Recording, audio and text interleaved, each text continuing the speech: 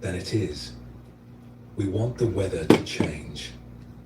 We want people to behave differently.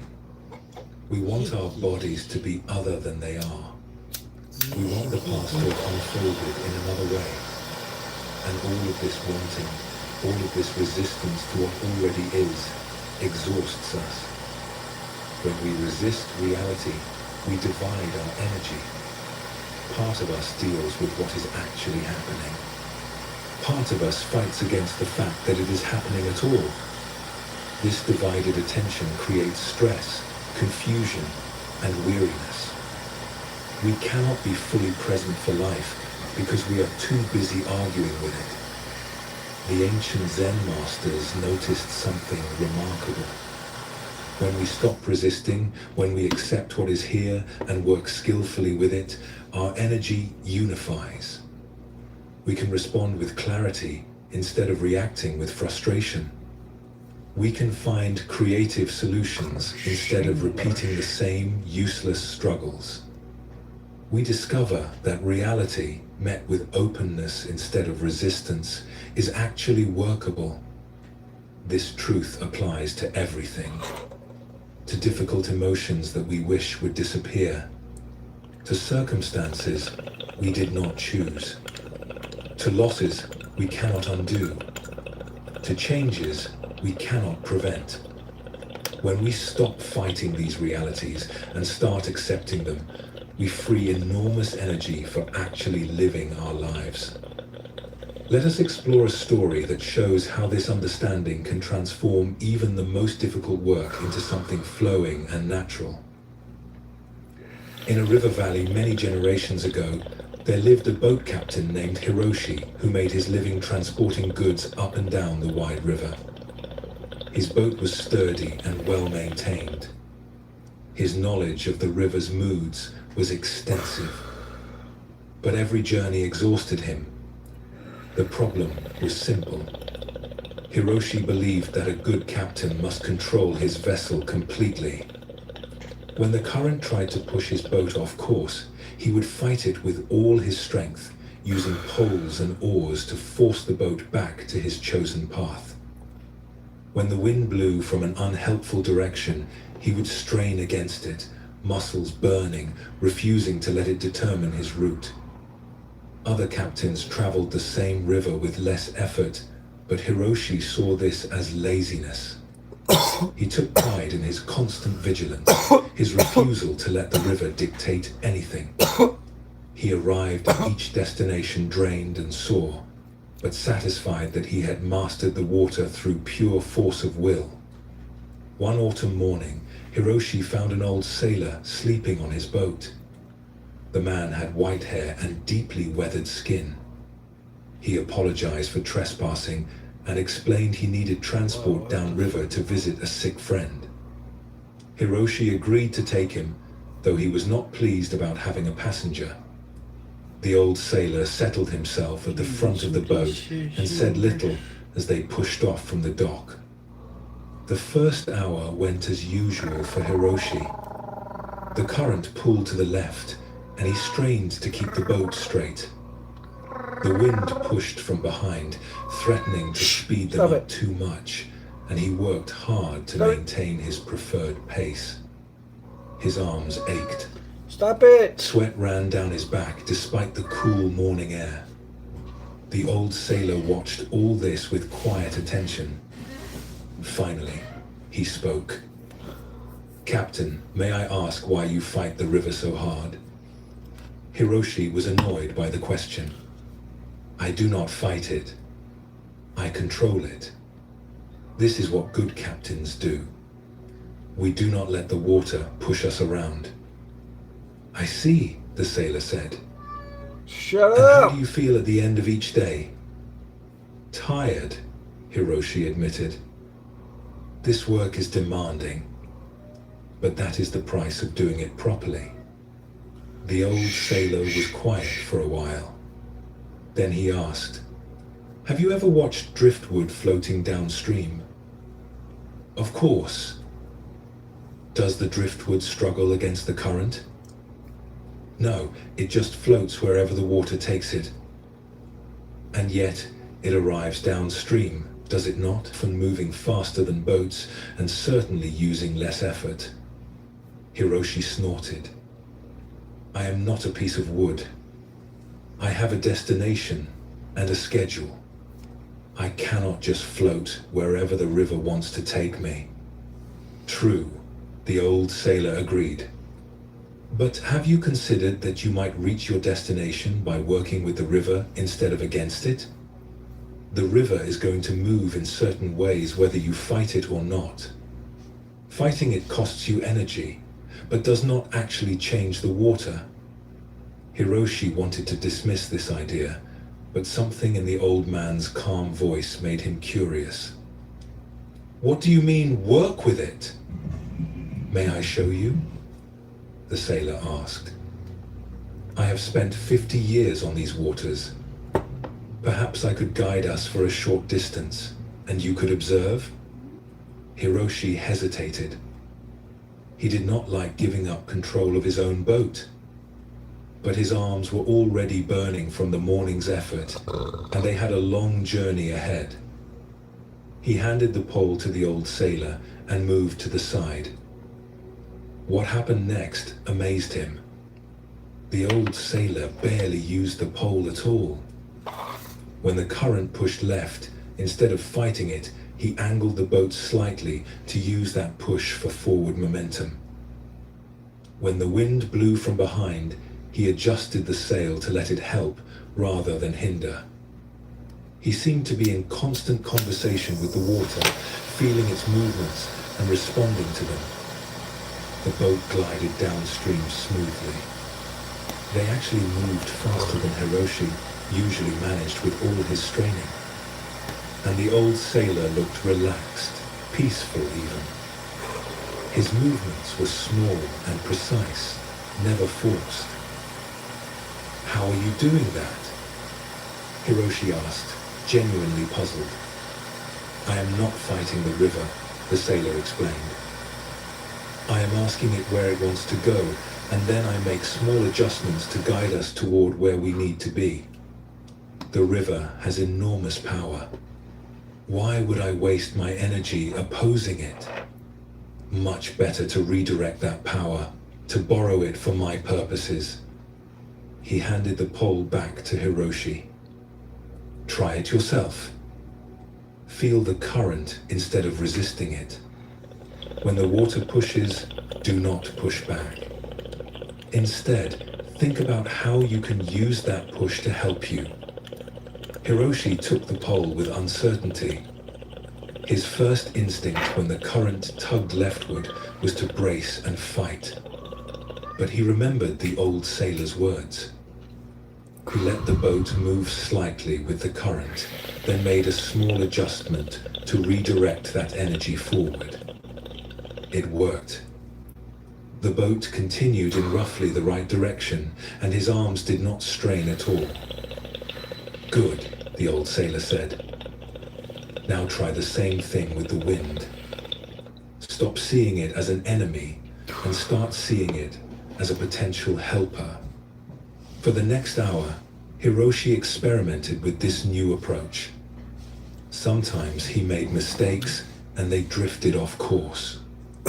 But correcting these errors took far less energy than his usual constant fighting.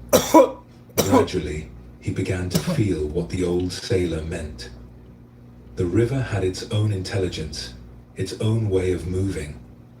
When he worked with that movement instead of against it, everything became easier. By midday, they had covered more distance than Hiroshi typically managed by this point in a journey. And instead of being exhausted, he felt alert and alive. His body was engaged, but not strained. His mind was focused, but not tense. This is remarkable, Hiroshi said. I have been doing this work for 15 years, and I never understood this. The old sailor smiled. It is not your fault. Many people believe that effort means forcing things. They think if something feels easy, they must be doing it wrong. But nature teaches us something different. Trees do not strain to grow. Rivers do not struggle to flow. Birds do not exhaust themselves to fly. They work with the natural way of things. When they reached the old sailor's destination, Hiroshi helped him to the dock. The man thanked him for the passage, then paused before leaving. "This lesson applies to more than just rivers," he said quietly. "In all of life, we can fight against reality or work with it. Both require energy, but only one brings peace." He smiled and walked slowly toward the village. Hiroshi continued his journey with a completely new understanding. Shut From up. that day forward, his work transformed. He learned to read the river's moods not as obstacles to overcome, but as information to work with. He discovered that accepting the river's power did not mean surrendering to it. It meant cooperating with it. Other captains began to notice the change. Hiroshi arrived at destinations less exhausted, in better spirits. His boat seemed to glide where others struggled. When they asked his secret, he would tell them about the old sailor and the lesson of non-resistance. Some listened. Some continued to fight the water as Hiroshi once had, believing that real work must feel like constant struggle. But Hiroshi knew differently now. He had discovered that the hardest thing is not forcing reality to bend to your will. The hardest thing is learning to stop fighting and start flowing. And once you learn this, life itself becomes more like a river journey. Still challenging, still requiring skill and attention, but no longer a constant exhausting battle against forces you cannot change. This story shows us something important about the nature of struggle. Hiroshi believed that a good captain must control everything through force. He thought his exhaustion was proof of proper effort. But the old sailor revealed a different understanding. The river was going to move in certain ways, no matter what Hiroshi did. The current would push. The wind would blow. These were realities he could not change through fighting. All his resistance accomplished was dividing his energy and wearing himself down. When he learned to work with the river instead of against it, Hiroshi discovered he could actually be more effective with less struggle. The goal remained the same. The destination did not change, but his relationship to the journey transformed completely. This is what the Buddha meant by non-resistance. It is not about abandoning our goals or becoming passive. It is about recognizing what we can change and what we cannot. About putting our energy into skillful response rather than useless fighting. In our own lives, we face countless currents and winds. Some we can influence. Many we cannot. The weather will be what it is. Other people will act according to their own nature. The past has already happened. Our bodies age in their own time. These are the rivers we navigate. When we fight these realities, we exhaust ourselves without changing them. When we learn to work with them, accepting what is while still responding skillfully, we discover a natural ease. Not because life becomes easier, but because we stop making it harder than it needs to be. Let us explore another story that shows this truth from a different angle, through the hands of someone who works not with water, but with stone. In a mountain village known for its stone work, there lived a sculptor named Isamu, who had trained since childhood in his craft. He could look at a rough block of granite and envision the form hidden inside it. His workshop was filled with partially finished pieces, each one representing his attempt to force his vision into reality. But Isamu struggled in a way his fellow sculptors did not. While they worked steadily and peacefully, producing beautiful pieces, Isamu fought with every stone. He would decide exactly what shape he wanted to create, then battle the stone to make it conform to his plan. He broke many tools this way, cracked many expensive blocks. His hands were covered in scars from chisels slipping when he pushed too hard. The other sculptors would shake their heads watching him work. "The stone will tell you what it wants to become," they would say. "You must listen to it." But Isamu dismissed this as romantic nonsense. Stone did not talk. Stone was simply material to be shaped according to his will. One winter, the village received a commission for a memorial stone to honor the founders of a nearby monastery. This was the largest and most important project in decades. Isamu was chosen to create it because of his technical skill and ambitious vision. He was thrilled and determined to prove himself. The stone arrived at his workshop on a cart pulled by oxen. It was massive, a beautiful piece of dark granite with subtle variations in color. Isamu already knew exactly what he would carve. He had drawn detailed plans showing a complex scene with multiple figures in dramatic poses. He began work immediately, attacking the stone with confidence. But from the first day, problems appeared. The stone had unexpected hard veins running through it. His tools kept catching on these harder sections, jarring his hands and sometimes breaking. The stone chipped in ways he did not intend, ruining lines he had planned carefully. Isamu grew frustrated.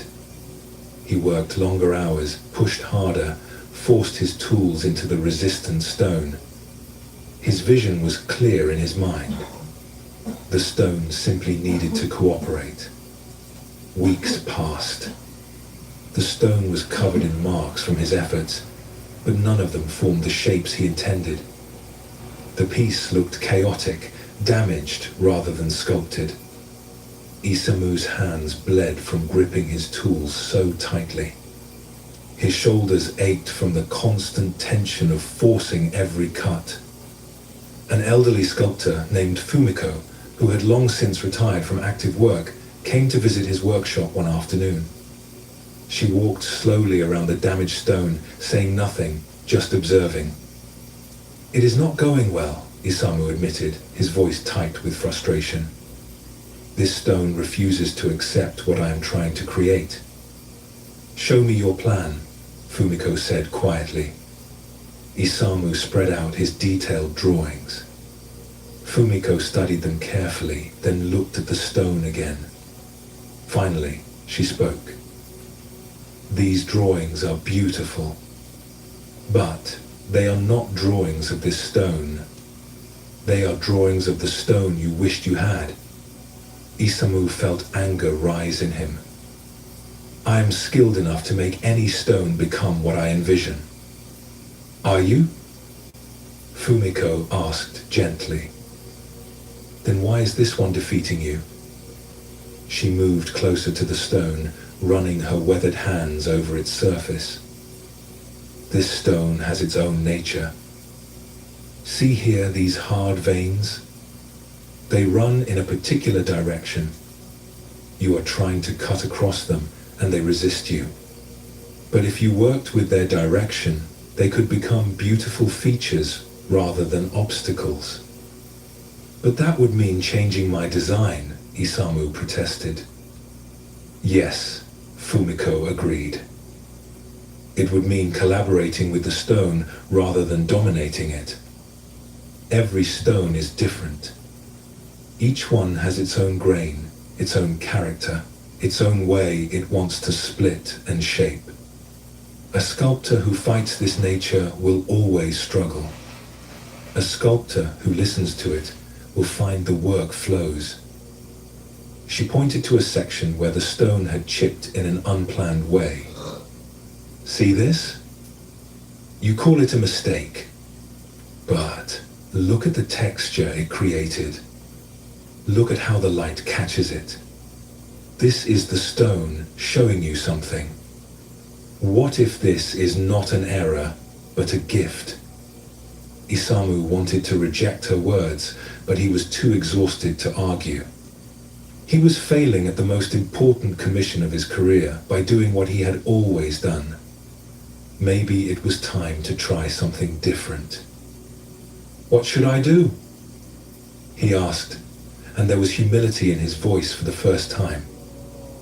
"Put away your drawings," Fumiko said. "For 3 days, just study the stone. Do not try to carve anything. Touch it. Walk around it. Notice where it is hard and where it is softer. See where it naturally wants to split. Let it teach you what it might become." Isamu felt impatient with this suggestion, but he agreed. For the next 3 days, he did no carving. He simply spent time with the stone, observing it from different angles, running his hands over its surface, tapping it gently to hear how the sound changed in different places. Slowly, something shifted in his perception. He began to notice things he had been too busy fighting to see. The way certain areas caught the light beautifully. The way the grain suggested natural flowing lines rather than the rigid geometry he had planned. The way that accidental chip actually added interesting depth to one section. By the 3rd day, a completely different vision began to form in his mind. Not the complex scene he had drawn, but something simpler and more powerful. A single figure in a posture of peaceful meditation, positioned so the natural veins in the stone became flowing robes. The areas where the stone was hardest became the stable base. The softer areas where he had already removed material became the contemplative face. When he finally picked up his tools again, everything felt different. Instead of forcing the stone to accept his plan, he made small cuts in response to what the stone revealed. When he encountered a hard vein, instead of battling it, he adjusted his approach to incorporate it. When the stone chipped in an unexpected way, instead of seeing it as failure, he looked for how it might enhance rather than ruin his emerging vision. The work went faster than it ever had before. His tools did not break. His hands did not bleed. The stone seemed to open under his careful attention, revealing the figure that had been waiting inside all along. When the memorial was finally completed and installed at the monastery, people spoke of it with wonder. There was something alive about it, they said. Something that felt less like it had been carved and more like it had been discovered. The stone's natural qualities had become part of the art rather than obstacles to overcome. Fumiko came to see the finished piece. She stood before it for a long time in silence. Finally, she turned to Isamu with tears in her eyes. "Now you understand," she said simply. "The stone was always trying to show you this. You just needed to stop fighting long enough to listen." Isamu's transformation shows us another face of non-resistance. Like Hiroshi with his river, Isamu believed that mastery meant forcing reality to match his vision. He had a clear plan, and he was determined to make the stone conform to it no matter what. But the stone had its own nature, its own grain and veins and character. Isamu's fighting against this nature did not change it. It only broke his tools, damaged the stone, and exhausted him. The stone was what it was, regardless of what he wished it to be. When Fumiko taught him to stop fighting and start listening, everything changed. The goal was still to create something beautiful. The work was still challenging. But instead of battling reality, Isamu learned to collaborate with it. He let the stone's actual nature inform his vision rather than demanding the stone accept his predetermined plan. This is what non-resistance looks like in practice. Not abandoning our creative vision, but holding it lightly enough that reality can shape it. Not giving up on our goals, but remaining flexible about how we reach them. Not becoming passive, but learning the difference between wise action and useless struggle. The memorial Isamu created by working with the stone was more beautiful than what he had planned by working against it. This is often how it goes. When we stop forcing and start flowing, when we accept what is and respond creatively to it, we discover possibilities we could never have imagined through struggle alone. Both Hiroshi and Isamu learned the same essential truth. Reality has its own nature, its own way of being. We can exhaust ourselves fighting this, or we can bring our skill and creativity to working with it. One path leads to constant struggle. The other leads to a natural ease where effort remains but suffering decreases. This is the first basic truth of Buddhism and Zen. Non-resistance. Not as passivity, but as a profound understanding of how to live skillfully with what is. When we stop arguing with reality and start collaborating with it, we discover that life itself becomes our teacher, showing us the way forward if we are willing to listen. There is a concept in Zen Buddhism called beginner's mind. In Japanese, it is called Shoshin. This teaching points to something we often overlook. The mind of a beginner is open, curious, and full of possibilities. The mind of an expert can become closed, assuming it already knows, seeing only what it expects to see. When we approach something for the first time, we pay attention. We look closely. We ask questions. We remain humble in the face of what we do not yet understand. But as we gain experience and knowledge, something strange can happen. We stop looking so carefully. We think we know what we will find before we even look. Our past experience, instead of enriching our seeing, can actually block it. The Buddha taught about this in his own way. He said that clinging to views and opinions creates suffering. When we become attached to our expertise, to our way of understanding things, we close ourselves off from fresh insight. We stop learning because we believe we already know. This does not mean knowledge is worthless or that experience has no value. A surgeon should not approach each operation as a beginner. A bridge builder should not forget everything they have learned. Knowledge and skill are precious. But there is a difference between carrying knowledge lightly and being trapped by it. Beginner's mind means we can hold our expertise without letting it harden into rigid certainty. We can use what we know while remaining open to what we have not yet discovered. We can be skilled without being closed. We can be experienced without being blind. Children often demonstrate beginner's mind naturally. They see things fresh because everything is new to them. They ask questions that seem simple, but cut right to the heart of things. They try approaches that experienced people would dismiss as impossible. And sometimes, because they do not know what cannot be done, they do it. The Zen masters teach that we must find our way back to this quality of openness. Not by forgetting what we know, but by holding it more lightly. By remembering that no matter how much we understand, there is always more to see.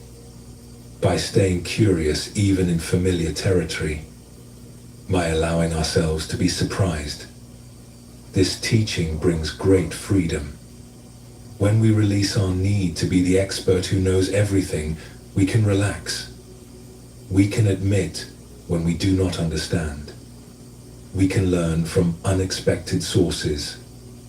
We can discover that life is always teaching us something new if we remain open to the lesson. Let us explore a story about a master craftsman who discovered that expertise can become a prison, and how a beginner's innocence opened a door he did not know existed. In a region famous for sword making, there lived a master smith named Takeshi who had devoted 40 years to perfecting his craft. His blades were renowned throughout the land for their strength and balance. Samurai would wait months for one of his swords. His reputation was unmatched. Takeshi knew everything about sword making. He knew which metals to combine and in what proportions. He knew the precise temperature the forge must reach. He knew how many times to fold the steel, at what angle to hammer, how long to temper. He had made hundreds of swords, each one excellent, each one following the traditional methods he had mastered. But lately, something troubled him. His swords were technically perfect, yet they lacked a certain quality he could not name. They were beautiful, but somehow predictable. Strong, but not inspired. He made what he had always made, and it was very good. But it was not new. One spring, a young man named Sora came to Takeshi's workshop asking to become an apprentice. He was the nephew of a wealthy merchant, sent to learn a useful trade. Sora knew nothing about swords or metalwork. He had spent his youth studying poetry and music, subjects his uncle considered impractical. Takeshi accepted him reluctantly. He preferred apprentices who came with basic knowledge, not complete beginners who would require teaching from the very start. But the merchant was an important patron, so Takeshi agreed to take the boy on. For the first months, Takeshi gave Sora only basic tasks. Maintaining the forge, organizing tools, preparing materials. The young man performed these duties adequately, but without particular enthusiasm. Takeshi assumed this apprentice would be mediocre at best, someone who would learn enough to be useful but never excel. One afternoon, Takeshi needed to travel to a neighboring village to deliver a commissioned sword. He would be gone for 2 days. Before leaving, he told Sora to practice folding metal. This was a fundamental skill, one that required many repetitions to master. He left the young man with scraps of steel and specific instructions on the traditional folding technique. When Takeshi returned, he found Sora at the workbench, completely absorbed in his task. But something was wrong. The pattern in the metal Sora had created was nothing like what Takeshi had instructed. Instead of the standard straight folds that every smith learned first, Sora had somehow created a flowing, wave-like pattern in the steel.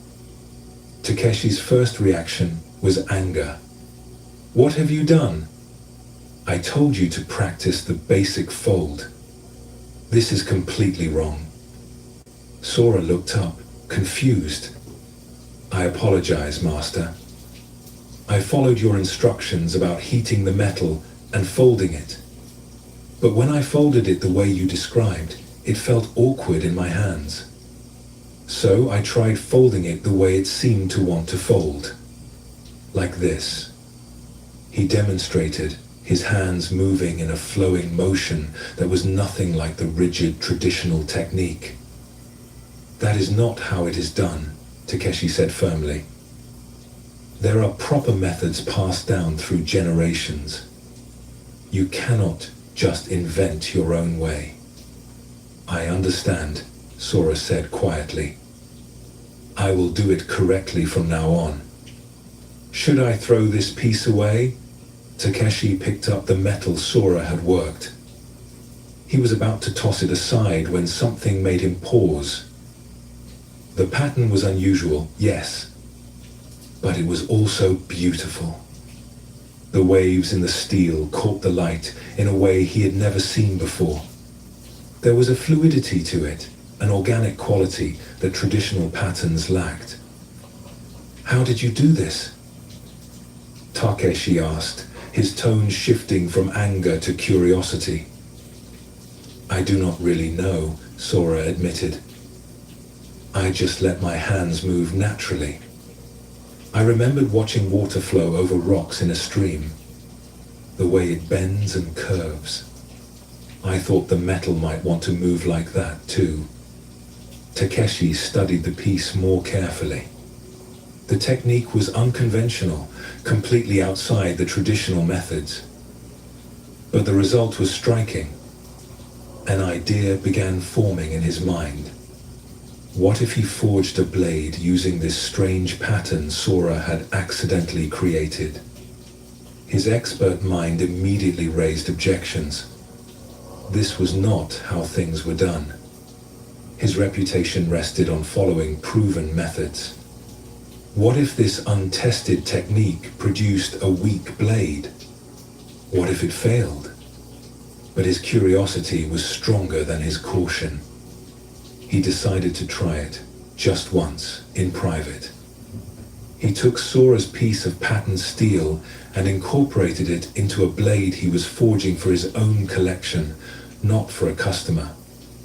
As he worked, Takeshi found himself in unfamiliar territory.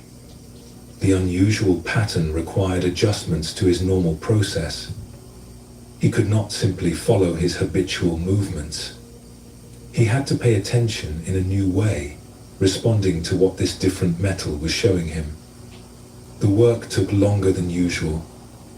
Several times he nearly ruined the blade by trying to force his traditional techniques onto this non-traditional material. But gradually, he learned to work with what Sora had created rather than against it. When the sword was complete, Takeshi stood in his workshop staring at it with genuine surprise. It was unlike anything he had ever made. The blade had a living quality to it, as if water had been frozen into steel. The wave pattern caught light and shadow in mesmerizing ways. More importantly, when he tested it, the blade performed beautifully. The unconventional structure had not weakened it. If anything, it seemed to have unique properties. Over the following months, Takeshi continued to experiment with variations on Sora's accidental technique. He combined the young man's intuitive approach with his own decades of knowledge. Together, they developed entirely new methods of forging, approaches that traditional masters would have said were impossible. Word spread about Takeshi's innovative blades. Collectors came from distant regions to see them. Other smiths asked to learn these new techniques. Takeshi's late career work became more celebrated than anything he had done in his 40 years of following traditional methods. One evening, as master and apprentice closed the workshop for the night, Takeshi spoke to Sora with unusual humility. "I need to thank you," he said. "When you came here, I thought I would teach you everything I knew. Instead, you have taught me something I had forgotten." "What is that, Master?" Sora asked. "That not knowing can sometimes see what knowing has missed. I was so trapped by the proper way of doing things that I could no longer imagine other possibilities. You, because you did not know the rules, were free to discover something new. My expertise had made me blind to what a beginner could still see." Sora smiled. "But Master, I could not have developed these techniques without your knowledge. My beginner's accident would have remained just that, an accident, if you had not known how to refine and perfect it. Perhaps we need both. The beginner's openness and the master's skill." Takeshi nodded slowly. "Yes, I think you are right. I needed to find my beginner's mind again, to approach my craft with fresh eyes even after 40 years. You gave me that gift without knowing you were giving it." From that day forward, Takeshi taught his apprentices differently.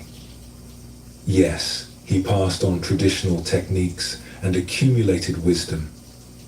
But he also encouraged them to experiment, to question, to try approaches that seemed wrong. He learned to value the insights that came from not knowing as much as the expertise that came from long experience. Takeshi's story shows us something important about the trap of expertise. He was genuinely skilled. His 40 years of experience were valuable, but that very mastery had become a limitation. He knew so thoroughly how things should be done that he could no longer see how they might be done differently. Sora, knowing nothing, tried something that seemed natural to him. His hands moved in a way that felt right, uninformed by centuries of tradition telling him this was wrong. And because he did not know it was impossible, he did it. This is the freedom of beginner's mind. Not the superiority of ignorance over knowledge, but the openness that comes from not yet being trapped by fixed ideas. When we approach something as a beginner, we see what is actually there, rather than what we expect to see. We remain curious rather than assuming we already understand. Takeshi's expertise had closed certain doors in his perception. He could make excellent traditional swords, but could not imagine alternatives. Sora's innocence kept those doors open. Together, they created something neither could have achieved alone. The master's skill combined with the beginner's fresh perspective. This teaching invites us to find that quality of openness even in areas where we have experience. To hold our knowledge lightly enough that we can still be surprised. To remember that no matter how much we know, there is always more to discover. To approach even familiar things with curiosity and willingness to see them newly. Let us explore another story that shows this truth from a different angle, through someone whose mastery almost prevented them from learning what a complete beginner knew without trying. In the capital city, there lived a musician named Ayame, who was celebrated as the finest koto player of her generation.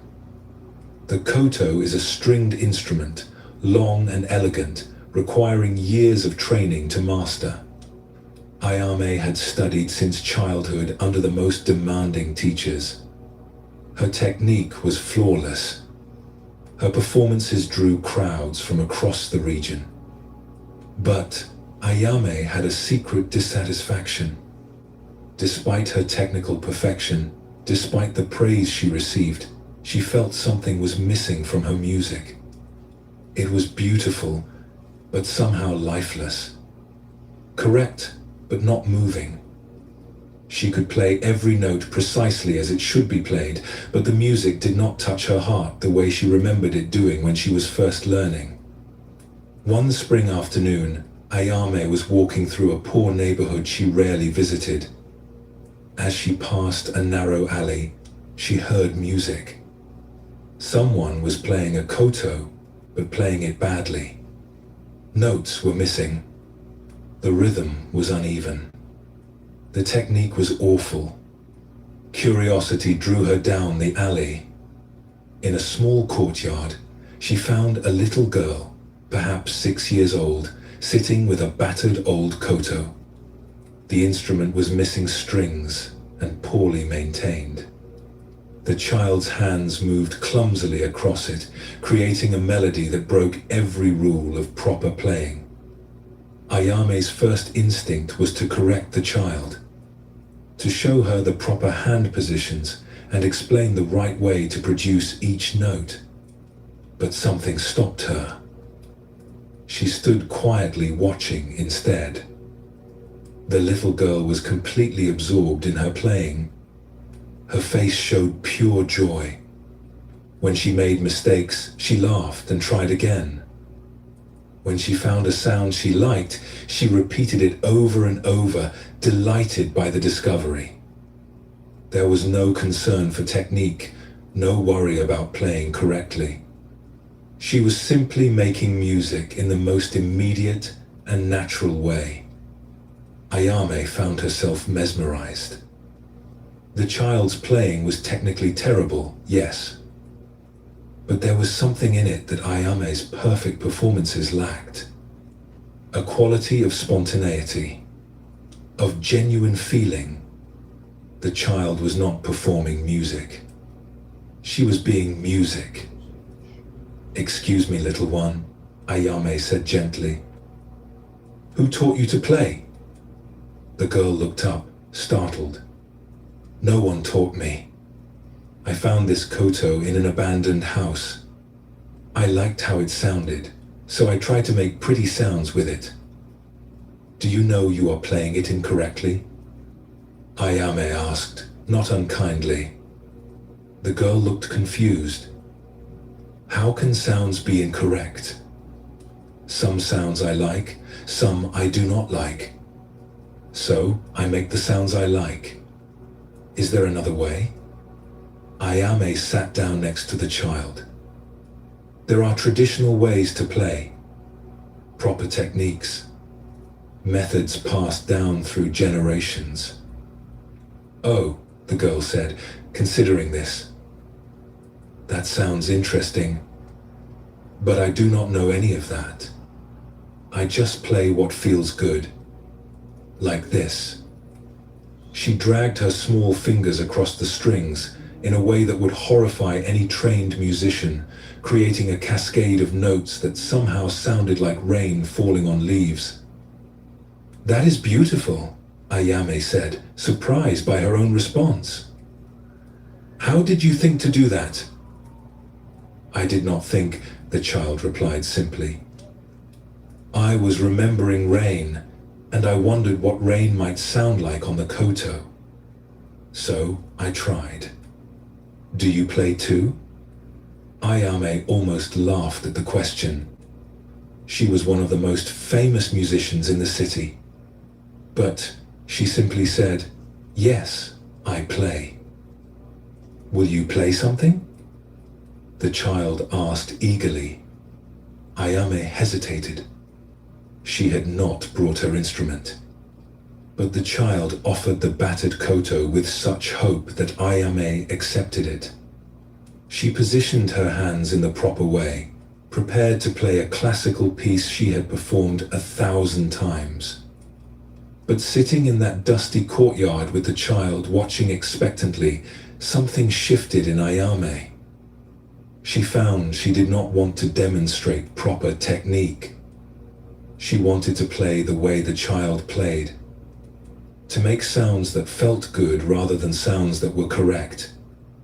It was harder than she expected. Her hands kept falling into trained patterns. Her mind kept judging each note against the standards of perfection she had internalized over decades. But gradually, she let go a little. She tried playing a sound simply because she was curious what it would be like. Then another. Then, a small phrase that had no relation to any traditional piece. The child clapped with delight. That was pretty. It sounded like birds talking to each other. "Play more."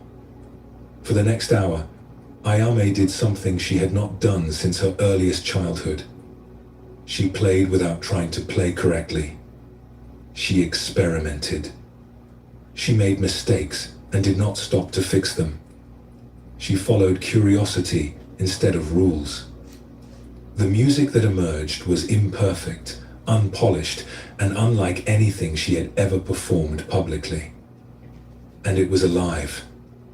When Ayame finally left the courtyard, promising to return with strings to repair the child's koto, her mind was spinning. She had spent decades perfecting her technique, and it had made her into an expert. But that expertise had also created a kind of prison. She had learned so thoroughly what music should sound like that she had forgotten how to discover what it could sound like. That night, alone in her studio, Ayame picked up her own beautiful koto. Instead of practicing her repertoire, she tried playing the way the child played, following feeling instead of form, curiosity instead of correctness. At first it felt wrong, almost painful. Her trained mind resisted every unconventional choice. But gradually, something began to open in her. A quality of playfulness she had lost. A willingness to be surprised by sound. She started to remember why she had fallen in love with music as a child, before all the training and discipline and pursuit of perfection. Over the following months, Ayame's performances began to change. She still played the traditional pieces, still demonstrated her technical mastery. But now there was something else in her music. A spontaneity. A sense that she was discovering the piece as she played it, rather than simply executing what she had memorized. Audiences noticed the difference. They began saying that Ayame's playing had deepened, that it moved them in ways her earlier perfect performances had not. Critics spoke of a new maturity in her work, though they could not quite identify what had changed. Ayame knew what had changed. A 6-year-old child with terrible technique had reminded her of something she had forgotten. That music lives not in perfect execution, but in genuine feeling. That the beginner's openness to discovery is as valuable as the master's accumulated skill. That sometimes we need to forget what we know in order to find what we have been missing. She continued to visit the child in the alley, bringing strings and helping to repair the old koto. But these visits were not about teaching the child proper technique. They were about letting the child teach her. About remembering how to approach her art with fresh ears and an open heart. About finding her way back to beginner's mind even after decades of expertise. Ayame's encounter with the child shows us another face of beginner's mind. Like Takeshi, Ayame was genuinely masterful. Her technical skill was real and valuable.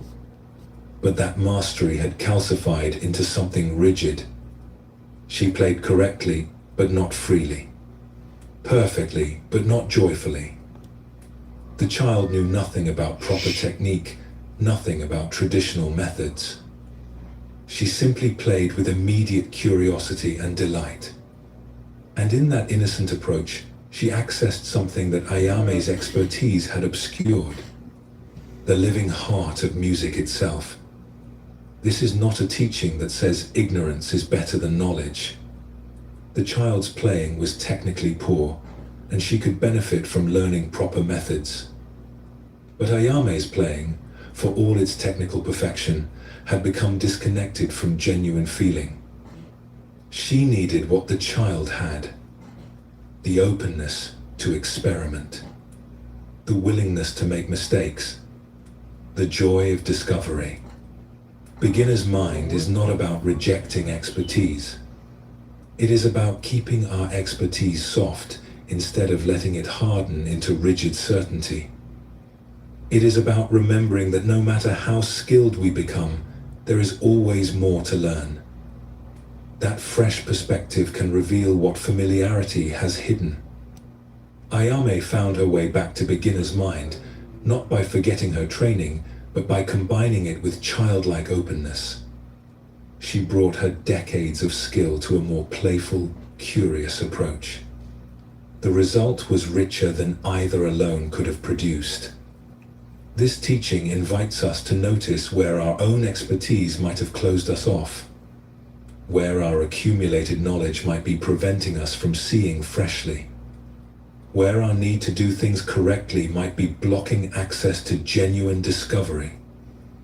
In those places, can we find our beginner's mind again? Can we approach even familiar territory with curiosity and wonder? Can we hold what we know lightly enough that we can still be surprised? This is the second basic truth of Zen Buddhism. That the beginner's mind remains open to what the expert's mind can no longer see. That fresh eyes reveal what familiar eyes have stopped noticing. That no matter how much we know, approaching life with curiosity and openness allows us to keep learning, keep growing, keep discovering new possibilities in what we thought we already understood. There is a teaching in Zen Buddhism about effort that surprises many people when they first hear it. We live in a world that often tells us more effort is always better. Push harder. Try harder. Never give up. But the Buddha taught something more subtle. He taught about right effort. Effort that is balanced. Neither too much nor too little. Neither straining nor slacking. This teaching is sometimes called the middle way. It came from the Buddha's own experience. Before his awakening, he practiced extreme asceticism. He starved himself. He pushed his body to the edge of death. He believed that enlightenment required this kind of harsh discipline. But he discovered something important. Extreme effort did not bring wisdom. It only brought exhaustion and confusion. Then he remembered something from his childhood. He recalled sitting under a tree, peaceful and alert, his mind naturally settling without any forcing. That memory showed him a different path. Not the extreme of harsh discipline, not the extreme of careless indulgence, but a middle way. Effort that is awake but not strained, engaged but not desperate. This teaching applies to everything we do. When we try too hard, we create tension that blocks the very thing we seek. A muscle held too tight cannot move smoothly. A mind pushed too hard cannot think clearly. A heart gripped by desperate effort cannot open naturally. But when we do not try at all, when we give up and become passive, nothing moves forward. We stagnate. The sweet spot is right in the middle. Effort that is alive and engaged, but also relaxed. Trying that includes allowing. Working that includes trusting. This is the effort that brings peace because it does not create struggle. It does not fight against our own nature. It works with how things actually function instead of imposing force. When we find this balance, everything changes. Work that felt exhausting becomes sustainable. Practice that felt like punishment becomes nourishing. Life that felt like constant battle becomes more like a dance. Not easier necessarily, but more graceful, more natural, more peaceful. The ancient teachers discovered that this balanced effort opens doors that strain cannot force and laziness cannot reach. When we stop pushing too hard or giving up too easily, we discover there is a natural rhythm to how things unfold. A wisdom in knowing when to act and when to rest, when to persist and when to yield. This wisdom comes not from rules, but from paying attention to what actually works. Let us explore a story about someone who learned this truth through the discipline of archery, where the difference between too much and too little effort can mean everything. In a time when archery was both a martial skill and a spiritual practice, there lived a young woman named Hana who dreamed of becoming a master archer. She came from a farming family with no tradition of martial training, but she had watched the village archers and felt drawn to their discipline and grace. When she was old enough, Hana sought out a teacher. Master Yoshida was known as one of the finest archers in the province. He accepted students rarely, but something in Hana's earnest determination moved him. He agreed to teach her. From the first day, Hana approached her training with fierce intensity. She would arrive at the training ground before dawn and stay until dark. She practiced drawing the bow until her fingers bled. She held difficult postures until her muscles screamed. She pushed herself relentlessly, believing that this kind of harsh effort was what mastery required. But her arrows flew poorly. When she pulled the bowstring, her entire body tensed with strain. Her hands shook from gripping too hard. Her shoulders locked with effort. Her breathing became shallow and tight. The arrows would fly erratically, missing the target by wide margins. Master Yoshida watched this for several weeks without comment. Finally, one morning, he stopped her before she could begin her usual intense practice. "Hana, come sit with me for a moment," he said gently. They sat together on a wooden bench overlooking the practice field. The morning was calm, birds singing in nearby trees, light filtering through leaves. "Tell me," Master Yoshida said, "when you draw the bow, what are you feeling?" "I'm trying my hardest," Hana said. "I am giving everything I have to make the perfect shot." "Yes, I can see that. And how does it feel in your body when you try this hard?" Hana considered. "It feels tight, strained. My muscles burn. My breath catches." "And do the arrows fly true when you feel this way?" "No," Hana admitted, frustration in her voice. "They fly badly. But I thought if I just tried harder, if I pushed through the difficulty, eventually I would succeed." Master Yoshida smiled. "Let me show you something." He picked up his own bow, a simple weapon worn smooth from years of use. He stood, lifted the bow, and drew the string back in one fluid motion. Hana watched carefully. There was power in his draw, yes. The bow bent under significant force. But Master Yoshida's face was calm. His breathing remained steady. His body looked engaged, but not strained. Then he released, and the arrow flew straight and true to the center of the distant target. "Did you see my effort?" he asked. "Yes, you drew the bow. But did you see strain? Did you see me fighting against myself?" Hana thought about it. "No. You looked almost relaxed, even while doing something that requires strength." "This is the secret," Master Yoshida said. "The bow requires effort. Real effort. But it requires the right amount of effort, applied in the right way. Too little, and the arrow has no power. Too much, and the body fights itself. The perfect shot comes from effort that is alive, but not desperate. Engaged, but not strained." He handed Hana his bow. "Now you try.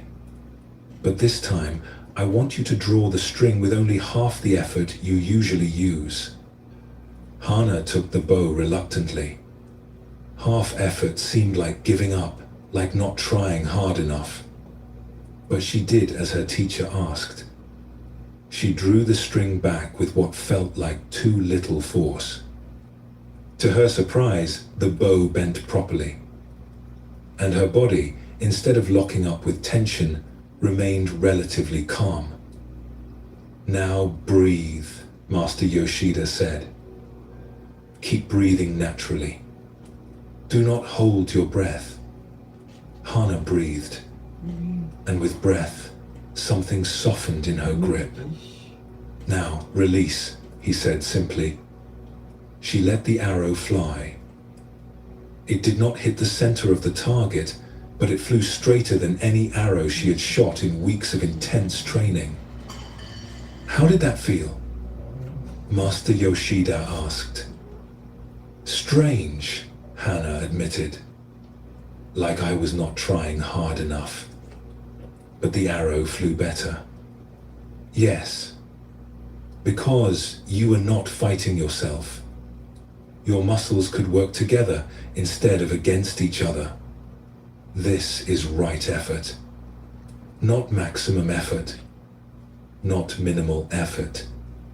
Right effort. Take a breath now. Feel how the breath comes in without force. How it leaves without pushing. This natural rhythm, neither straining nor slacking, this is what right effort feels like. Over the following months, Hannah learned to find this balance. It was harder than simply trying as hard as she could. Maximum effort was easy in a way. You just pushed until you could not push anymore. But right effort required sensitivity, awareness. She had to pay attention to the difference between engaged muscles and tense muscles, between focused mind and desperate mind. Some days she would slip back into her old pattern of straining. Master Yoshida would simply say, soften, breathe, find the middle. Other days she would overcorrect, becoming too relaxed, and her arrows would have no power. Then he would say, more alive, more awake. Find the middle. Gradually, Hannah developed a feel for this balance. She learned that the perfect draw was like holding a bird. Grip too tight and you harm it. Too loose and it flies away. Just right, and you can feel its life in your hands without crushing it. Her accuracy improved dramatically. But more than that, her whole relationship to practice changed. Instead of ending each day exhausted and frustrated, she finished energized and peaceful. The practice that had felt like punishment became something she looked forward to. She was still working hard, still developing skill. But the quality of her effort had transformed. One morning, after she had been training for nearly 2 years, Master Yoshida set up a very difficult shot. A small target at great distance, with wind gusting unpredictably. This shot requires everything you have learned, he said. But remember, everything you have learned is not about forcing. It is about finding the place where effort and ease meet. Hannah stood before the shot, feeling her usual nerves begin to rise. The old instinct to try really hard came rushing back. But she recognized it now. She took a breath. Then another. She felt her feet on the ground.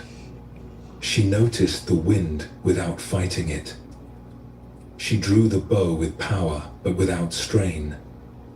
Her muscles engaged, but her jaw stayed soft. Her focus was sharp, but her eyes were relaxed. She released. The arrow flew in a perfect arc, adjusting naturally to the wind, and struck the small target dead center. Master Yoshida nodded with satisfaction. Now you understand. The target was not your enemy. The wind was not your obstacle. Your own excessive effort was the only thing ever standing in your way. Once you found the middle path, once you learned right effort, the arrows could fly as they were meant to fly. Years later, when Hannah became a teacher herself, students would often come to her frustrated by their lack of progress. They would tell her they were trying so hard, practicing so much, pushing themselves to the limit. And she would say what Master Yoshida had said to her. I can see you are trying. But are you trying in a way that helps, or in a way that hinders? Maximum effort is not the same as right effort. Find the place where you are fully engaged, but not strained. Where you are alive and present, but not desperate. That is where skill lives. That is where peace lives. That is the middle way. Hannah's journey shows us what right effort looks like in practice. She began with the belief that more effort was always better. She pushed herself to exhaustion, thinking this proved her dedication. But all that strain accomplished was making her body fight itself. Her desperate trying actually prevented success. Master Yoshida taught her something subtle. The bow did require real effort. This was not about being passive or giving up, but it required balanced effort. Engaged without being tense. Focused without being desperate. Strong without being rigid. When Hana learned to find this middle way, everything changed. Not because the work became easier, but because she stopped creating unnecessary difficulty. She stopped fighting herself. Her effort became sustainable, peaceful even, while remaining powerful and effective. This teaching about right effort brings tremendous relief. It means we do not have to push ourselves to exhaustion to be effective. We do not have to create suffering in order to grow. We can work hard, we can practice diligently, while also remaining kind to ourselves. While also breathing, while also allowing. The peace that comes from this understanding is tangible. When we stop straining, the body relaxes even while working. When we find the middle way, effort no longer feels like violence against ourselves. We discover we can be both dedicated and gentle, both persistent and at ease. This is what is possible when we learn the wisdom of right effort. Notice your hands now. Are they gripping anything with unnecessary force? Can you soften just a little while, still maintaining what you need to hold? This small adjustment, this is the middle way in action. Let us explore another story that shows this truth from a different angle, through someone who works not with arrows, but with living things, where too much and too little effort both harm what we are trying to help. In a valley known for its gardens, there lived a woman named Miho, who had recently inherited her grandmother's large garden plot. Her grandmother had been a renowned gardener, and the plot had been beautiful under her care. Miho wanted desperately to honor her grandmother's memory by maintaining the garden just as well. But Miho had never gardened before. She had grown up in the city and knew nothing about plants or soil. All she had was determination and a desire to make her grandmother proud. She threw herself into the work with total commitment. She read every book about gardening she could find. She learned about different plants and their needs. She studied techniques for watering, pruning, fertilizing. Armed with all this knowledge, she began working in the garden every day from sunrise to sunset. Miho watered the plants twice daily, sometimes 3 times if the day seemed dry. She pruned constantly, cutting back any growth that did not match the perfect shapes she had seen in books. She added fertilizer every week, wanting to give the plants every advantage. She pulled every single weed the moment it appeared, keeping the soil immaculate. But the garden did not thrive. In fact, it began to fail. The vegetables grew poorly. The flowers bloomed weakly or not at all. Leaves yellowed. Plants that should have been robust looked sickly. Miho could not understand what was wrong. She was doing everything the books said. She was working harder than anyone could ask. Why was the garden dying? An elderly farmer named Okada, who lived nearby, noticed Miho's struggles. He had known her grandmother and had often admired the garden when the old woman was alive. One afternoon, he walked over to where Miho was frantically trying to save a wilting tomato plant. "May I offer some observations?" he asked gently. Miho looked up, exhausted and near tears.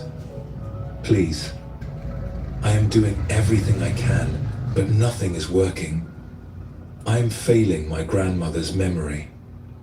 Okada walked slowly through the garden, touching soil, examining plants, taking his time. Finally, he spoke. You are working very hard. I can see that. But I think you are working too hard. You are loving these plants to death. What do you mean? Miho asked. How can effort be the problem? Should I care less? Do less? Not less, Okada said. Different. Let me show you something. He knelt by the tomato plant Miho had been fussing over. See how wet this soil is? You are watering too much. The roots are drowning. They need water, yes, but they also need air. Too much water is as harmful as too little. He moved to a row of flowers that Miho had pruned into rigid shapes. And these. You are cutting them so much that they spend all their energy trying to heal instead of growing and blooming. Some pruning is helpful. Too much is harmful. He scooped up a handful of soil. And this. You have pulled every weed so thoroughly that you have disturbed the soil constantly. Plants need some stability, some stillness. The soil needs time to settle between disturbances. Miho felt her heart sinking. So I have been doing everything wrong? No, Okada said kindly. You have been doing many right things, but with wrong intensity. Gardening is not about controlling every detail. It is about supporting the plant's own natural growth. They know how to grow. Your job is not to force them, but to provide good conditions and then trust them to do what they naturally do. He could see Miho struggling to understand. Let me ask you something. Did you ever watch your grandmother garden? Yes, when I was very young. Do you remember her working frantically? Constantly doing something to every plant? Miho thought back. No. She worked steadily, but calmly. She would spend time just walking through the garden, observing. Sometimes she would sit on her bench for long periods, just looking at things. Exactly, Okada said. She was paying attention, noticing what each plant needed. Some days a plant needs water. Some days it needs to be left alone. Some days it needs pruning. Some days touching it would harm it. Your grandmother had learned to feel the difference. She knew when to act and when to simply allow. But how do I learn that? Miho asked. I do not have her experience. Start by doing less, Okada suggested. Much less. Water only when the soil is actually dry. Prune only when a branch is truly damaged or badly placed. Watch the plants. See what they are telling you. Learn to distinguish between your worry that you should do something and the plant's actual need for help. It was hard advice for Miho to follow. Her instinct was to do more, not less. But the garden was dying under her excessive care, so she had to try something different. She began to hold back. When she wanted to water, she would check the soil first. Often it was still moist from the day before. When she wanted to prune, she would ask herself if the plant truly needed it, or if she was just anxious to do something. Often the plant was fine as it was. Most difficult of all, she practiced simply observing. She would sit on her grandmother's old bench and just look at the garden. Not planning what to do, not worrying about what was wrong, just noticing how the light fell, how the plants moved in the breeze, which ones looked content and which ones looked stressed.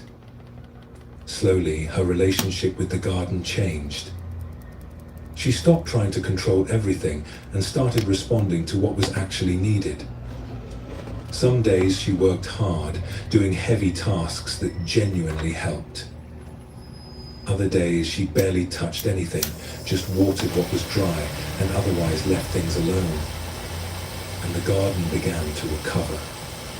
The tomatoes, no longer drowning, started to thrive. The flowers, given space to grow naturally, bloomed abundantly. The vegetables grew stronger without constant interference. It was as if the plants had been waiting for her to stop, forcing them and start trusting them. One evening, as Miho sat on the bench watching the sunset light on healthy plants, Okada came by to check on her progress. He smiled at what he saw. "Your grandmother would be proud," he said. "Not because the garden is perfect, but because you learned what she knew. That gardening is not about imposing your will on nature. It is about finding the balance between helping and allowing, between action and patience, between effort and trust." Miho nodded, feeling a peace she had not known since taking on the garden. "I understand now what you meant about doing different, not less. I am actually working in a more focused way than before, but I am also resting more, trusting more. It feels like I am finally working with the garden instead of against it." "Yes," Okada said. "This is the gardener's wisdom, and not just for plants. For anything we care for, including ourselves. Too much and we smother. Too little and we neglect. Right effort is finding that middle ground where care and allowance meet. Where we support without controlling. Where we try without straining." Years passed, and Miho's garden became known throughout the valley for its beauty and abundance. When people asked her secret, she would smile and say something her grandmother might have said. "The secret is knowing when to work and when to wait. When to help and when to trust. The plants already know how to grow. My job is not to make them grow, but to support their natural unfolding. Right effort means doing what is needed, not doing everything possible. That is how peace grows along with the vegetables." Miho's experience with the garden teaches us the same truth from a different direction. She came to her work with good intentions and tremendous effort. She studied hard. She worked tirelessly. But all that effort was misdirected. She was doing too much of everything, and the excess was harming what she was trying to help. Okada showed her something essential about right effort. It is not measured by how much you do or how hard you work. It is measured by whether your effort matches what is actually needed. Sometimes plants need watering. Sometimes they need to be left alone. Both can be right effort, depending on the situation.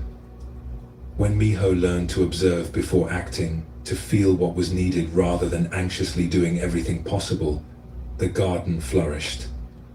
Not because she started being lazy or careless. She was still attentive and dedicated. But her effort became appropriate to what each moment required. Sometimes active. Sometimes patient. Always balanced.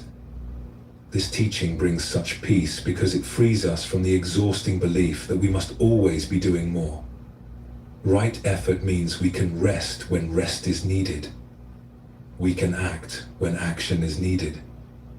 We can trust the natural unfolding of things instead of thinking we must control every detail. In gardening, in archery, in all of life, the middle way offers this gift. We do not have to choose between trying too hard and giving up. We can find the place where effort is alive but not desperate, engaged but not strained, strong but not rigid. This is where skill develops. This is where peace lives. This is what becomes possible when we learn the wisdom of right effort. This is the third basic truth of Zen Buddhism. That balanced effort brings what extreme effort cannot force. That the middle way between too tight and too loose is where mastery lives. That peace comes not from straining or slacking, but from finding that sweet spot where we are fully present and gently allowing at the same time.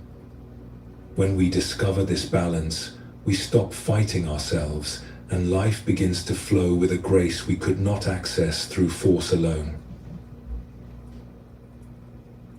One of the most profound insights of Buddhism is also one of the simplest to state and yet hardest to truly grasp. Nothing exists in isolation. Everything is connected to everything else. We think of ourselves as separate individuals moving through a world of separate objects and separate people.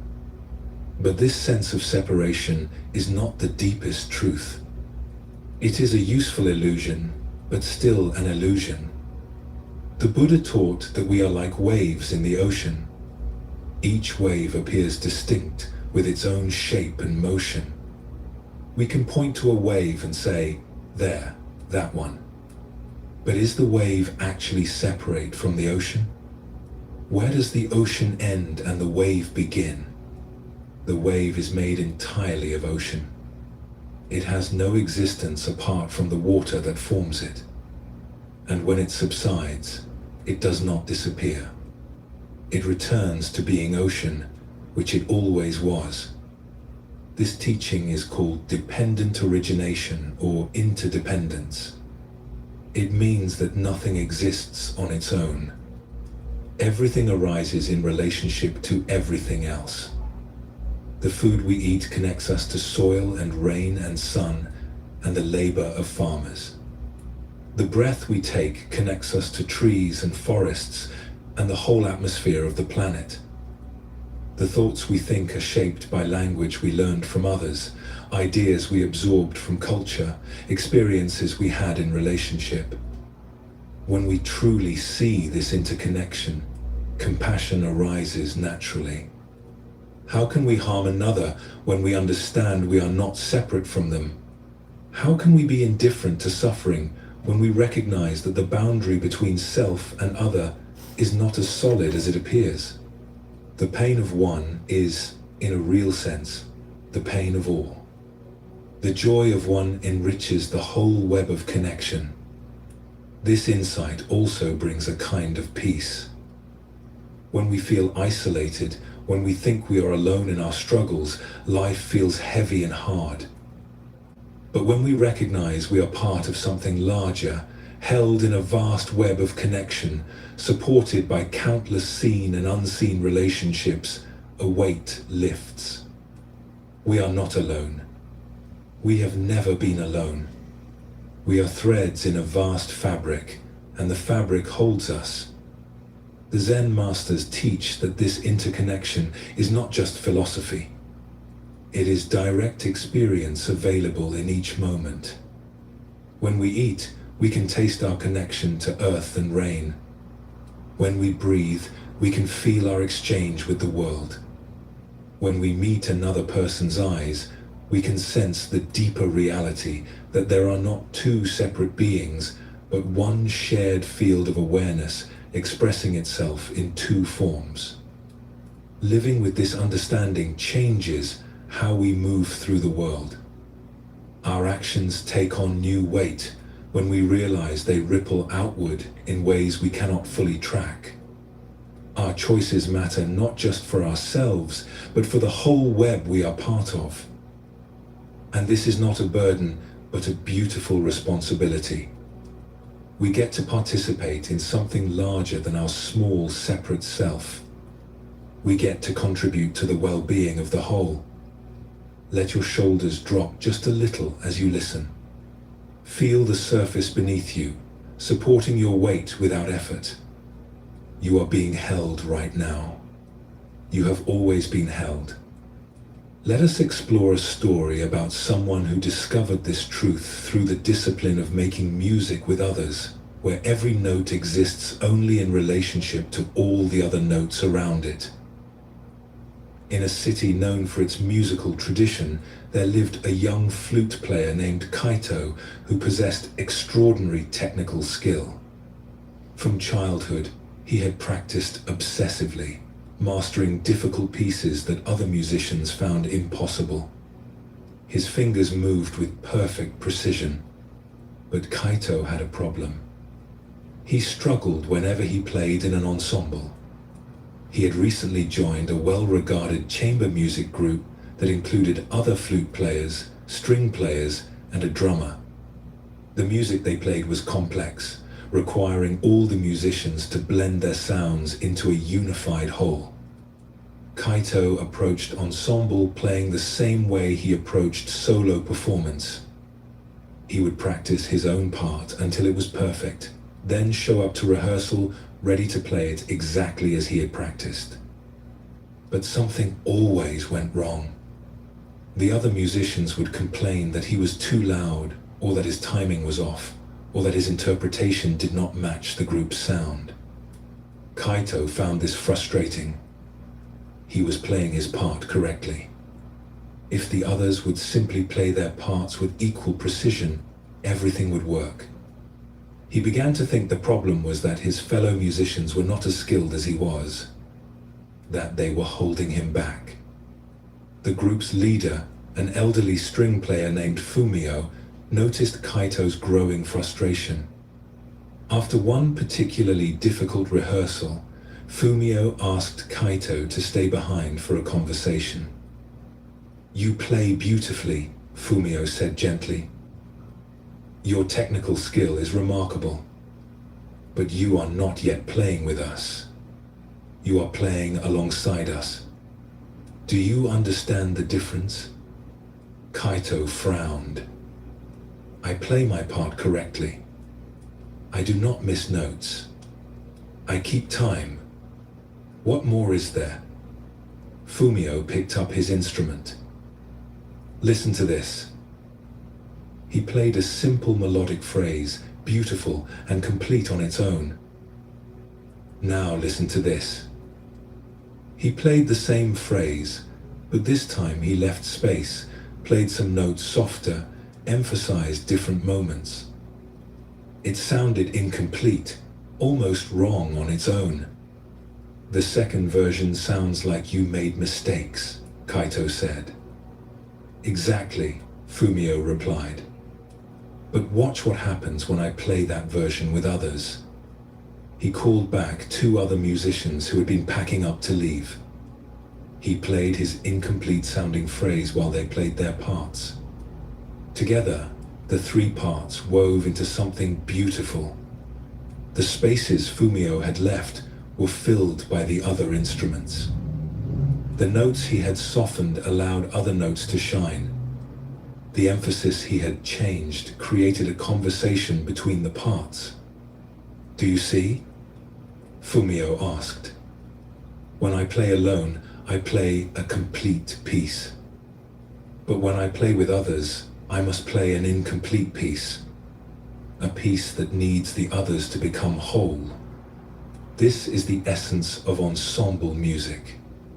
Not playing your part perfectly, but playing your part in perfect relationship to all the other parts." Kaito listened, but still did not fully understand. "So, I should play quieter?" "Sometimes yes, sometimes no," Fumio said. "It depends on what is happening around you. This is what you must learn. To listen to the whole while you play your part. To feel where your sound fits in the larger sound. To be willing to change what you do based on what others are doing. Over the following weeks, Fumio worked with Kaito on a new approach to ensemble playing. Instead of practicing his part in isolation until it was perfect, Kaito began attending rehearsals not fully prepared. Instead of knowing exactly what he would do, he came ready to discover what was needed in the moment. At first, this felt terrifying. Kaito was used to control, to knowing exactly what he would play and when. But Fumio encouraged him to try something different. To listen more and plan less. To play softer when others were playing loud, so the listener could hear the full texture. To leave space when the music was dense, so it could breathe. To match his timing not to a metronome, but to the actual breathing and phrasing of his fellow musicians. It was harder than any technical challenge Kaito had ever faced. His fingers knew how to play difficult passages, but his awareness did not yet know how to track 5 or 6 other musicians while also playing his own part. His attention kept collapsing back into just his flute, his notes, his performance. But gradually, something began to shift. There were moments during rehearsal when Kaito would suddenly hear the whole ensemble instead of just himself. In those moments, he could feel where his sound was too loud or too soft, too early or too late, not because someone told him, but because he could hear how it fit or did not fit with the surrounding sounds. One evening, during a particularly beautiful passage, Kaito experienced something remarkable. For several measures, he completely forgot about himself. His awareness expanded to include the whole group. He could hear the string player beside him breathing, could feel the drummer's rhythm in his own body, could sense exactly when to enter and when to hold back. His flute became not a separate voice, but one color in a larger painting, one thread in a woven fabric. When the piece ended, Kaito sat in stunned silence. The music they had just made was more beautiful than anything he had achieved in solo performance. But his own contribution had been smaller, simpler, less technically impressive. And yet, it had felt more satisfying than any perfect solo performance ever had. "Now you are beginning to understand?" Fumio said quietly. "Music is not about individual excellence, though skill matters. Music is about relationship, about how sounds connect and support and complement each other. You have been trying to be a great individual musician, but what we need is for you to be a great ensemble musician, and that requires a different kind of listening, a different kind of awareness." Over the following months, Kaito's entire approach to music transformed. He still practiced his technical skills, but he spent more time practicing listening. He would sit in rehearsal and challenge himself to track every instrument simultaneously, to hear not just notes, but relationships between notes, to sense not just rhythm, but the breathing and energy of the whole group. The other musicians noticed the change.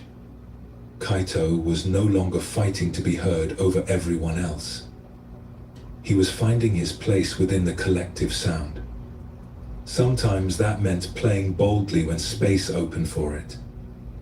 Sometimes it meant playing so softly he could barely be heard individually, but his quiet line would add essential color to the texture. The music the ensemble made together grew richer and more cohesive. And Kaito discovered something unexpected. Playing in true relationship with others was more fulfilling than solo virtuosity had ever been. There was joy in being part of something larger than himself, in contributing to a beauty that no single person could create alone. Years later, when Kaito became a teacher, he would tell his students something that would have surprised his younger self. "You can practice alone to develop your skill, but You cannot learn music alone. Music exists in relationship. It lives in the space between sounds, in the way one note calls forth another, in how silence and sound dance together. To be a musician is not to master your instrument. It is to learn how to participate in something larger than yourself. Kaito's journey shows us what interconnection means in practice. He began believing that excellence was individual, that his job was to play his part perfectly, and if everyone else did the same, the music would work. But this was a misunderstanding of how music actually functions. Music is not separate perfect parts happening simultaneously. It is one unified thing made of many voices. Each part exists in relationship to all the other parts.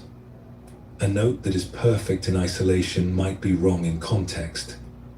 A phrase that sounds complete alone might need to be incomplete to allow space for others.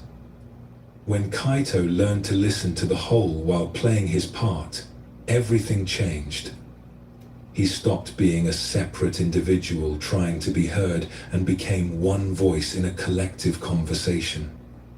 His contribution became more subtle, but also more essential. He discovered that being part of something interconnected was more satisfying than being excellent alone. Take a breath now and let it out slowly. Notice how the air you release becomes the air around you, no longer yours, no longer separate. This is how it always is. We are breathing with the world, not just in it.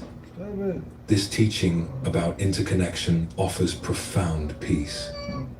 When we recognize we are not isolated individuals, the burden of having to be self-sufficient lifts. We do not have to do everything alone. We are part of a vast web of mutual support. Every person we meet, every exchange we have, is an opportunity to participate in something larger than our separate self.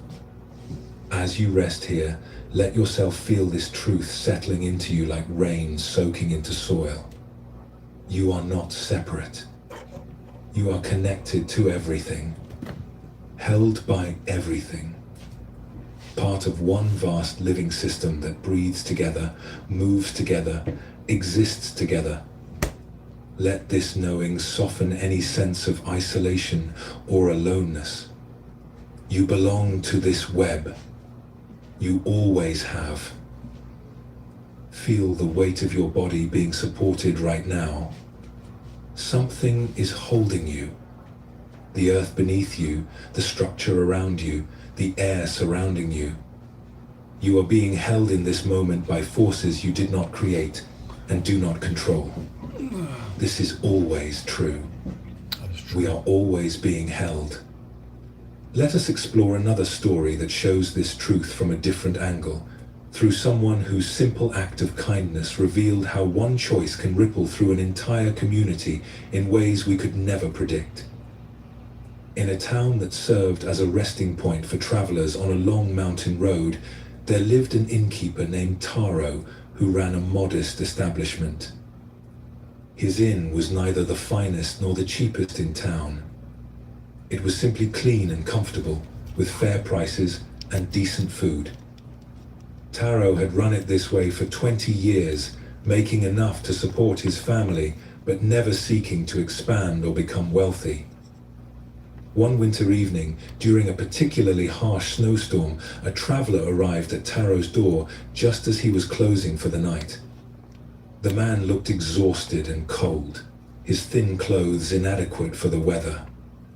He asked about a room, but then admitted he had very little money.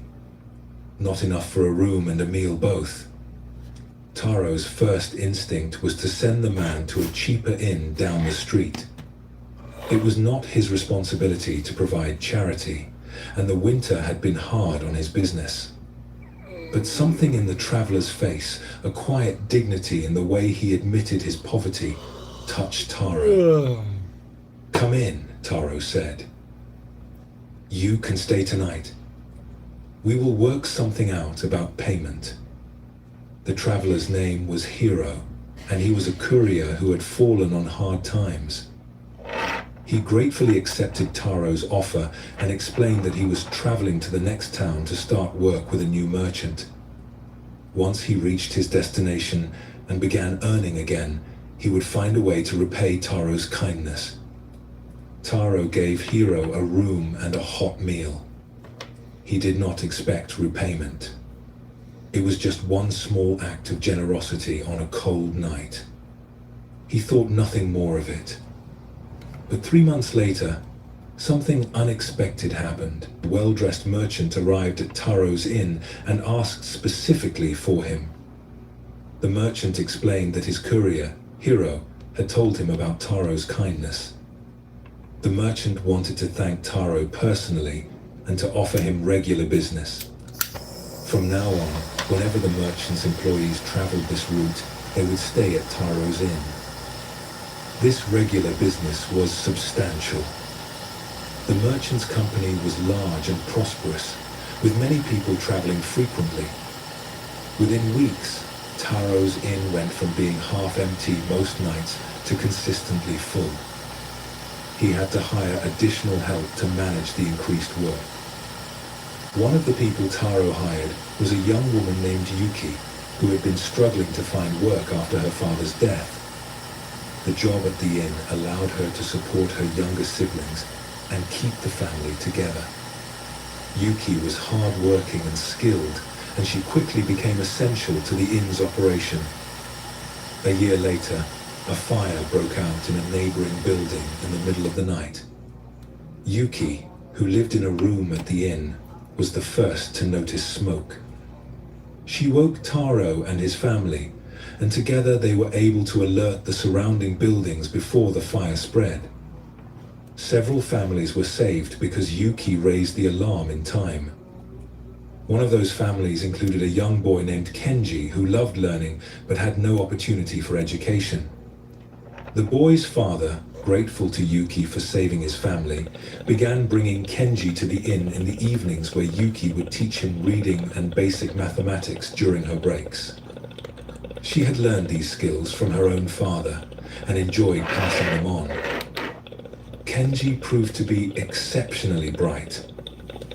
Years later, a traveling scholar stayed at Taro's inn and happened to meet the boy. Impressed by Kenji's knowledge and curiosity, the scholar arranged for him to study at a temple school in a distant city. Kenji eventually became a respected teacher, educating hundreds of children over his lifetime. One day, many years after that snowy night, an elderly courier named Hiro returned to town and stopped at Taro's inn. Taro recognized him immediately, though both men had aged considerably. "I never properly thanked you," Hiro said. "That night you let me stay despite my inability to pay. You changed the course of my life. I was at my lowest point, and your kindness showed me that the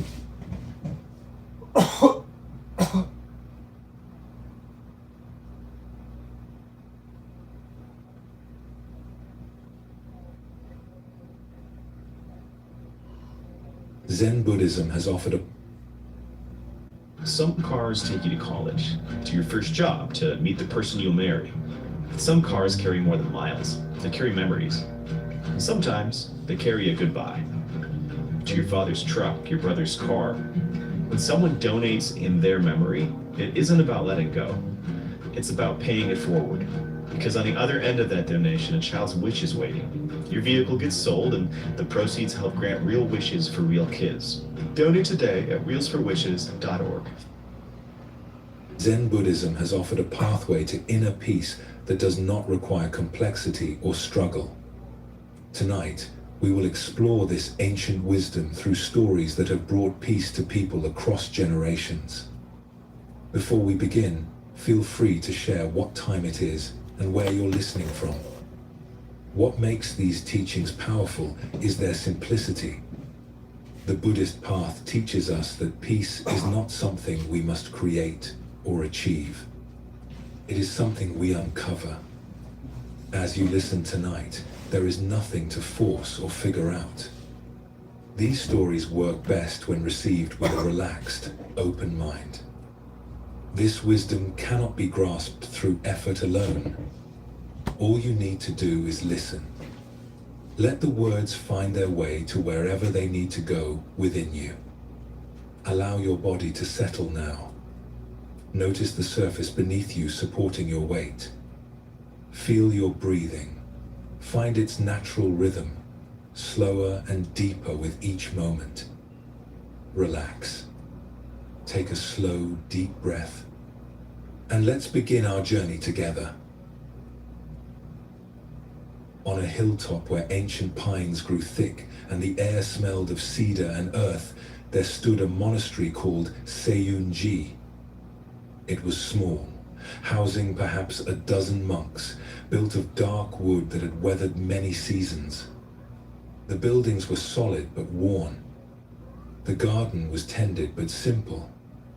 It was a quiet place, a place of steady practice, but not a place that drew attention or inspired awe.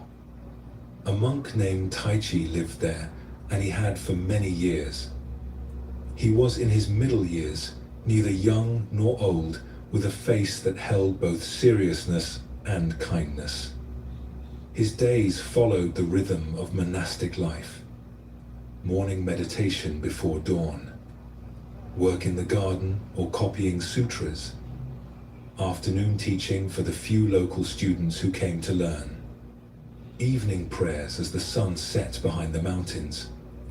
It was a good life. A life of practice and service. But lately, Taichi had been feeling something stirring within him. Not dissatisfaction exactly, but a sense that the monastery could offer something more.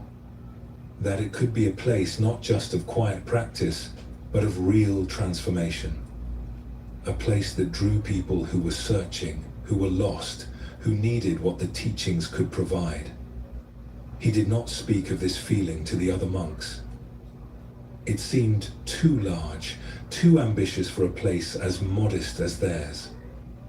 Who were they to think they could become a beacon for seekers? They were just ordinary monks doing ordinary practice in an ordinary place. But the feeling persisted. One autumn night, Taichi could not sleep. He rose from his mat and walked outside, wrapping his robe against the cool air. The sky was clear, stars scattered thick across the darkness. He walked through the garden to a place where the ground opened to a view of the valley below. Lights from distant villages flickered like earthbound stars. He stood there, breathing the night air, feeling the stillness that comes in the hours when most people sleep. And as he watched the sky, a streak of light appeared. A shooting star, brilliant and brief, drawing a line of fire across the darkness before vanishing. Taichi's breath caught. In that moment, something crystallized in him. The vague feeling that had been stirring became clear intention. He closed his eyes and spoke silently to himself, to the universe, to whatever forces shape the unfolding of things. Let this place become a light for those in darkness. Let Seiyun-ji be a refuge for lost souls, a place where true wisdom can be found and shared. Let us be worthy of those who need what we can offer. It was not a prayer exactly, not a wish made to some external power. It was a commitment, a declaration of intention. And with that declaration, something shifted in Taichi. He opened his eyes and the world looked different. Clearer, somehow. Full of possibility. The next morning, he began. He did not announce his intention to the other monks or tell them about the shooting star. Instead, he simply started working. He cleaned the meditation hall with extra care, not just sweeping but polishing the wooden floor. He tended the garden with new attention, removing dead growth, encouraging new plantings, creating spaces of beauty that invited contemplation. He began teaching differently too. Before, his instruction had been careful and traditional. Now, something more alive moved through him, and he spoke from deeper understanding, connecting the ancient teachings to the actual struggles people faced in their lives. Students who had been coming out of habit began to lean forward, to ask more questions, to return with friends. The other monks noticed these changes. Some were curious. Others were puzzled. What had gotten into Tai Chi? He seemed possessed by new energy, new purpose. One evening, the abbot, an elderly monk named Gensan, asked Tai Chi to take tea with him. They sat in the abbot's simple room, cups of green tea steaming between them. "You have changed," Gensan said. Not a criticism, just an observation. Tai Chi nodded. "I saw a shooting star some weeks ago, and in that moment I understood what this place could become, what we could offer if we fully committed to it." "And what is that?" "A true refuge, a place of transformation, not just for us, but for anyone who needs what the teachings can provide." Gensan was quiet for a long moment, sipping his tea. Then he smiled. "I have been waiting for someone to see this. For years, I have known this place could be more. But I am old. It needed younger energy, clearer vision. Tell me what you need." And so Tai Chi told him, not just about cleaning and teaching, but about a larger vision, making the monastery more welcoming, creating space for guests to stay and practice, offering teachings not just to local students, but to anyone who came seeking, building something that would last beyond their own lifetimes. Gensan listened to all of it, nodding. When Tai Chi finished, the old abbot said, "A shooting star does not grant wishes, but it can awaken what is already within us, waiting to be activated. Your wish is good. Now comes the work of making it real." The work was considerable. Tai Chi organized the other monks, delegating tasks according to each person's skills and interests. Some focused on physical improvements to the buildings. Others worked on developing new teaching materials. Still others reached out to nearby communities, letting people know that Seiyunji was becoming a place of welcome, a place where anyone could come to learn and practice. Months passed. Then a year. The changes were gradual but accumulating. The monastery grounds became more beautiful, more inviting.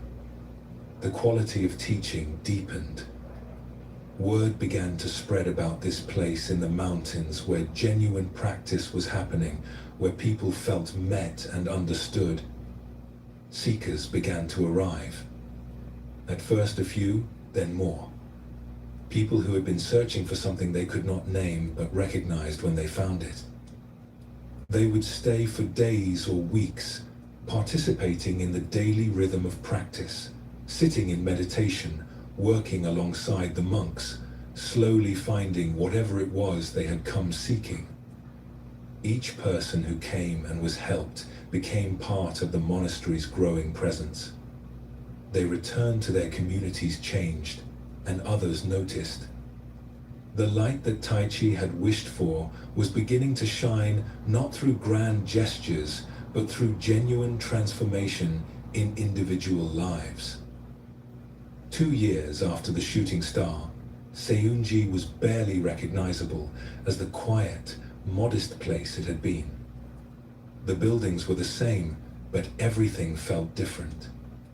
More alive, more purposeful. The monks moved with a sense of meaningful service. The grounds held an atmosphere of welcome and possibility. Tai Chi stood one evening in the same spot where he had seen the shooting star. He was tired from a long day of teaching and work, but it was a good tiredness. The kind that comes from effort aligned with purpose. A young monk named Sato approached him. "Master Tai Chi, people are calling Seiyunji the Star Monastery now. They say it shines light into the darkness of the world. How did you make this happen?" Tai Chi smiled. "I did not make it happen. I saw what was possible and then worked to align my actions with that vision. The wish was important. It clarified my intention. But intention without action is just a dream. It was the daily work, the sustained effort, the commitment to the vision, even when progress seemed slow, that made the difference." "But how did you know it would work?" Sato asked. "I did not know. I believed. And then I acted on that belief consistently. That is all. The universe responds to sustained intention, backed by aligned action. Not always in the ways we expect, and not always on our timeline. But it responds. The shooting star had been gone in seconds. But what had awakened in Tai Chi continued to unfold, to grow, to create ripples that spread far beyond what he could have imagined that night when he stood under the stars and made his silent commitment. This story reveals something essential about how wishes, intentions, and manifestation work in Buddhist understanding. A wish alone changes nothing. It is just a thought, a desire floating in consciousness. But a wish that awakens commitment, that mobilizes action, that aligns your daily choices with your deeper purpose, that is something different. That is a force that can reshape reality. You introduce your buddy to DTF St. Louis. Whoa. He goes on the site and winds up dead. What's going on out here in the suburbs?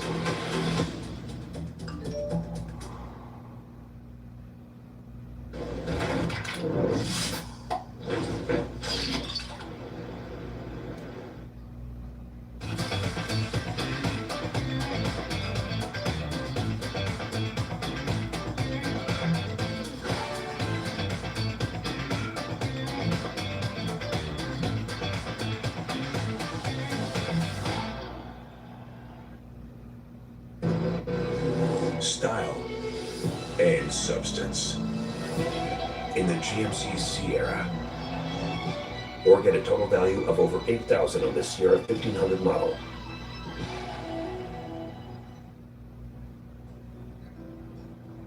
Expand your horizons with NanoWall. Seamlessly blend your indoor and outdoor spaces, giving you more room to live and breathe. Our innovative designs create a boundless living experience, perfect for any lifestyle. NanoWall. Boundaries unbound.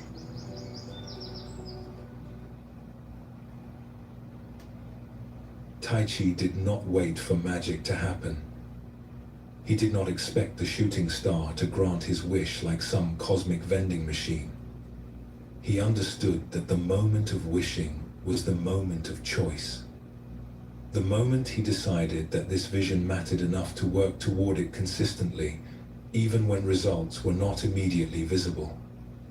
Buddhist practice teaches that mind and reality are connected in ways that go deeper than we usually recognize. Not that reality is an illusion we can reshape with thought alone, but that our persistent patterns of thinking and acting create momentum that influences how our lives unfold. When you hold an intention clearly and back it with consistent action, you create a kind of gravitational field that draws circumstances, people, and opportunities into alignment with that intention. Tai Chi transformed the monastery not through supernatural power, but through the natural power of sustained commitment. Each day, he did what was in front of him. Teaching with more presence, cleaning with more care, inviting with more openness.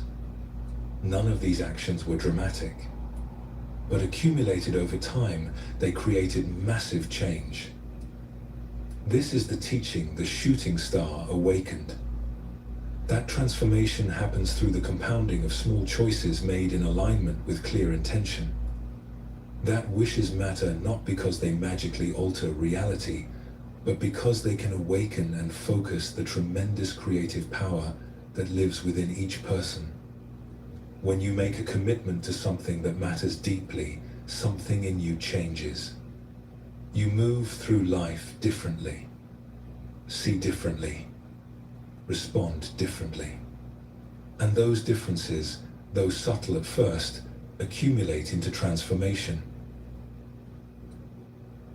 In the far north, where winter came early and stayed late, where snow covered the high peaks year-round and the air was thin and sharp, there rose a mountain that dominated the landscape. The people who lived in its shadow called it Kazeyama, Wind Mountain, for the fierce winds that scoured its upper slopes. For generations, the peak had been considered unreachable. Many had tried. None had succeeded. The mountain was too steep, too exposed, too defended by weather and altitude. Stories were told of strong climbers who had attempted it and returned defeated, or worse, did not return at all. Over time, the mountain became more myth than geography, a symbol of the impossible, a reminder of human limitation. In a monastery at the base of Kazeyama lived a monk named Yuki. She was strong and quiet, known for her endurance in long meditation sessions and her skill in the physical work of monastic life. She had lived in the shadow of Kazeyama for 5 years, and every day she saw the peak, white and distant, untouched. Something about that untouched summit called to her.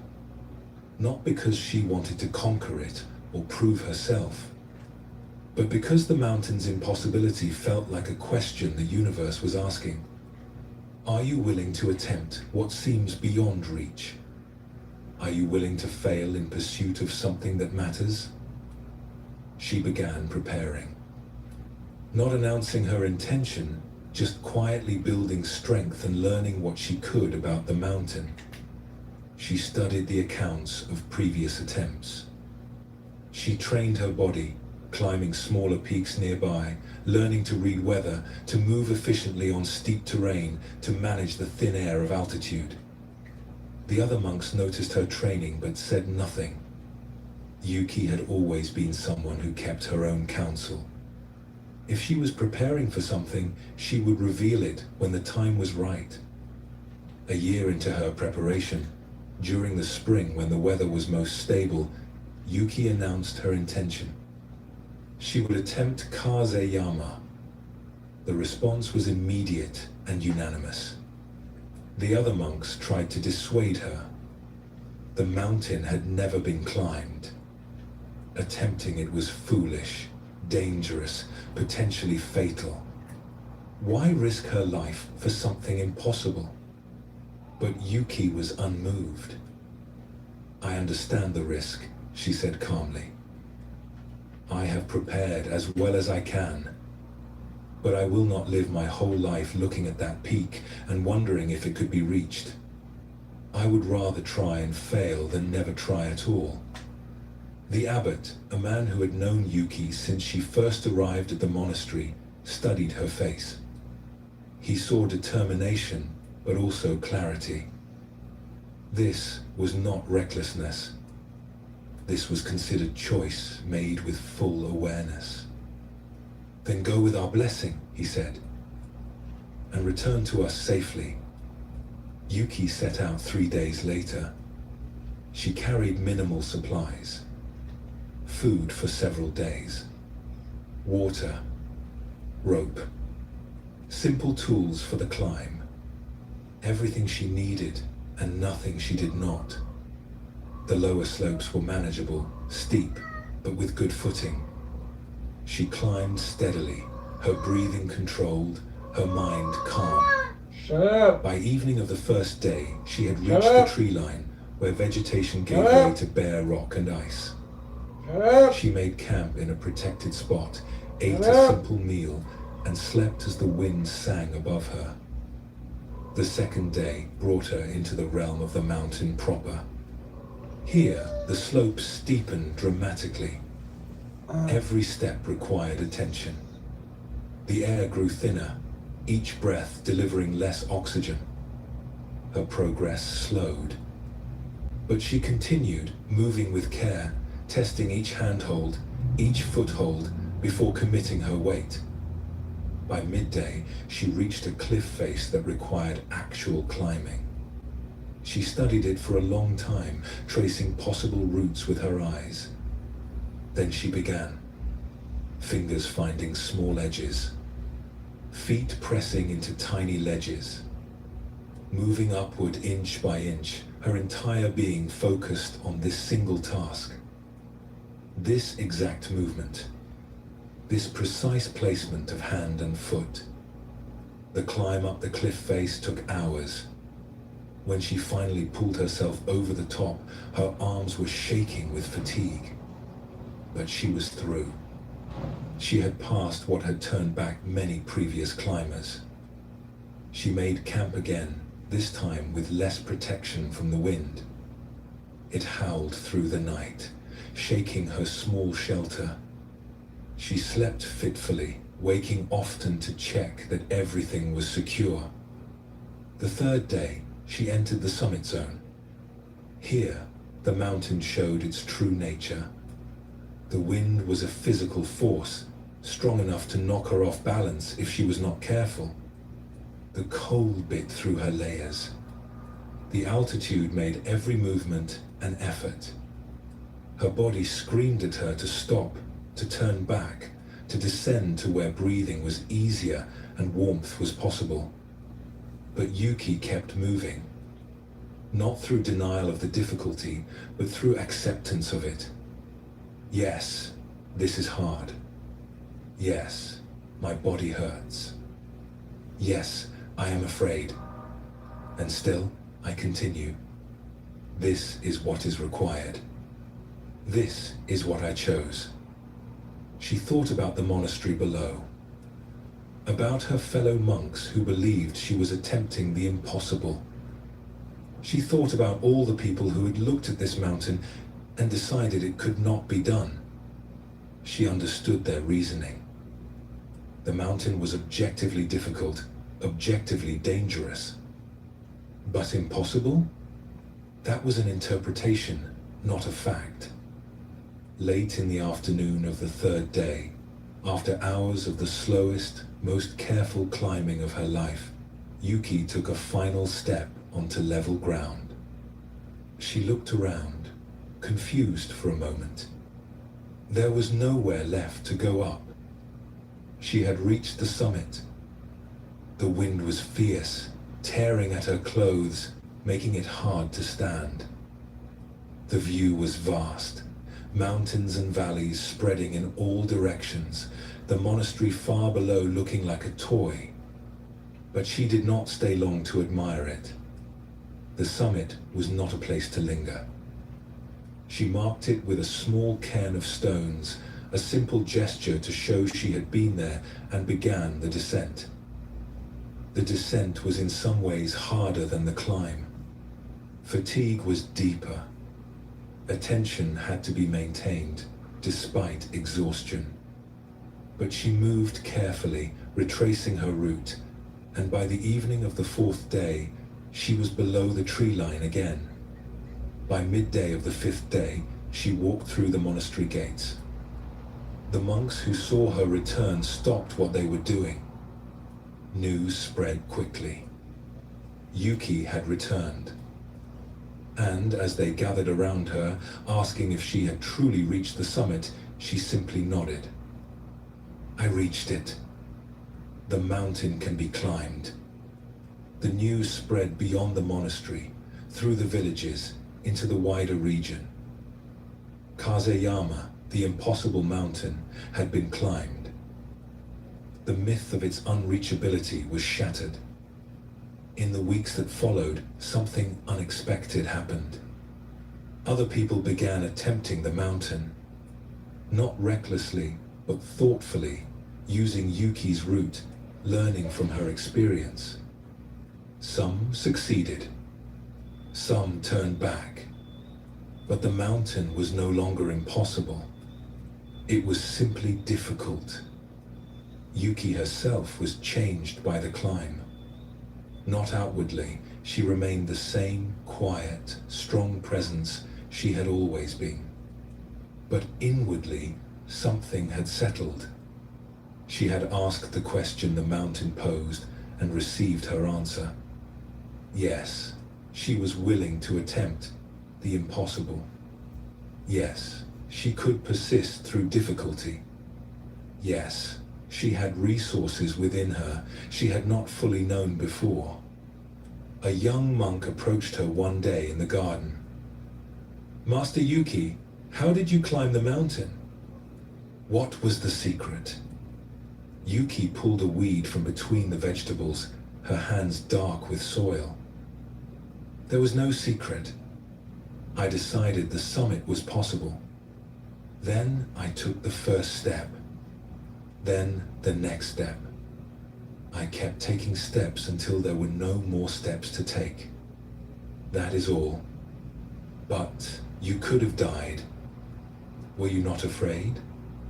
I was afraid, Yuki said simply. Fear was there the entire climb.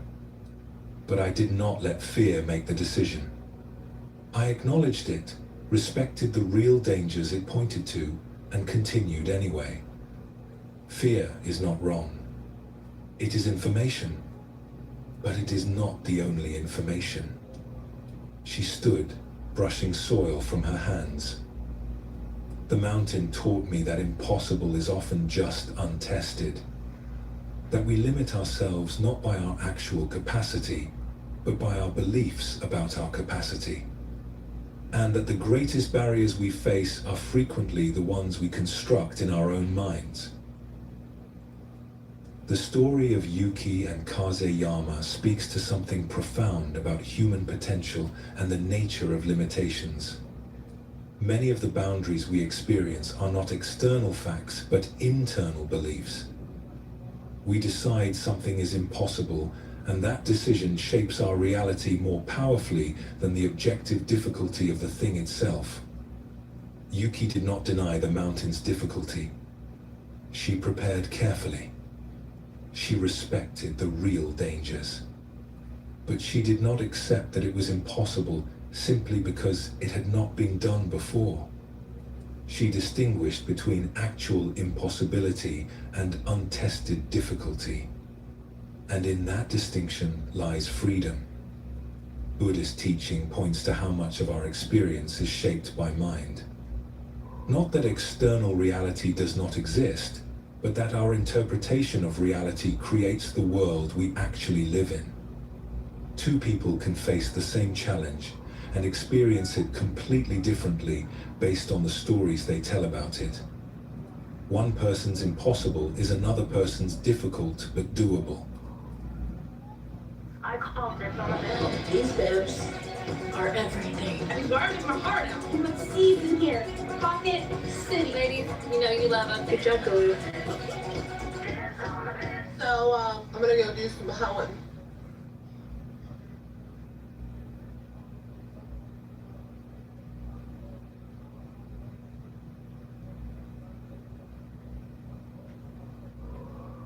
How was your year? Complicated. Oh, your side jobs. I need more of me just to get by. Oh, you just need more of me. Jackson Hewitt, we make your refund work as hard as you. Guys, even with the new tax laws, and I guarantee you'll pay only $149 or less, no matter how many 1099s and W-2s you have. So, how you feel now? Like all of me can relax. Can I take this thing off? Who gets the refund? Me. It's hot here. Rest easy. Jack's got your taxes guaranteed. Yuki's climb changed not just her own understanding, but the understanding of everyone who heard about it. The mountain did not change. It was exactly as steep, as high, as dangerous as it had always been. But once someone climbed it, everyone's relationship with it transformed. The impossible became difficult. The unreachable became distant, but reachable. This is the power of what Buddhism calls right view. Seeing clearly what is actually true rather than what we assume to be true. Assumptions limit us. Clear seeing reveals possibility. When you examine your own life, how many impossibilities are actually untested assumptions? How many limitations are inherited beliefs rather than actual boundaries? Yuki's perseverance through difficulty is also instructive. She did not climb in a state of constant enthusiasm. She climbed through fatigue, pain, fear, doubt. But she did not let those experiences stop her. She acknowledged them and continued. This is different from denying difficulty or pretending it does not hurt. It is meeting difficulty with clear awareness and choosing to persist anyway. The Buddha taught about right effort. Not forcing, not grasping, but steady, appropriate application of energy toward what matters. Yuki embodied this. She did not attack the mountain with aggression. She climbed it with care, with respect, with sustained attention. And that quality of effort, neither too loose nor too tight, made possible what seemed impossible. Each of us has mountains we look at and assume are unreachable. Dreams we have decided are too large. Changes we believe are too difficult.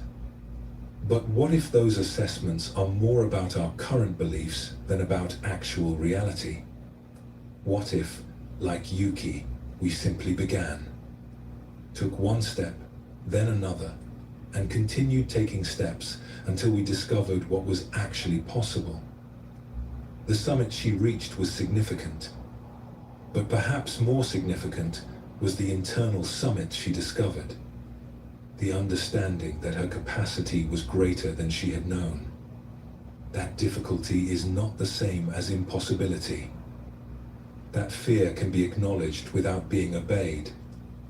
These internal discoveries matter more than any external achievement. They change how you meet all of life, not just one mountain. In a remote region where mountains touched the clouds and meadows stretched wide under open sky, there lived a monk named Takeshi. His monastery sat on a hillside overlooking farmland and forest, and he was known for carrying a quality of lightness that seemed unshakable. Even in difficulty, even when others grew heavy with worry, Takeshi moved through life with steady calm. But that season tested everyone. The rains came early and refused to stop. Day after day, water fell from grey skies.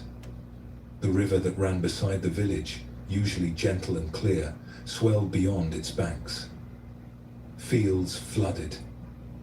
Roads turned to thick mud. The villagers worked to save what they could, but the water kept rising, claiming more land each day. Takeshi watched all this from the monastery. He saw the strain on people's faces, heard the edge in their voices. The constant rain was wearing everyone down, creating a feeling that things would never improve, that hardship was simply the new reality. One morning, standing at the monastery gate, Takeshi made a decision. He would walk to the next valley, where another monastery housed monks he considered friends and teachers. The journey usually took half a day along the river path. But now, with the flooding, the path was underwater in places.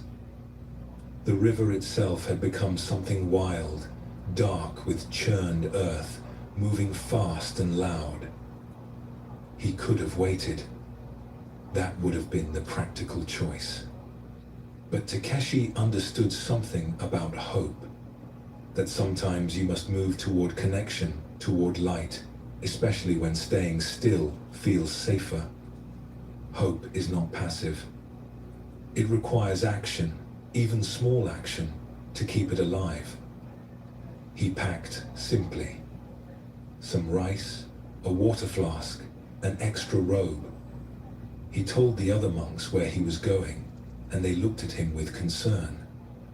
The river was dangerous now. Perhaps he should wait until the waters calmed. But Takeshi smiled. "The river is the river," he said. "Whether calm or wild, it is still just water moving. I will respect it, but I will not let it stop me." He set out as morning light filtered weakly through the clouds. The path was muddy, but passable at first. He walked steadily, his bare feet finding purchase on the slick ground. Rain fell lightly, a fine mist more than a downpour. He noticed the green of the grass, intensified by all the water. Noticed small flowers still blooming, despite the flood. Life persisting. As he walked, his mind stayed present. He did not think ahead to difficulties he might face. Did not replay worries from the village. He was simply here, walking, breathing, placing one foot in front of the other. This is a practice in itself. Meeting what is here without adding mental weight to it. The path brought him closer to the river. Here, the flooding was worse.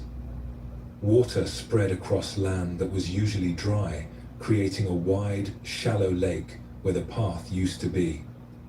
Takeshi paused, assessing. The water looked to be knee-deep, maybe slightly more. The current was visible but not overwhelming in the shallows. He stepped in. The cold was immediate and shocking. He breathed through it, letting his body adjust. The bottom was soft mud. Each step required attention. He moved slowly, testing his footing before committing his weight. The water rose to mid-thigh, then higher as he moved toward where the actual river channel ran deeper. About halfway across the flooded section, something shifted. His foot found no bottom. The current, stronger than he had judged, pulled at him. For a moment, pure instinct took over. His body knew to keep moving, to not freeze. He pushed forward, half swimming, half walking, until his feet found mud again. He emerged on the far side, breathing hard. Water streamed from his robes, but he was across. He found a large rock and sat, catching his breath, letting his heart slow. He noticed he was smiling. In that moment of challenge, when the current pulled and the depth surprised him, fear could have taken hold. Panic could have made him thrash and struggle. But something else had been there instead. A kind of trust. Not in the river being safe, but in his own capacity to meet what came. This is what hope is built on.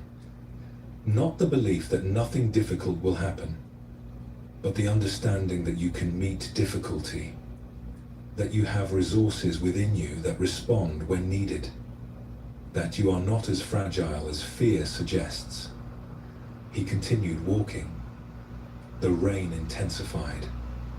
His robes, just beginning to dry, were soaked again.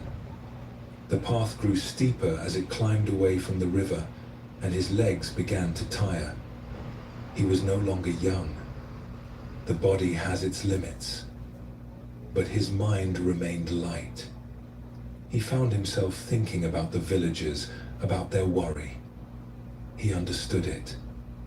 Rain is easier to bear when you know it will end. But when day after day brings more water, when the pattern seems endless, hope becomes difficult to hold. Yet Takeshi knew that all patterns end. All weather changes. The rain would stop eventually. It always did. And, in the meantime, life was still happening. The flowers still bloomed. The river still flowed. His feet still carried him forward.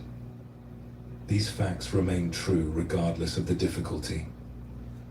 By midday, he reached the crest of the hill between valleys.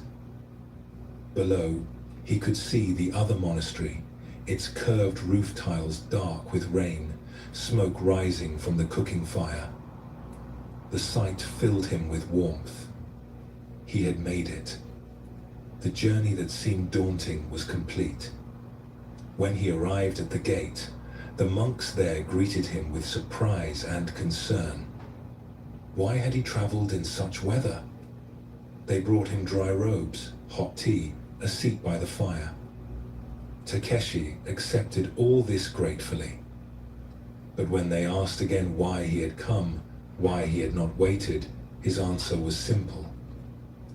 I needed to remind myself that difficult conditions do not make movement impossible. They make it harder, yes, but not impossible.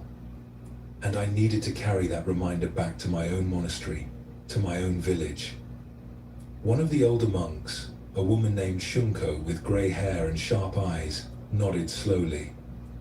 You came not for what we could teach you, but for what the journey itself would teach. Yes, Takeshi said. The river taught me. The rain taught me. My own tired legs taught me. All of it taught me that hope is not about waiting for conditions to improve. It is about moving through conditions as they are, trusting that movement itself creates possibility. He stayed 2 days at the monastery, resting, sharing meals, and conversation. Then he made the return journey. The rain had lessened slightly, but the river was still high. He crossed the flooded sections with the same care and attention. And when he arrived back at his own monastery, something had shifted in him. Something clarified. That evening, he gathered the other monks and some of the villagers who had come for evening prayers. He told them about his journey, not to boast, but to share what he had learned. The river tried to stop me, he said. The rain made every step harder. My body grew tired. All of this is true. But I kept moving, and I am here. The journey that seemed impossible was simply difficult. And difficult is not the same as impossible. He paused, looking at the faces around him. Hope is not pretending hardship does not exist. Hope is knowing that you can move through hardship. That you have before, and you will again. That is all. That simple knowing. The rain continued for another week. But something in the village changed. People still worked to manage the flooding. Still felt tired from the constant wet and grey. But the heaviness lifted slightly, because Takeshi's journey had shown them something. That movement was still possible. That connection was still possible. That hope was not about perfect conditions, but about trust in one's capacity to meet whatever comes.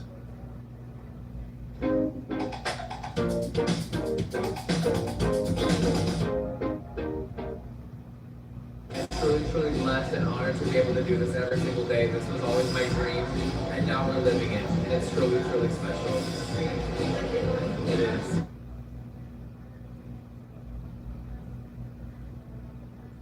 See the USA and your Chevrolet.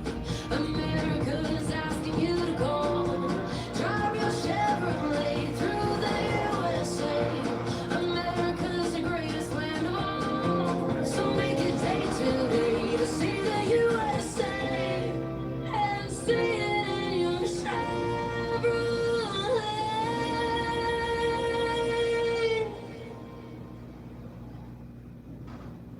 When the rain finally stopped and the sun broke through, turning the wet world into a landscape of glittering light, people felt not just relief, but something deeper, gratitude.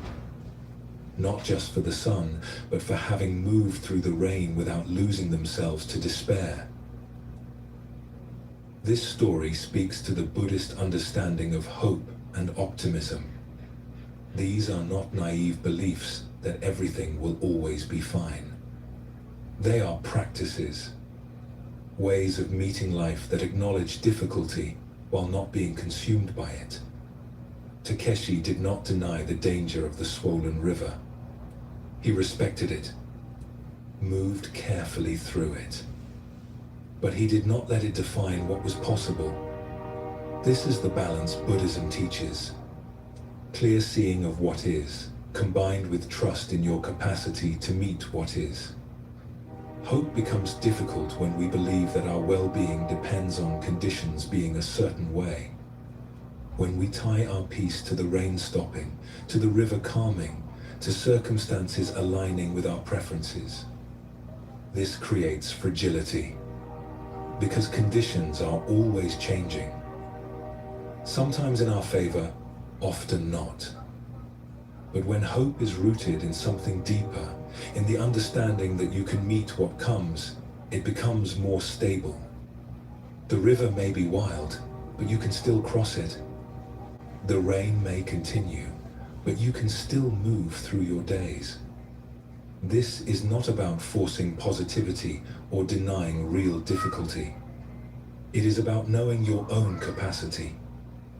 Buddhism teaches that suffering comes not just from difficult conditions, but from our relationship with those conditions, from the stories we tell about them, from the meaning we assign to them. When we interpret ongoing rain as a sign that things will never improve, we add mental suffering to physical challenge.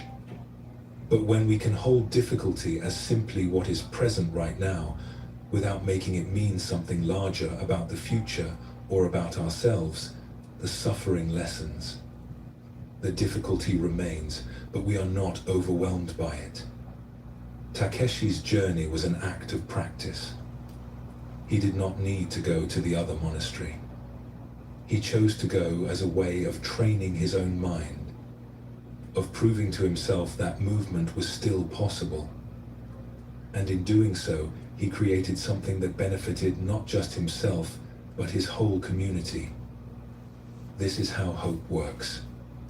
It spreads. One person moving through difficulty with steady presence gives others permission to do the same. It shows that it can be done. And that showing matters more than 1,000 words of encouragement. In a town where stone streets wound between workshops and houses, where the smell of wood smoke mixed with the sweet scent of blooming trees, there lived a monk named Ren. He was not attached to any large monastery, but instead kept a small garden behind a modest dwelling at the edge of town. People knew him mostly for this garden, which seemed to thrive in ways that defied explanation. The region was known for its harsh growing conditions. The soil was rocky and poor. Summer brought intense heat and little rain. Winter winds could strip leaves from branches in a single night. Most people in town struggled to keep even hardy vegetables alive. Flower gardens were rare, considered impractical given the effort they required. But Ren's garden was different. It was small, barely larger than a room, enclosed by a low stone wall. Yet, within that space, life flourished. Roses climbed wooden trellises. Chrysanthemums nodded in the breeze, their petals perfect circles of white and gold. Herbs grew thick and fragrant. Even in the dead of winter, something was always blooming, some small flower holding color against the gray. The townspeople noticed, but did not understand. Some assumed Ren had special knowledge of plants. Others thought the soil in that particular spot must be unusually good. A few whispered that he used some kind of magic or blessing. The truth was simpler and more profound than any of these guesses. A young woman named May had recently moved to town. She was a potter, skilled with her hands, but her first season in this new place had been difficult. Her work was not selling well. She felt isolated, unsure of her place. And when she tried to plant a small herb garden outside her workshop, everything died within weeks despite her careful watering. She heard about Ren's garden and decided to see it for herself. Maybe he could offer advice about what she was doing wrong. She found him one morning kneeling beside a bed of late-blooming asters. He was an older man, his hair more grey than black, his hands deep in dark earth. He looked up as she approached and offered a slight bow of welcome. "Your garden is beautiful," May said. The words felt inadequate for what she was seeing. The space radiated something beyond just visual appeal. It felt alive in a way that made her want to sit and breathe and simply be. Ren wiped his hands on his simple robe and stood slowly. "You are kind to notice. Would you like to sit for a moment?" He gestured to a wooden bench beneath a plum tree. May settled onto it, and Ren sat beside her. They were quiet for a moment. She could hear birds in the branches, feel the sun warm on her face, smell the earth and flowers. "I tried to grow herbs," she said finally, "but everything died. I do not understand what I did wrong." "Tell me what you did," Ren said gently. May described her process, the watering schedule she followed, the fertilizer she used, how she placed the pots in the sundae. It all sounded correct to her. Ren listened without interrupting. When she finished, he was quiet for a moment. Then he asked, "When you looked at your herbs, what did you see?" The question confused her. "I saw herbs. Small plants in pots. Did you see them as they were? Or did you see them through worry that they might die?" May started to answer, then stopped. She realized he was right. Every time she looked at the herbs, she had been checking for signs of failure. Yellowing leaves, drooping stems, evidence that she was doing something wrong. She had not actually seen the plants. She had seen her fear about the plants. "My garden grows," Ren said, "not because I have secret knowledge or special soil. It grows because of how I hold it in my mind. When I look at a plant, I see it fully. I notice what it needs. I respond to what is actually happening, not to what I fear might happen." He gestured toward the bed of asters he had been tending. "These flowers face challenges. Insects come. Weather turns harsh. Soil loses nutrients. All of this happens. But I do not carry those challenges in my mind when they are not present. When an insect appears, I address it. When rain is needed, I water. But I do not spend my days worrying about insects that have not come and drought that has not happened." May listened, something opening in her understanding. "Your mind is like this garden," Ren continued. "What you plant in it will grow. If you plant worry, you will harvest worry. If you plant attention, presence, care for what is actually here, you will harvest something different." He stood and walked to a section of the garden where small seedlings were just beginning to emerge from the soil. "These are new plantings. Delicate. They may not all survive. But I do not treat them as if they are already dead. I give them what they need and trust their nature to respond." Over the following weeks, May returned to Ren's garden often. Not just to learn about plants, but to learn about mind. She would sit on the bench and watch him work. She noticed that he moved without hurry, that he seemed to enjoy each small task. Pulling weeds was not a chore to rush through, but an opportunity to be close to the earth, to notice which plants needed more space, to maintain the garden's health. She began to understand. The garden was not separate from Ren's mind. It was an expression of it. Every plant reflected his quality of attention. Every thriving flower showed what was possible when care was given without anxiety, when attention was present without fear. She started a new garden at her workshop. This time, she approached it differently. When she planted seeds, she did not immediately worry about whether they would sprout. She simply made sure the conditions were right, and then let them be. When she watered, she paid attention to what each plant actually needed, not to a rigid schedule. When a plant struggled, she addressed that specific challenge without deciding it meant she was a failure at gardening. The change was subtle but real. Her plants began to grow. Not all of them, some still died. But the ones that lived grew strong and healthy.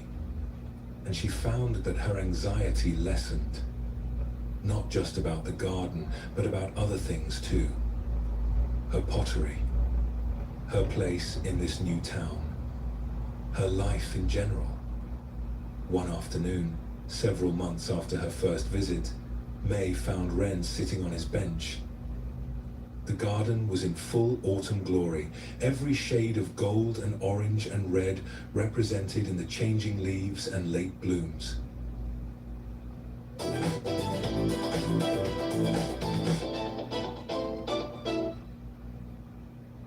Good skin does not need that long of a warm-up. It's not magic, it's momentum. Style and substance in the GMC Sierra. Or get a total value of over $8,000 on this Sierra 1500 model.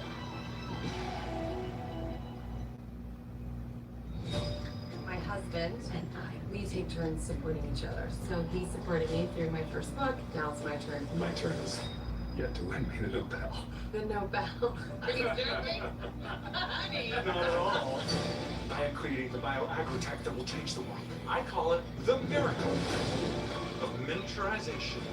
This is the top secret project you've been working on? Oh no, Lindy.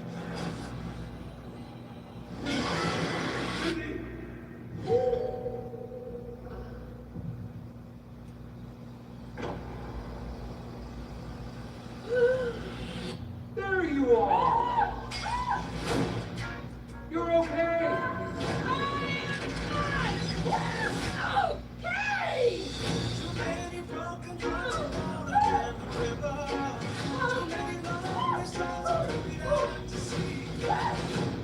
You're incredible. Are you smiling right now?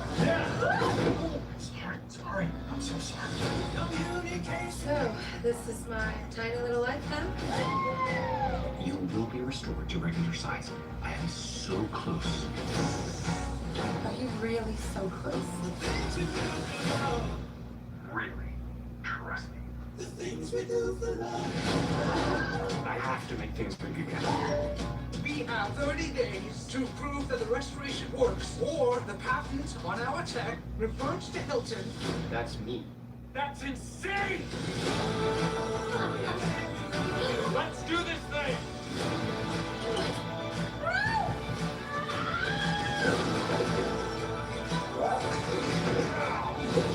How long? I'm working really hard. Until you can fix me! Lily, you are my forever person. What am I supposed to do with that? Wear it as a crown? The things we do for love.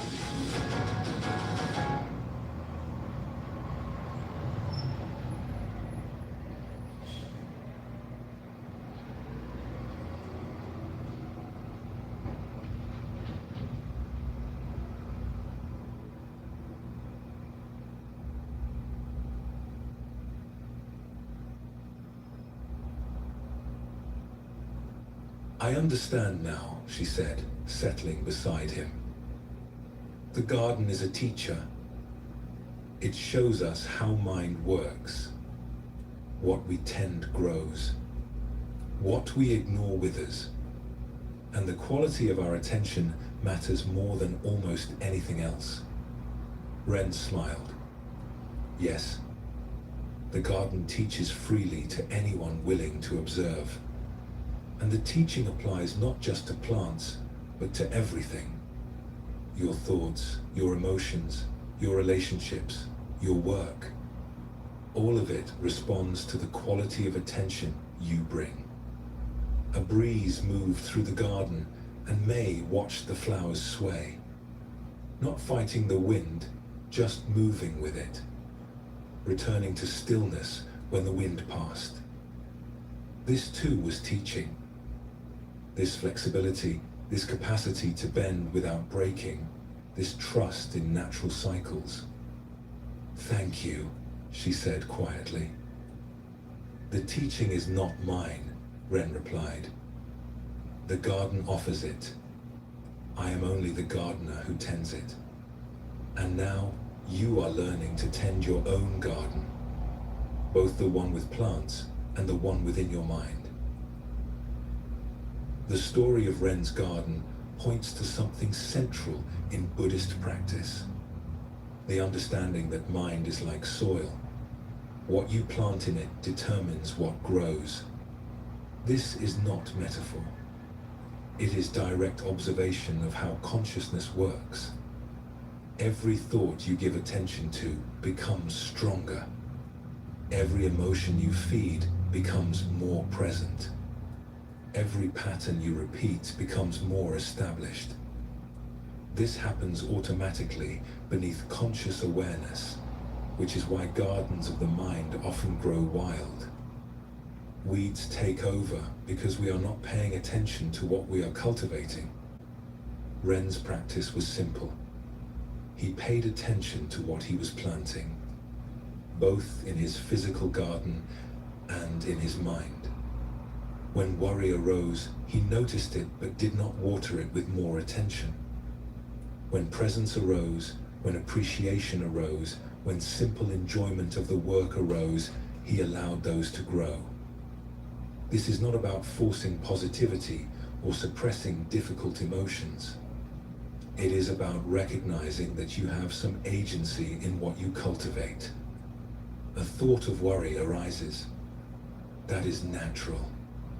But you can choose whether to elaborate on it, build stories around it, give it more energy. Or you can simply note it and return attention to what is actually here. This is what Buddhist practice cultivates. The capacity to see clearly, to meet what is actually happening, rather than meeting your thoughts about what is happening. It sounds simple, but it requires training. Because the habit of meeting life through filters of fear, judgment, and story is deeply ingrained.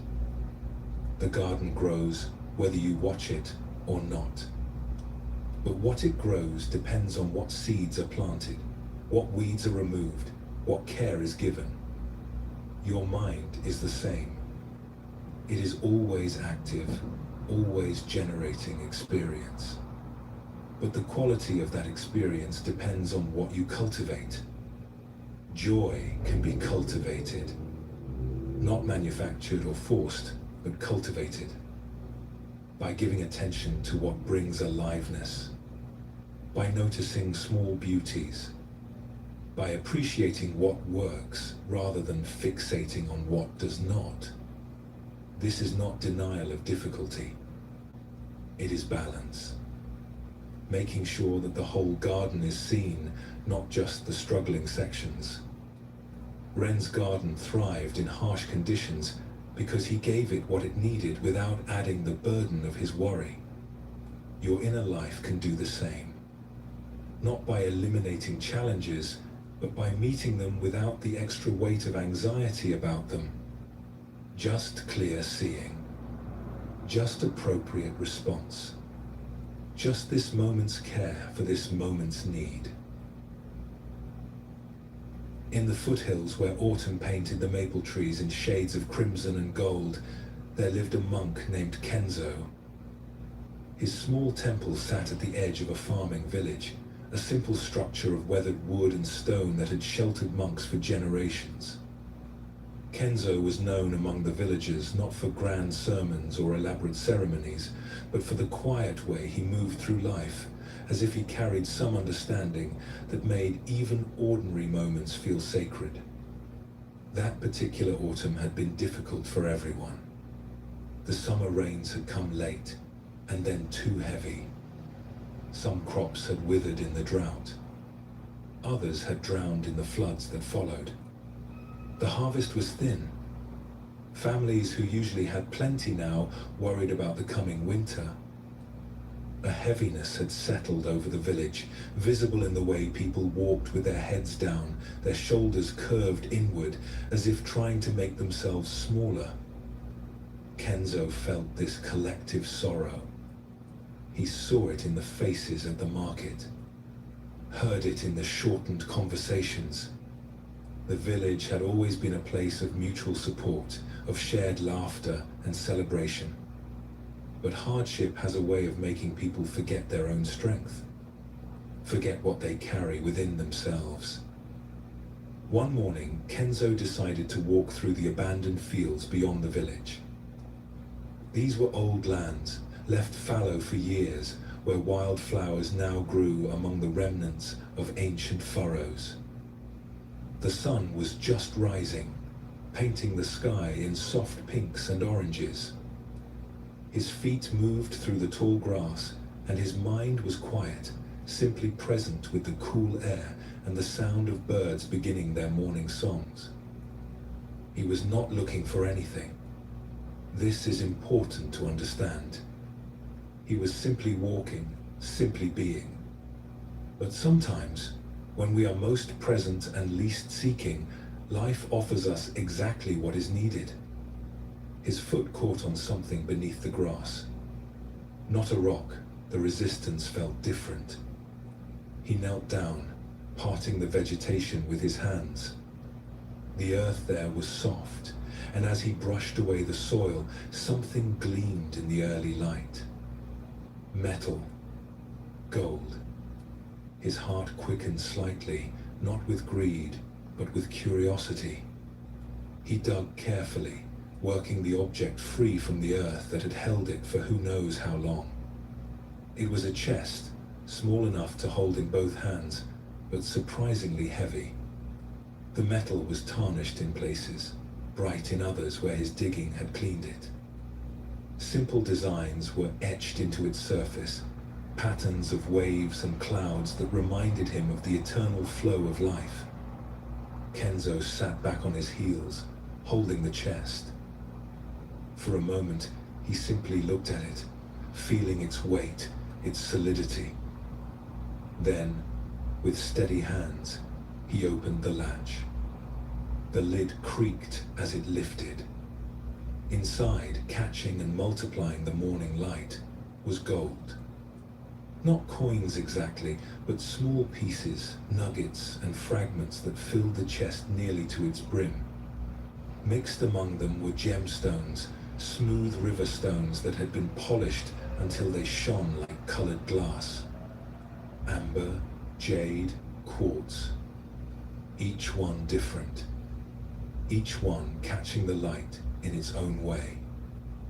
Kenzo closed the lid slowly. He sat there in the field for a long time, the chest resting in his lap, his mind moving through layers of understanding.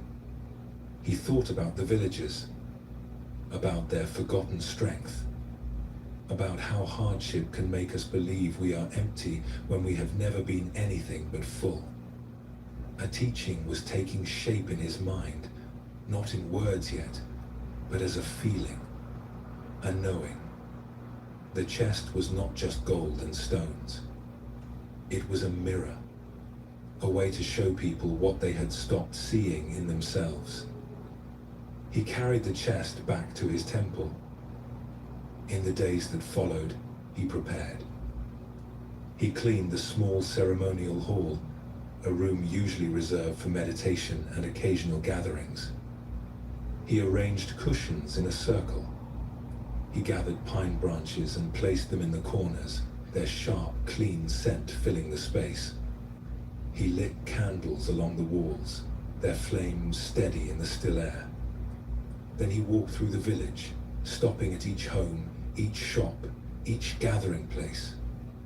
He spoke simply to each person he met. There would be a gathering at the temple in 3 days' time. Something important to share. Would they come? People agreed, mostly out of respect for Kenzo, though their eyes held questions. What could the monk possibly have that would matter now, when the harvest was small and winter was coming? On the evening of the gathering, as the sun began to set and the air grew cool, people made their way up the path to the temple. They came in small groups, families walking together, neighbors meeting on the path and continuing side by side. By the time the last light was fading from the sky, the ceremonial hall was full. People sat shoulder to shoulder on the cushions, their faces lit by candlelight, waiting. Kenzo stood before them, the small chest resting on a table covered in simple cloth. He let the silence settle first, let people arrive fully in their bodies in this moment. Then he spoke. "I want to tell you about something I found," he said. His voice was quiet, but in the stillness of the hall, every word was clear. "I was walking in the old fields, the ones beyond the village, and I discovered this chest buried in the earth." He placed his hands on the chest, but did not yet open it. "Before I show you what is inside, I want to ask you something. When times are hard, as they are now, what do you see when you look at yourselves? What do you believe about who you are?" The question hung in the air. People shifted on their cushions. A few looked down at their hands. No one spoke, but Kenzo could feel the answer in the room. They saw lack, insufficiency, the feeling of not being enough to meet what life was asking of them. "This chest," Kenzo continued, "has been in the earth for a long time. Maybe generations, maybe longer. Hidden, forgotten. But it was there all along, waiting to be discovered." He paused, his eyes moving slowly across the faces before him. "Just as something precious has been waiting in each of you, hidden beneath worry and doubt, but never absent, never gone." He opened the chest. The candlelight caught the gold and gemstones inside, and the hall filled with a soft, golden glow. People leaned forward, their eyes widening. Some gasped. Others simply stared. "This treasure," Kenzo said, "is not just mine because I found it. It belongs to all of us. It belongs to this village. But more than that, it is a symbol, a reminder." He reached into the chest and brought out a handful of the gemstones, letting them catch the light. "Each of you carries something like this inside. Talents you have forgotten. Wisdom you do not acknowledge. Strength you do not see. Kindness you offer without noticing its value." He began to move through the room, stopping before each person. To an old woman who had raised 6 children alone after her husband died young, he offered an amber stone, warm and honey-colored. "For your endurance," he said quietly, placing it in her weathered palm. To a young man who worked 2 jobs to support his aging parents, he gave a piece of dark jade. "For your devotion." To a mother who tended not just her own children, but any child who needed a meal or a kind word, he offered clear quartz. "For your generous heart." One by one, he moved through the room. Each person received a stone, and with it, a recognition of something specific they carried, something valuable they had stopped seeing in themselves.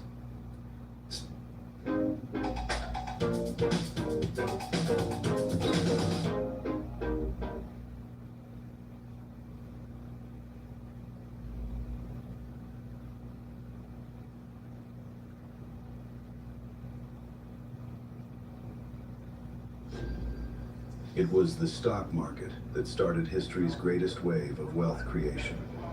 From factory workers in Detroit to farmers in Omaha, anyone could own a piece of the great American companies.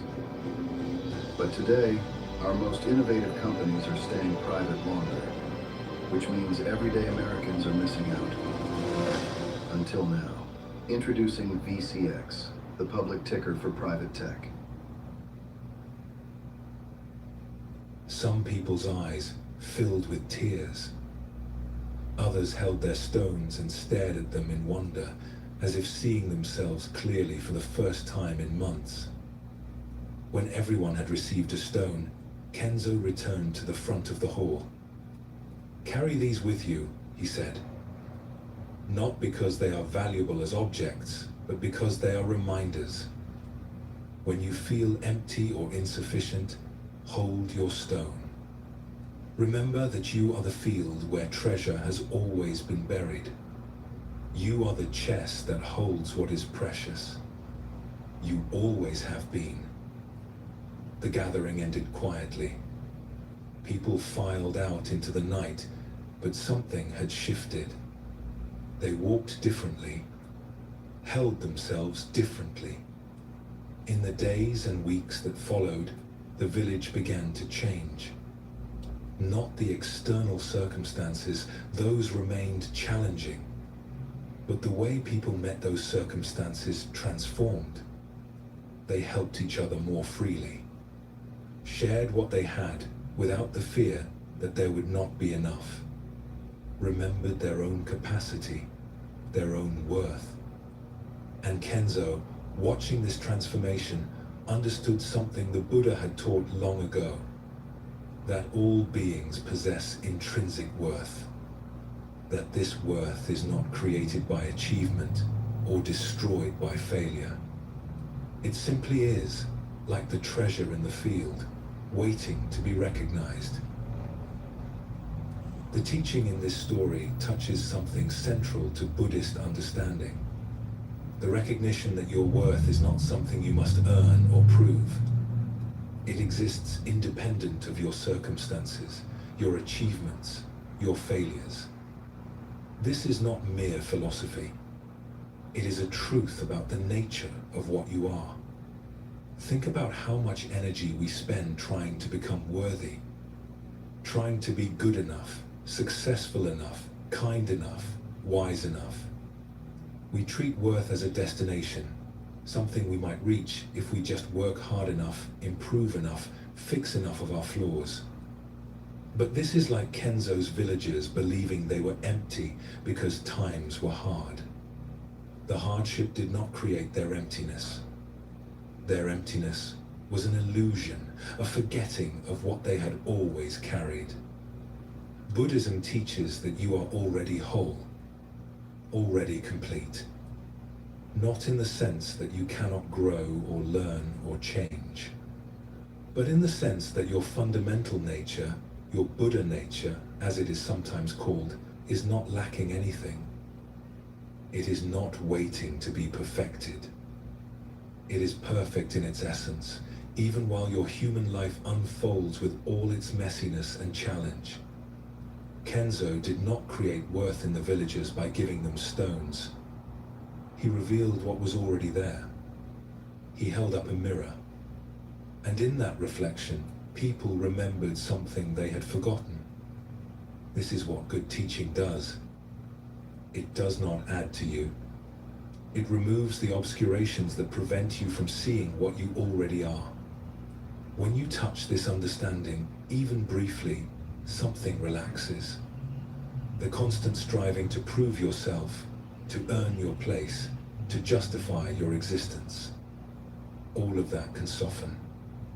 Not because you become passive or stop engaging with life, But because you engage from a different place, from knowing rather than from fear, from fullness rather than from lack, this is the treasure in the field.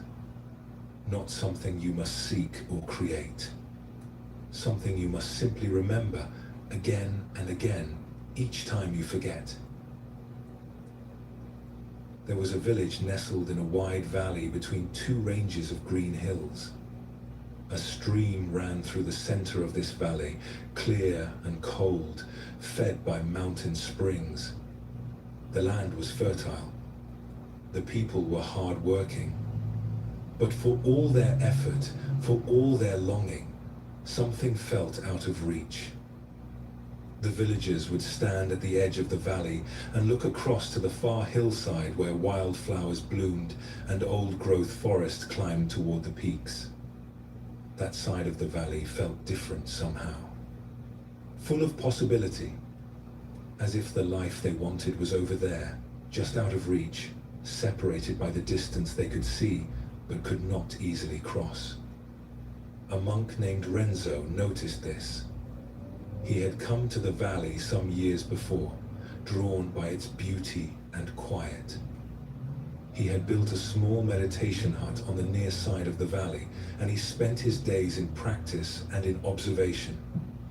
He watched the villagers at their work, at their rest, in their conversations at the market and the well.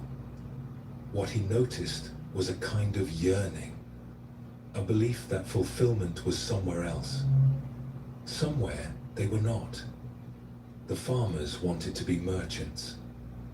The merchants wanted to be scholars. The scholars wanted to be farmers. Everyone seemed to be gazing across some inner valley, convinced that the life they wanted was on the other side of a distance they could not cross. One evening, as Renzo sat outside his hut, watching the sun set over the far hillside, an idea came to him. Not a thought exactly, but a vision. He saw a bridge. Not a small footbridge, but a real structure, something substantial and beautiful, spanning the valley from one side to the other. A bridge that would connect where people were with where they believed they wanted to be. But more than that, he saw what the bridge could represent. The way positive thinking could span the distance between present reality and desired future. The way intention, backed by action, could make possible what seemed impossible. The vision filled him with energy, with purpose. He smiled in the fading light, already imagining the structure taking shape. The next morning, Renzo walked into the village and began talking with people about his idea. Most thought he was being impractical. Build a bridge across the valley. The distance was significant. The work would be enormous. There were farmers and merchants and craftspeople, not engineers or builders. But Renzo was patient. He did not argue or insist. He simply kept talking about the bridge as if it already existed. He described how it would look, how it would feel to walk across it. He spoke about the connection it would create, the way it would transform their relationship with the valley and with possibility itself. Something in his certainty was infectious. One person began to listen differently. Then another. A farmer who was skilled with wood said he could source timber. A merchant who had traveled widely said he had seen bridges in other places and could sketch some designs. A woman who organized the village festivals said she could coordinate work schedules so people could contribute without neglecting their own responsibilities. What had seemed impossible began to feel possible. Not easy, but possible. And in Buddhist understanding, this shift in perception is where transformation begins. Not in changing external reality, but in changing how we hold that reality in our minds. The work began. Every morning, before the heat of the day, people would gather at the valley's edge. they cleared ground for the bridge's foundation. They cut and shaped timber. They dug post holes deep into the earth. The work was hard. Some days, progress was so small it seemed invisible. But Renzo was always there, working alongside everyone else, his presence a steady reminder that the bridge was not just possible, but inevitable, as long as they continued to move toward it. Months passed. The bridge began to take shape. Posts became supports. Supports received crossbeams. Crossbeams became a deck. And then, one day, Renzo suggested something unusual. He proposed covering the bridge's railings with thin sheets of hammered brass that would catch the sunlight and glow like gold. Some people thought this was excessive. The bridge would be functional without it. Why add something decorative? But Renzo explained that the gold was not just decoration. It was a symbol. A reminder that this bridge had been built not just with hands and timber, but with a different way of thinking. With belief in possibility. With the understanding that intention, properly held and acted upon, could manifest in physical form. So they added the brass. They polished it until it shone. And on a bright morning in early summer, the bridge was complete. The first person to walk across was an elderly man who had lived in the village his entire life. He had been one of the most skeptical when Renzo first proposed the bridge. But he walked slowly across the span, his hand running along the golden railing, his face transformed by wonder. When he reached the other side, he turned and looked back at the village, at the people gathered at the bridge's entrance, and he began to laugh. Not mockery, but joy. Pure, uncomplicated joy. Others followed. People walked across in groups, in families, alone. Some walked slowly, savoring every step. Others ran, delighted by the solidity beneath their feet. And as they crossed, something shifted in how they saw themselves and their lives. The bridge had not changed their circumstances. The farmers were still farmers. The merchants still merchants. But the feeling of separation, of yearning for something out of reach, had dissolved. They had built something impossible. They had spanned a distance that had seemed too great. And if they could do this, what else might be possible? Renzo stood at the center of the bridge one evening, watching the sun set between the hills. People passed him, greeting him warmly. The bridge had become a natural part of village life, used daily, loved, maintained with care.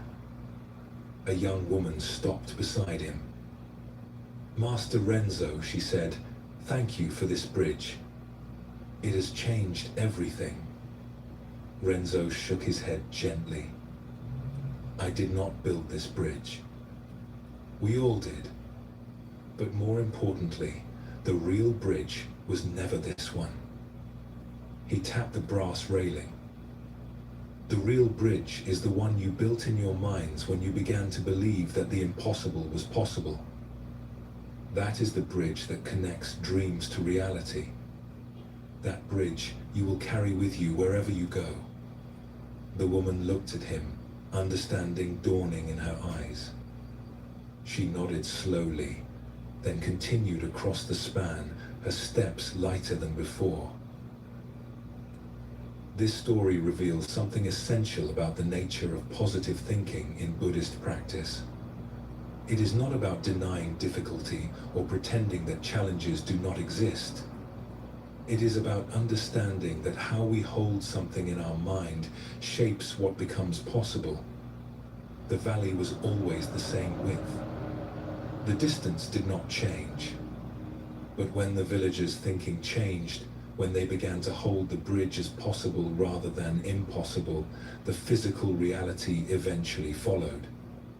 This is not magic. This is how human endeavor works. What we believe shapes what we attempt.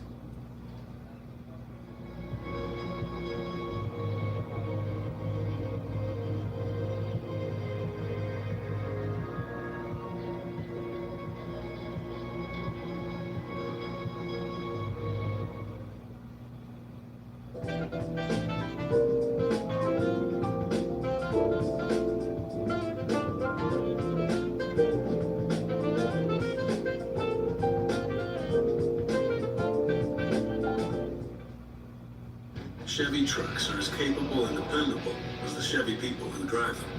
You probably know one. Your sister. Your buddy. The ones who always show up. They all have that little extra something. And maybe you got it too. It's Chevy Truck Month. Right now, get over $7,300 total value on this 2026 Chevy Silverado. Plus, Costco Executive members can get a $12.50 members-only incentive. What we attempt shapes what we achieve.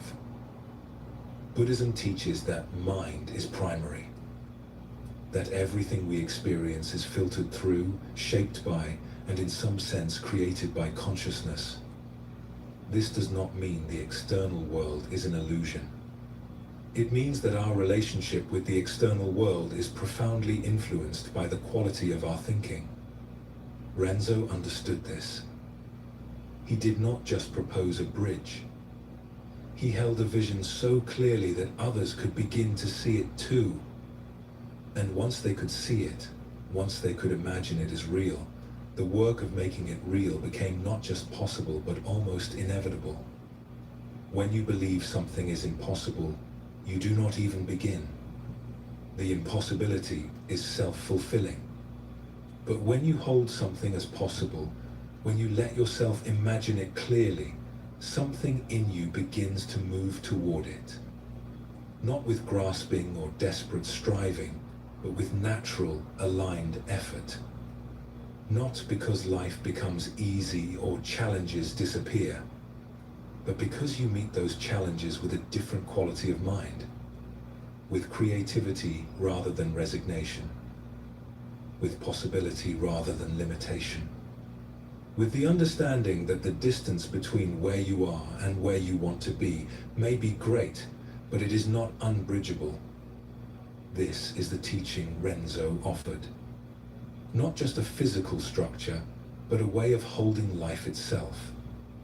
And that way of holding, that quality of thinking, that is the real bridge. The one that, once built in your mind, you carry with you always.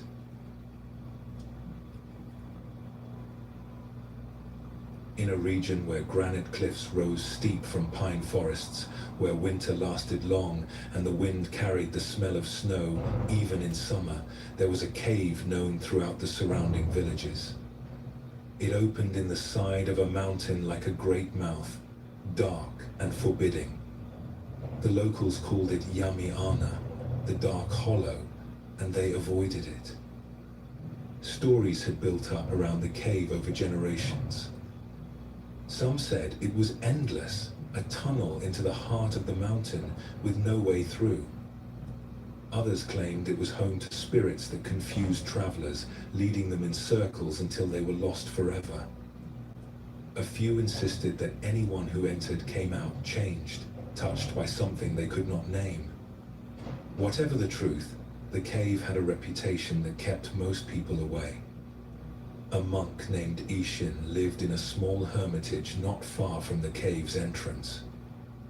He was in his later years, his beard streaked with grey, his body still strong but marked by decades of simple living. He had chosen this remote place specifically because of the cave. Not despite its reputation, but because of it. Ishin understood something about darkness that most people did not. That what we fear often holds what we most need to learn.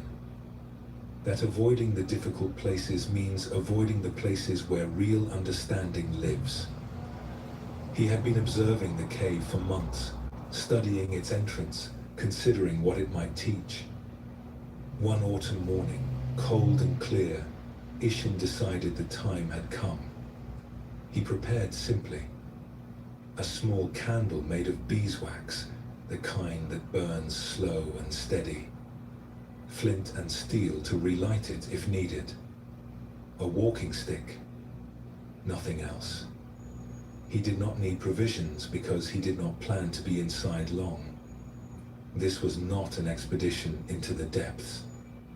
It was a teaching, and teachings do not require elaborate preparation. He stood at the cave's mouth as the sun climbed higher, warming the rocks around the entrance. The darkness inside was absolute. Not the darkness of a moonless night where your eyes eventually adjust. This was deeper, the kind of darkness that exists where light has never reached.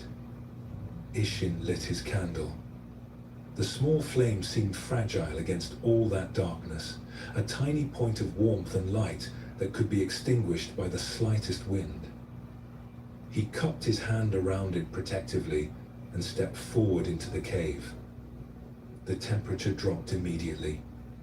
The air smelled of stone and earth and deep time. His footsteps echoed softly. The circle of light from his candle reached perhaps 6 feet in any direction, creating a small sphere of visibility that moved with him. Beyond that sphere, darkness absolute. He walked slowly, placing each foot carefully on the uneven floor. The path sloped downward, not steeply, but noticeably. The walls narrowed, then widened, then narrowed again. Water dripped somewhere in the distance, the sound echoing strangely in the enclosed space. What struck Ishin most was how the darkness pressed in. It was not passive, not merely the absence of light. It felt present, attentive, waiting. His candle flame became the center of his world. Everything depended on that small point of brightness. He walked for what might have been 20 minutes or an hour. Time felt different in the cave, stretched and compressed simultaneously. The path twisted, turned, branched. He kept to what seemed like the main passage, leaving the smaller side tunnels unexplored. Then, without warning, his foot caught on a stone. He stumbled forward, catching himself against the wall with his free hand. But the candle, he could not protect it. The flame guttered, flickered, and went out. Darkness swallowed him completely. Not gradual darkness, but instant and total. Ishin could not see his hand in front of his face. Could not see the walls he knew were close. Could not see anything at all. For a moment, pure instinct rose. The body's ancient fear of darkness, of being unable to see threats, of being vulnerable and exposed. His breathing quickened. His heart beat faster. The cave suddenly felt smaller, the air thinner, the weight of the mountain above him pressing down. But Ishin was not an ordinary person stumbling into an unexpected situation. He was a monk who had spent decades training his mind. So even as the fear rose, he recognized it, named it. Fear. The body's response to perceived danger. He stood still, let his breathing slow, felt his feet solid on the stone floor, felt the wall under his palm. These sensations were real. The darkness had not changed anything except his ability to see. The cave was exactly as it had been a moment before. He was exactly where he had been. Nothing had actually changed except the presence of light. This understanding settled into him, and with it, something loosened. The fear did not disappear entirely, but it lost its grip. He could feel it without being controlled by it. He reached into his robe for the flint and steel.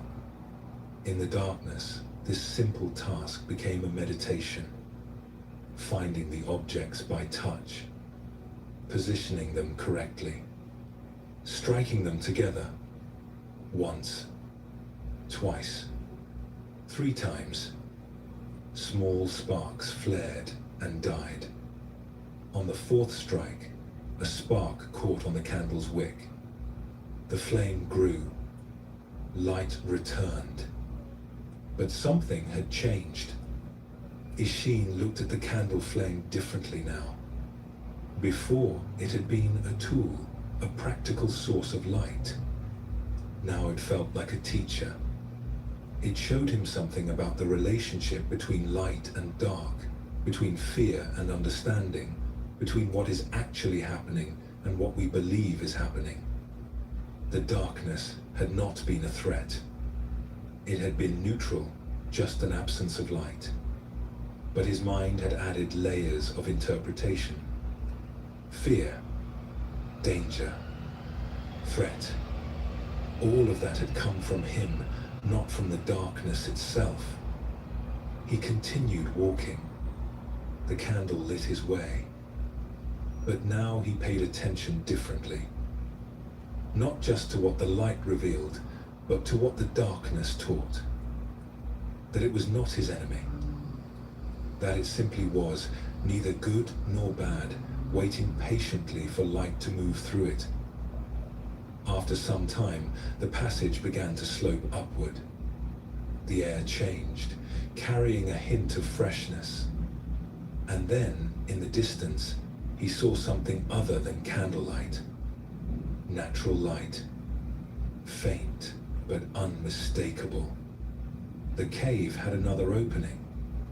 He followed the light and emerged on the far side of the mountain. A hidden valley opened before him, small and sheltered, with a stream running clear and cold over smooth stones. Wildflowers grew in the meadow grass. The sun felt warm after the cave's chill. Ishin stood at this unexpected opening and understood. The cave was not an ending. It was a passage. The darkness was not a barrier, but a path. And the fear that arose in that darkness was not truth, but interpretation. All of this, the cave had taught him in the time it took to walk from one opening to another. He spent a few hours in the valley, resting, eating some wild berries he found growing near the stream. Then, he walked back through the cave, this time from the valley side to his hermitage side. The journey was easier, knowing where it led, knowing the cave was passable. But the real teaching was not about the cave's geography. It was about the nature of difficulty itself. About how we meet moments when we cannot see clearly. About the difference between actual danger and the fear our minds create around situations we do not understand. In the days that followed, word spread about Ishin's journey through Yamiana. People asked him about it. Was the cave as dangerous as the stories claimed? Were there really spirits inside? Ishin would smile gently. The cave is just a cave. Stone and darkness and the occasional dripping water.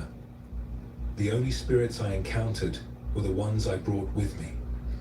The fears and interpretations that arose in my own mind. Those were real enough. But they were not the cave. They were me. But you found a way through, someone would say. You discovered the hidden valley. I discovered that darkness is only the absence of light, Ishin replied. And that even a small light is sufficient to guide you through. The valley was a gift, yes. But the... Night, I have a feeling this might help. Got a pile of clothes you never wear anymore? Turn them into cash with Vinted. Snap a photo, list your item. Easy. Once it sells, the buyer covers shipping. And with zero seller fees, you keep every dollar you earn. Less clutter in your home, more money in your pocket. With millions of users and low cost for your buyers, it's easy to start selling and earning. Start selling on Vinted today.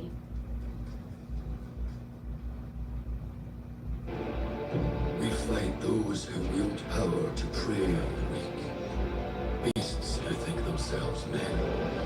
That is what it means to be a queen.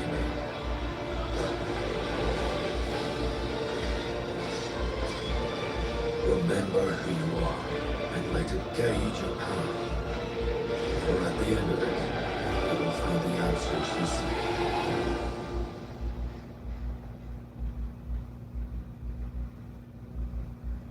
But the real discovery was understanding that what seems like an ending is often a passage to something new.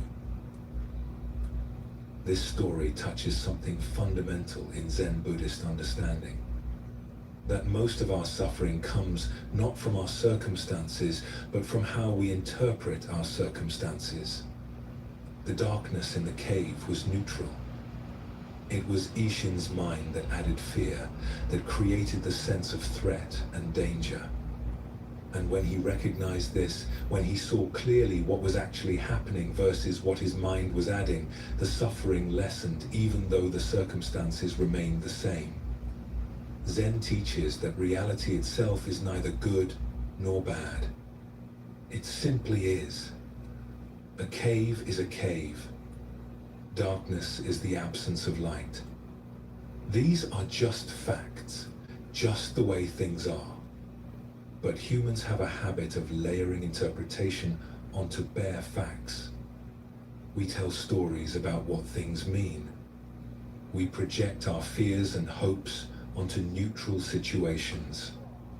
And then we respond to our interpretations as if they were reality itself. This creates unnecessary suffering. When Ishin's candle went out, the actual situation was simple. He was standing in a cave without light. That was all. But his mind immediately added danger, threat, being lost, being trapped. None of these interpretations were based on what was actually present. They were projections, stories about what might happen, fears about what could be. When we can see this clearly, when we can distinguish between what is actually here and what our mind is adding, a natural peace becomes possible. Not because circumstances become perfect. The cave was still dark, but because we stop fighting with reality. We stop adding extra layers of suffering to situations that are already challenging enough without our mental commentary. This is why Zen practice emphasizes direct seeing. Looking at what is actually present without filtering it through all our interpretations and stories. A sound is just a sound. A sensation is just a sensation. Darkness is just darkness. When we can experience this directly, much of what we thought was unbearable becomes simply what is happening right now. The hidden valley Ishin discovered represents what becomes available when we are willing to move through difficulty rather than avoiding it. The cave's darkness seemed like something to fear, something to avoid. But by entering it, by passing through it with awareness, Ishin found beauty and peace on the other side. This is true of many difficult experiences in life. They seem like endings, like barriers, but they can be passages to understanding we could not reach any other way. The peace that comes from this understanding is not about eliminating difficulty from life. It is about changing our relationship with difficulty, meeting it without adding unnecessary layers of fear and interpretation, seeing it clearly for what it is, and trusting that awareness, even a small flame of awareness, is sufficient to guide us through. In a mountain monastery where mist gathered in the valleys each morning and the sound of a bell marked the hours, there lived a monk named Fumio.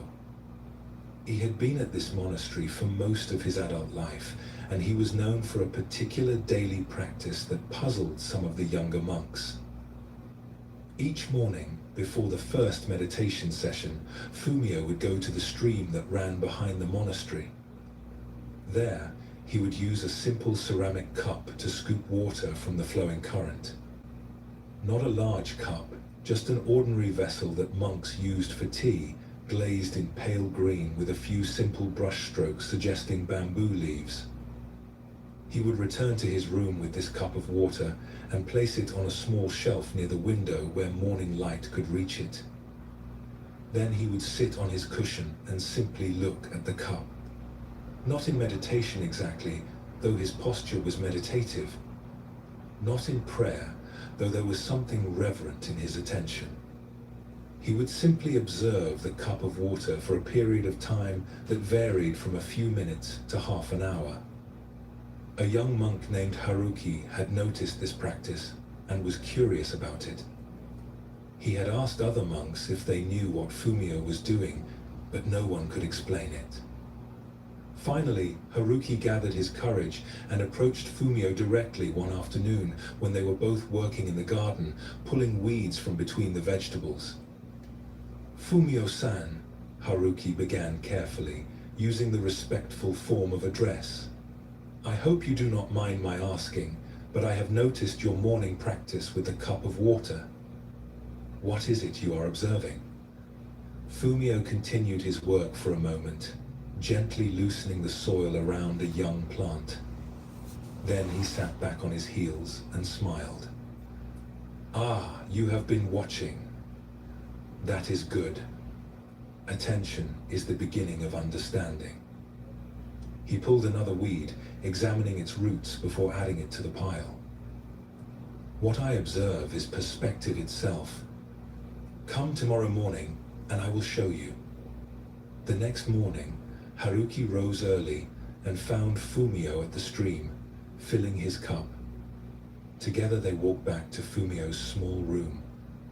The older monk placed the cup on its shelf and gestured for Haruki to sit beside him. "Look at the cup," Fumio said quietly. "Tell me what you see."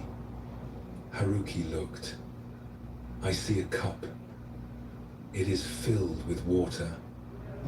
About halfway, I would say." "Halfway," Fumio repeated. "So you see it as half full?" Haruki considered this. "Well, yes. Or half empty, depending on how you think about it." "Exactly," Fumio said, and there was something in his voice, a note of deeper meaning. "The cup has not changed. The amount of water has not changed. But already we have two different ways of seeing the same thing. Half full, half empty. Two perspectives. Two different experiences of the identical reality." He let this sit between them for a moment. The morning light was growing stronger, catching the water's surface, making it shimmer slightly. "When I fill the cup," Fumio continued, "I fill it halfway intentionally. Not because I am measuring precisely, but because I want to see both the water and the empty space above it. Both are there. Both are real. But which one do we give our attention to? Which one do we decide matters?" Haruki looked at the cup with new interest. He had thought it was just water in a cup. Now he was beginning to see it as something else. A teaching. A mirror. "Most people," Fumio said, "go through their entire lives looking at half-full cups and seeing only what is missing. They focus on the empty space. They think about what is not there rather than what is there. This habit of mind creates a kind of poverty that has nothing to do with actual circumstance." He shifted his weight on his cushion, settling more deeply. "I had a friend once, a man who lived in the village below. He had a beautiful home, a loving family, work that provided well for his needs. But he was always unhappy because his neighbor had a larger home. The neighbor's success seemed to diminish his own. He would look at his life and see only what he lacked compared to others. What happened to him? Haruki asked. He spent his whole life feeling poor despite being rich in all the ways that actually matter. He never learned to see the fullness of his cup. He died an unhappy man, surrounded by blessings he never acknowledged. Fumio turned his attention back to the cup. This is why I sit with this practice each morning, to train my mind to see the fullness as well as the emptiness, to recognize that both are present, and I have some choice about which one I emphasize. Over the following weeks, Haruki began joining Fumio for the morning practice. At first, it seemed simple to the point of being silly. Sitting and staring at a cup of water. What could this possibly teach? But gradually, Haruki began to notice things. Some mornings, he would look at the cup and his eyes would go immediately to the empty space, to what was not there. Other mornings, he would see the water first, clear and pure, catching the light. The cup itself never changed, but his perception of it shifted based on his state of mind. This was the teaching revealing itself. His mood, his worries, his hopes, all of these colored how he saw the cup. When he was feeling grateful and content, he saw fullness. When he was anxious or comparing himself to others, he saw emptiness. The cup became a mirror for his own mental state. One morning, after sitting with the cup for some time in silence, Haruki spoke. I am beginning to understand. It is not really about the cup at all. Fumio smiled. No, it is about the mind that observes the cup. About recognizing that we are always choosing where to place our attention, whether we realize it or not. And that choice shapes our entire experience of life. He picked up the cup, holding it carefully in both hands. Some people think positive thinking means lying to yourself, pretending the empty space is not there. But that is not what this practice teaches. The empty space is there. It is real. I am not denying it or pretending it does not exist. He turned the cup, watching how the water moved. What I'm learning is to give equal attention to what is present, to see the whole picture, not just the part my habitual mind wants to focus on. And I am discovering that when I do this, when I truly see both the fullness and the emptiness, something shifts. Life becomes more balanced, more complete, more real. Haruki found that this practice began affecting how he saw everything. When he worked in the garden, he could choose to focus on the weeds that always grew back, or on the vegetables that thrived with care. Both were true. When he sat in meditation, he could focus on how restless his mind was, or on the moments of stillness that appeared between thoughts. Both existed. Life itself was like the half-full cup, always containing both presence and absence, fullness and emptiness, achievement and falling short.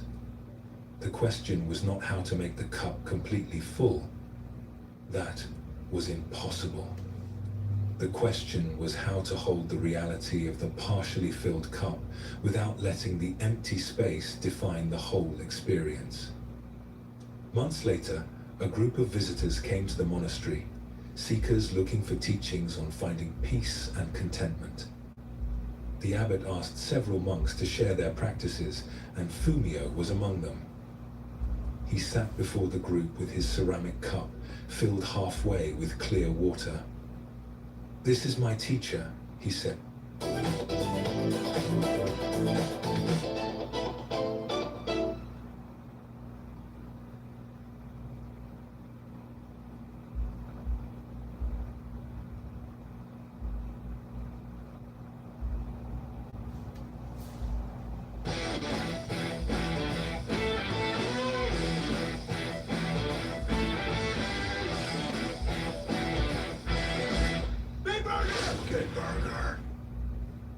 said, holding it up so everyone could see. Every morning, it shows me the most important teaching. That reality contains both fullness and emptiness. That I have some choice about where I direct my attention. And that this choice matters more than almost any external circumstance. A woman in the group spoke up. But what if your life really is mostly empty? What if there is legitimate lack, real problems, actual difficulty? Fumio nodded. Yes, this happens. Life can be truly difficult. There can be real loss, real hardship, real pain. I am not suggesting we deny this or pretend it is not happening. He looked at the cup in his hands. But even in the hardest circumstances, there is usually some water in the cup. Maybe very little. Maybe just a few drops. But something. He paused, choosing his words carefully. When we are in real difficulty, even more important. Not because they eliminate the emptiness, but because they remind us that we are not completely without resources. There is still something to work with, even if it is small. The practice is not about creating false optimism. It is about seeing accurately. Seeing all of what is present, including the small things we might otherwise overlook because we are so focused on what is absent. This complete seeing, this is what creates the possibility of genuine peace. The teaching of the half-full cup goes deep into Zen understanding. In Zen, we talk about seeing things as they are, without the distortions our preferences and aversions create. This is harder than it sounds because the mind is constantly evaluating, judging, comparing. Constantly telling stories about whether what is present is good enough or lacking. The cup with water halfway up is a perfect mirror for human life. We are never completely empty and never completely full. There is always presence and absence existing together. Always some things going well and other things needing attention. Always both gifts and challenges. This is not a problem to solve. This is simply the nature of being alive. But the mind wants to make it a problem. It wants to focus on what is missing and make that mean something about our worth or our life's value. Or sometimes it goes the other direction, trying to focus only on the positive and denying any difficulty. Both approaches are distortions. Both miss the complete picture. Zen practice cultivates what might be called accurate seeing. Looking at the cup and seeing both the water and the space above it without making either one more important than the other. Both are there. Both are part of the reality of this moment. When we can hold both with equal attention, something balances in us. This balanced seeing naturally leads to peace. Not because circumstances become perfect, but because we stop fighting with reality. We stop demanding that the cup be completely full before we can appreciate the water that is present. We stop letting the empty space define our entire experience. The peace that comes from this is stable in a way that peace dependent on circumstances can never be. Because circumstances always change. Sometimes the cup is more full, sometimes less full. But when our peace comes from how we hold whatever is present, rather than from the specific amount present, that peace can persist through changing conditions. Fumio's daily practice was training in perspective, training the mind to see completely rather than selectively. This is what all Zen practice does in different ways. It trains us to be present with what actually is, rather than lost in our thoughts about what should be. When you look at your own life as a cup, what do you see? Are you seeing only the empty space? Only what is lacking or wrong or needing improvement? Or can you also see the water, the gifts and strengths and beauties that are already present? Both are there. Both are real. The question is where your attention habitually goes. This is not about forcing yourself to think positively or pretending problems do not exist. It is about widening your view to include the whole picture. About training your mind to notice what is present with the same energy you give to noticing what is absent. This simple shift in attention can change everything. The cup sits on the shelf, unchanged by our perception of it. But our experience of the cup, our experience of our life, our experience of this moment, all of this is profoundly shaped by where we place our attention. And that placement, that choice of focus, this is something we can learn to direct with awareness rather than letting it be controlled by habit. In a region where mountains rose in layers, each ridge visible beyond the last like waves frozen in stone, there grew a tree unlike any other in the forest. It was a cryptomeria, what some call Japanese cedar, and it had been growing for perhaps 300 years. Its trunk was massive, requiring several people linking hands to encircle it. The lowest branches began far above the ground, thick as a man's body, reaching out and up toward the sky. A monk named Osamu had discovered this tree during one of his long walking meditations through the forest. He was not attached to any particular monastery, but moved through the region, staying in hermitages and small temples, teaching when asked, mostly keeping to himself. When he found a great tree, something in him recognized it immediately. Not as just a tree, but as a possibility. He began visiting it regularly. Each time, he would climb up into its branches, moving carefully but confidently. The bark was rough under his hands, providing good grip. The branches were sturdy, layered in ways that created natural platforms and perches. And high up, perhaps 40 feet from the ground, there was a place where several large branches met, forming a kind of bowl or cradle in the tree's architecture. Osamu began to see what could be built there. Not a house exactly, but a nest, a refuge, a place suspended between earth and sky where he could rest and practice, held by the tree's ancient strength. He started gathering materials, fallen branches from the forest floor, straight and strong, vines that could be woven and tied, moss and leaves for cushioning. He carried these up into the tree, climb after careful climb, building his collection in the cradle of branches. The work took weeks. He would spend hours in the tree each day, weaving branches together, creating a platform first, then building up walls of woven twigs and vines. The structure had to be strong enough to support his weight, flexible enough to move with the tree in the wind, and sheltered enough to provide some protection from weather. People from the nearest village noticed his project. They would see him climbing the tree, see the structure taking shape high in the branches. Some thought he was mad.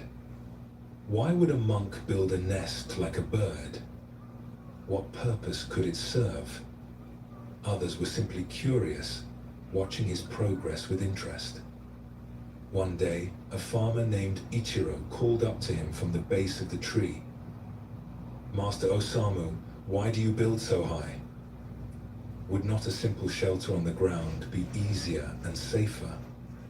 Osamu paused in his work and looked down through the branches. Ichiro seemed very small from this height. "Easier, yes," Osamu called back. "Safer, perhaps. But this is not about ease or safety. This is about creating something that reflects what I value." a place of perspective and peace. He climbed down to talk with Ichiro more easily. They sat at the base of the great tree, and Osamu explained. When I'm up there, everything looks different. The problems that seem so large on the ground become smaller when seen from above. The worries that press close lose some of their weight when there is distance and perspective. But you could gain perspective by climbing a mountain, Ichiro said. Why build in the tree? Because this is not just about the view, Osamu replied. It is about creating a place that is wholly mine. A space I have built with my own hands, shaped by my own choices, reflecting what matters to me. Every branch I weave into it represents a decision. Every vine I tie represents intention. I am not just finding a place of peace. I am creating it. Over the following weeks, the nest took shape. It was perhaps 6 feet across, with woven walls rising a few feet high on the sides most exposed to wind. The floor was layered with moss and soft leaves. There was space to sit, to lie down, to move around slightly. Branches overhead provided some shelter from rain, though the nest would never be completely dry in a storm. That was part of its nature. When it was finished, Osamu began spending more time there. He would climb up in the early morning and sit in meditation as the sun rose. The tree would sway gently in the wind, and the nest would move with it, a rocking motion that was strangely soothing. He could hear the forest below and around him. Birds would come close, curious about this unusual nest with its unusual occupant. The perspective from the nest changed how Osamu saw things. The village in the distance looked peaceful, the individual houses and people part of a larger whole. The mountains beyond seemed closer, more present. The sky was not just above, but around him, infinite and changing.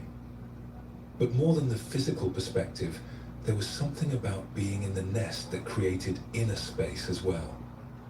Up there, held by the tree, separate from the ground and its constant demands, Osamu found he could think more clearly. The usual noise of the mind quieted. Questions that had seemed complicated became simpler.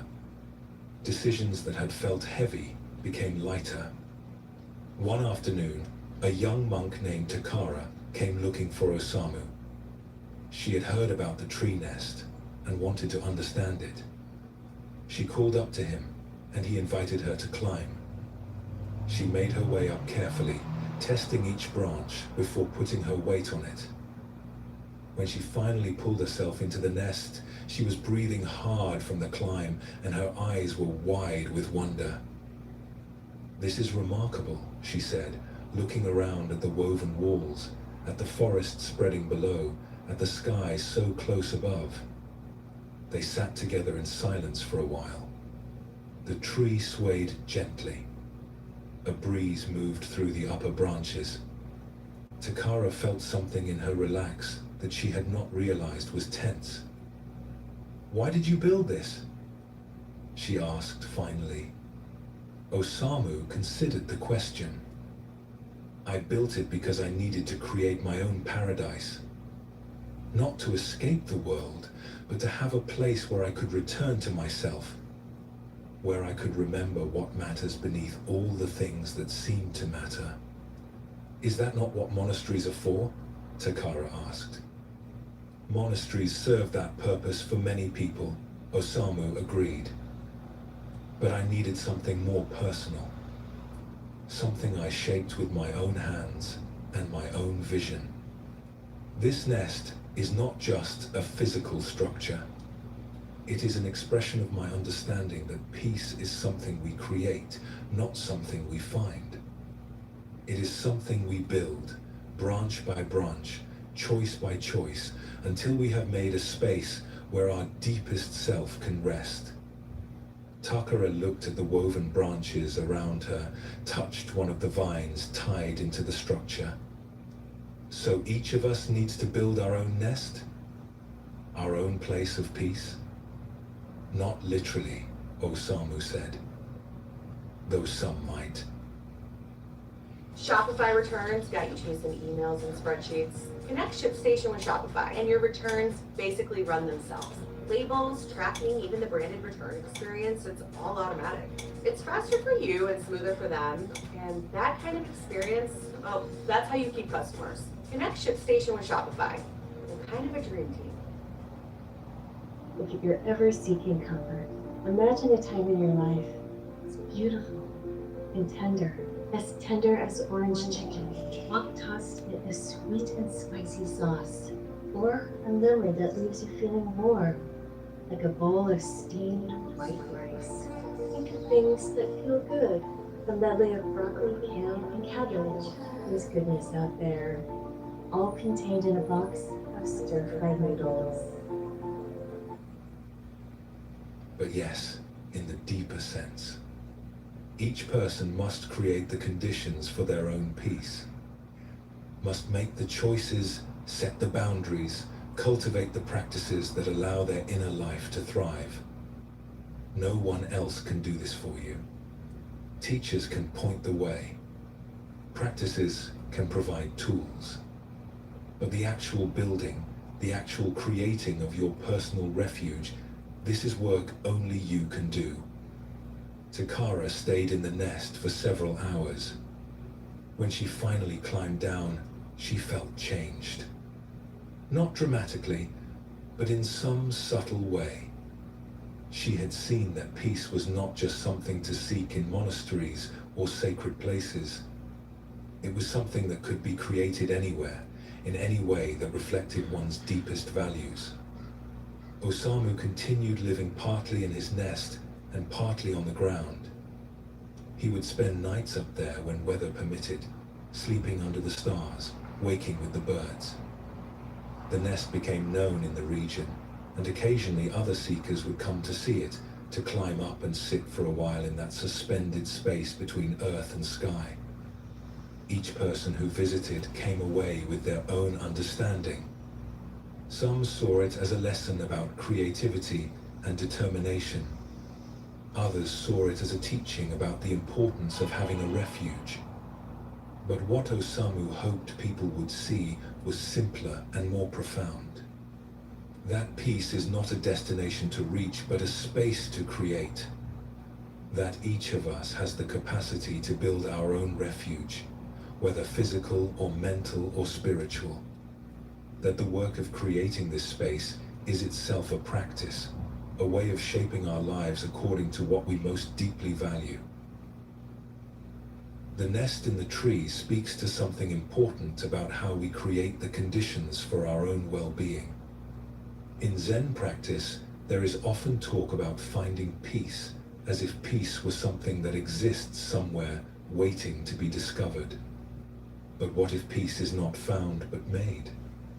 What if it is something we construct through our choices, our practices, our attention to what matters? Osamu's nest was physical, visible, something you could climb into and touch. But each of us builds invisible nests all the time. The habits we cultivate become structures that support us or fail to support us. The thoughts we habitually think create the atmosphere of our inner life. The boundaries we set determine what we allow in and what we keep out. All of this is nest building. All of this is creating refuge. Many people wait for the right conditions to create peace in their lives. They think they will find peace when circumstances improve, when problems are solved, when life becomes easier. But this approach gives all the power to circumstances. It makes peace dependent on things outside your control. What Osamu understood is different. Peace becomes possible when you create the conditions for it, regardless of external circumstances. This does not mean ignoring difficulties or pretending challenges do not exist. It means building something sturdy enough to hold you while you face those difficulties. Creating space where you can return to center, to clarity, to what matters beneath all the noise. The height of the nest also taught something. Perspective changes things. When you can step back from the immediate press of daily concerns, when you can see your life from a different vantage point, problems often look different. Not smaller necessarily, but in proportion. Part of creating refuge is creating this capacity for perspective, for seeing your life as a whole rather than being lost in whatever moment is pressing on you. In a coastal town where fishing boats left at dawn and returned with the evening tide, where the smell of salt was always in the air and gulls cried overhead, there lived a monk named Shiro. He had no temple, no monastery affiliation. He supported himself by mending nets for the fishermen, work that required patience and steady hands. In exchange for this work, the fisherman made sure he always had enough to eat and a dry place to sleep. Shiro had a small boat, barely large enough for one person, with a simple sail and a pair of oars. It was old but sound, well maintained, despite its age. Most days, when the weather was calm and his net mending work was done, Shiro would take the boat out onto the lake that stretched beyond the town's harbor. The lake was large, more like a small inland sea, fed by mountain streams and rivers. Its waters were usually calm, though storms could arise suddenly when conditions were right. Most of the fishermen worked the lake near the shore where fish were plentiful and the way back was short. But Shiro liked to row out farther, to where the town became small in the distance and the water opened wide in all directions. A young man named Daisuke had noticed Shiro's daily journeys. Daisuke was the son of one of the fishermen, learning the trade but not yet skilled enough to go out alone. He was curious about the monk who rowed out each day into the open water, seemingly for no practical purpose. No nets, no lines. Just rowing out and sitting on the water for hours before returning.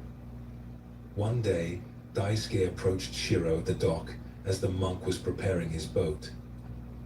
"Master Shiro, may I ask you a question?" Shiro looked up from checking his sail and smiled. "Of course. Why do you go out on the water each day? You are not fishing. You are not going anywhere specific. What is it you do out there?"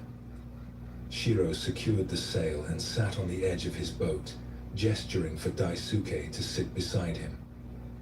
"I go out to practice," he said simply.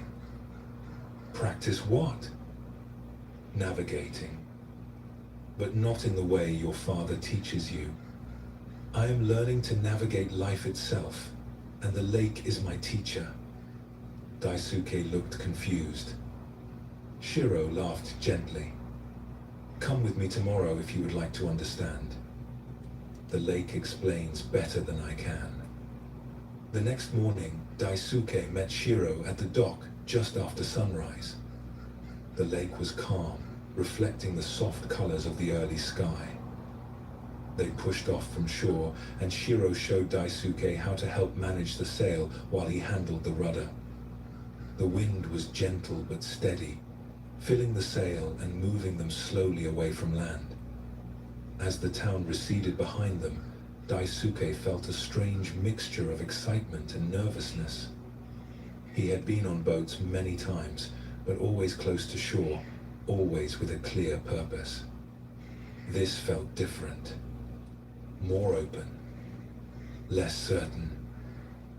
When they were perhaps a mile from shore, Shiro adjusted the sail to slow their movement, letting the boat drift gently with the current. "Now," he said, "we practice." "Practice what?" Daisuke asked. "The wind is like life," Shiro said. It blows where it will. Sometimes in the direction we want to go, sometimes not. Sometimes strong, sometimes gentle, sometimes not at all. We cannot control it, but we can decide how we respond to it. He adjusted the sail slightly, and the boat turned. Adjusted it again, and they moved in a different direction. The sail is like our will, our intention. The wind provides the energy, but the sail determines how that energy moves us. When I position the sail correctly, even a wind that seems contrary can take me where I want to go. Daisuke watched as Shiro demonstrated, turning the boat in various directions by adjusting the sail's angle to the wind. The wind had not changed, but their direction changed constantly based on how Shiro held the sail. But what if the wind stops? Daisuke asked. What if there is no wind at all? Shiro picked up one of the oars. Then we row. Different energy, different method, but we still move. We do not wait for perfect conditions. We work with what is present. They spent the morning on the water. Shiro taught Daisuke how to read the wind, how to feel the boat responding to the water, how to adjust constantly to changing conditions. It was not about forcing the boat to go where you wanted regardless of circumstances. It was about being responsive, flexible, always working with what was actually present rather than wishing for something different. As the sun climbed higher, the wind picked up slightly. Small waves formed on the lake's surface. The boat moved faster, and Daisuke could feel the power of the wind in the sail, the resistance of the water against the hull. Notice, Shiro said, how the wind that makes some people complain is the same wind that moves us forward. The difference is not in the wind. It is in how we position ourselves relative to it. He let Daisuke take the rudder, coaching him on how to feel the boat's movement, how to anticipate changes, how to respond smoothly rather than overcorrecting. At first, Daisuke was uncertain, gripping the rudder too tightly, making jerky adjustments. But gradually, as he relaxed, he began to feel the boat as an extension of himself, began to sense the wind's changes before they fully arrived. This is what I mean by navigation, Shiro said. Not just steering a boat, but learning to move through conditions as they are. To meet what comes with flexibility rather than rigidity. To use even unfavorable conditions to move in the direction that matters. They had drifted a good distance from where they started. Shiro pointed towards shore. Now, let us return. But notice, we are not going directly back. The wind is coming from that direction. So we will angle, tacking back and forth, using the very wind that blocks a direct path to eventually arrive where we want to be. Daisuke had seen fishermen do this countless times, but had never understood the deeper principle. You could not always move in a straight line to your destination. Sometimes you had to angle, to move in a direction that seemed wrong, to work with the conditions rather than fighting against them. And yet, through this indirect path, you eventually arrived. They made their way back to the harbor, and as Daisuke helped secure the boat, his mind was turning over everything he had experienced. It was not just about sailing. It was about life. About meeting circumstances with flexibility. About using what is present rather than complaining about what is absent. About trust that you can navigate through anything if you remain responsive and clear. "Thank you," he said to Shiro. "I thought I was learning to sail, but I learned something much larger." Shiro smiled. "The lake teaches what we are ready to learn. Come out with me again when you wish." There is always more to discover. In the weeks that followed, Daisuke joined Shiro on the water regularly. Each time, the conditions were different. Sometimes the wind was strong, sometimes gentle, sometimes absent. Sometimes the water was choppy, sometimes smooth.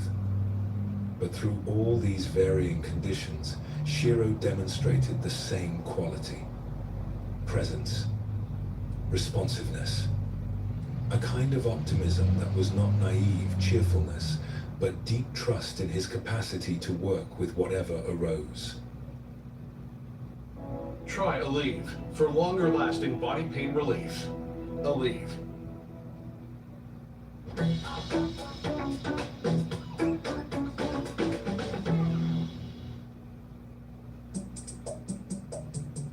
This is what it means to live Robin rich.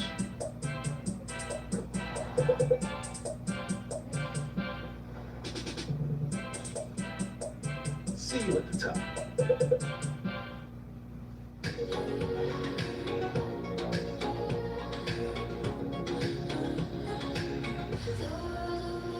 Get this exceptional lease offer on this 2026 Cadillac Optic.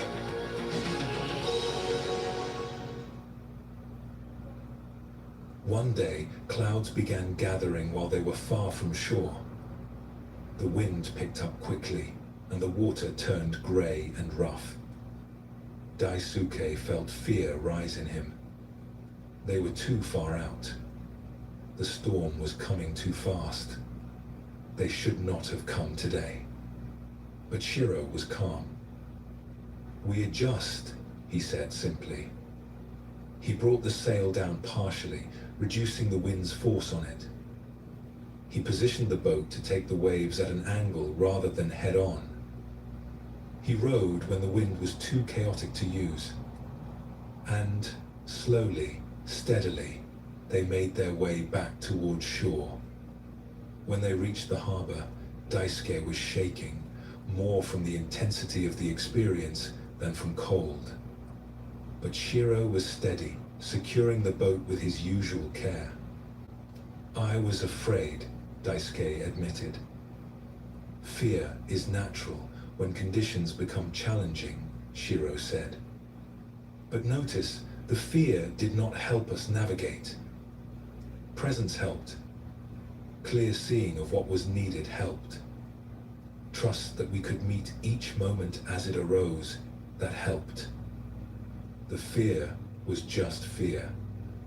We acknowledged it and then did what needed doing. Daisuke understood then why Shiro went out every day. It was not about the sailing itself. It was about practicing this quality of meeting life, of working with conditions as they are, of maintaining presence and trust through changing circumstances. The lake was a teacher, and each day's conditions provided a different lesson in navigation. What Shiro teaches on the water applies to everything in life. We all face changing conditions, favorable and unfavorable, often beyond our control. The question is not how to make all conditions favorable. That is impossible. The question is how to navigate skillfully through whatever conditions arise. In Zen understanding, optimism is not about expecting everything to go well. It is about trust in your capacity to respond to whatever comes. This trust is built through practice, through repeatedly meeting difficulty and discovering that you can work with it, that you have resources you did not know you possessed. The sail and the wind create a relationship. The wind provides energy, the sail directs it. In life, circumstances provide energy, and your response directs how that energy moves through your experience. A difficult situation can break one person and strengthen another. Not because the situation is different, but because the response is different. Shiro's flexibility on the water shows something essential. When the wind changes, he adjusts the sail. He does not waste energy complaining that the wind should blow from a different direction. He does not remain rigid, insisting that the sail stay in one position regardless of conditions. He moves with what is present. This is not passive acceptance. This is active responsiveness. Many people approach life with fixed ideas about how things should be. When reality does not match these ideas, they suffer. They fight against what is happening, wishing it were different, angry that circumstances are not as they prefer. All this fighting creates suffering without changing the circumstances. It is like keeping the sail in one position while the wind shifts, wondering why you are not moving in the direction you want. What if instead you could be like Shiro, noticing when conditions change, adjusting your response, working with what is actually present rather than what you wish were present. This does not mean you have no preferences or make no effort to improve conditions. It means you do not add the extra layer of resistance and complaint to whatever challenges you are already facing. The indirect path back to shore when the wind blocks the direct route speaks to patience and trust. Sometimes you cannot move straight toward what you want. Sometimes you have to angle, to take a path that seems to go in the wrong direction, to move in ways that do not make immediate sense. But if you trust the process, if you keep adjusting and responding skillfully, you discover that even the indirect path leads home. Shiro's calmness in the storm came from practice. He had been on the water in many conditions. He knew from experience that he could navigate through difficulty. This knowledge was not theoretical. It was earned through repeatedly meeting challenges and discovering his capacity to respond.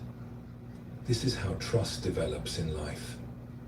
Not by avoiding difficulty, but by meeting it and discovering that you can. Each time you navigate through something hard, you build trust in yourself. Each time you adjust and respond skillfully rather than panicking or giving up, you strengthen the quality of presence that Shiro demonstrated. The lake teaches because it is always changing and always itself. The water, the wind, the weather, all in constant flux. You cannot step into the same lake twice. Each day's conditions are new. And yet, the principles of navigation remain consistent. Presence, flexibility, working with what is present, trust in your capacity to respond. Your life is like this lake, always changing, always presenting new conditions, and the practice is the same. Not controlling the wind, not demanding that the water be different, but learning to position your sail, your intention, your response in ways that allow you to navigate skillfully through whatever arises. In a city where streets wound between workshops and market stalls, where the clang of metalwork mixed with the calls of vendors and the constant hum of conversation, there stood a temple. Most people passed it without noticing. It was small, tucked between larger buildings, its entrance marked only by a simple wooden gate. But those who found it called it Shizukaji, the Temple of Stillness. A monk named Hideo was traveling through the region, moving from place to place, as was his practice. He believed that staying still for too long could make a monk's understanding rigid, disconnected from the flowing reality of the world. So he walked, he observed, he taught when asked, and he kept moving. He arrived in this particular city on a market day when the streets were especially crowded. The noise was overwhelming. Vendors shouting their prices, customers haggling, children running and calling to each other, animals making their various sounds, carts rattling over cobblestones. The sensory assault was constant, pressing in from all directions. Hideo felt his usual calm beginning to fray. He was tired from traveling. His body wanted rest. But more than that, his mind wanted quiet. He needed a place to settle, to breathe, to find his center again. As he moved through the market, dodging people and carts, he noticed something. An elderly woman standing still amid all the movement, her face peaceful despite the chaos around her. Their eyes met, and she smiled slightly. Then she gestured with her head toward a narrow alley between buildings. Hideo followed her indication and found himself in front of the small temple gate. He could still hear the market, but the sound was slightly muffled here. He pushed the gate open and stepped inside. The change was immediate. Not that the noise stopped. He could still hear everything from the street. The vendors, the conversations, the general commotion of city life. But something about the temple grounds absorbed the noise differently. The space felt separate without being isolated. Present but peaceful. The courtyard was simple. Stone pathways. A few carefully tended plants. A small building with sliding doors that stood partially open. Hideo removed his sandals and stepped inside. The interior was spare. Wooden floors worn smooth by generations of feet. White walls without decoration. A few meditation cushions arranged in rows. And in the corner, a small altar with a single candle burning. That was all. Hideo chose a cushion and Saturday. He closed his eyes and began to settle into meditation. At first, his mind was as chaotic as the street outside. Thoughts jumping from one thing to another. Reactions to sounds. Plans for where he would go next. Memories of the day's walking. The usual mental noise that fills the space of consciousness. But gradually, as he continued sitting, something shifted. The noise outside did not change. The city continued being a city. But his relationship with the noise changed. It became like background music. Present, but not demanding attention. There, but not disturbing. He sat for perhaps an hour, maybe longer. Time felt different in the temple. When he finally opened his eyes, he felt renewed. Not because the world had become quiet, but because he had found quiet within himself despite the world's noise. A monk emerged from a back room. He was older, his face deeply lined, his movements slow but precise. He looked at Hideo and nodded slightly in greeting. "The temple serves its purpose," the old monk said, as if continuing a conversation they had been having. "It does," Hideo agreed. "Though I confess I am curious how such stillness exists in the middle of such noise." The old monk smiled. "The stillness is not in the temple. The temple is just walls and floors and roof. The stillness is in those who enter. The temple only provides space for people to remember what they already carry." He moved to sit on another cushion, settling with the ease of long practice. When people first come here, they expect the temple to block out the city, to create silence by eliminating sound. But this is not what happens.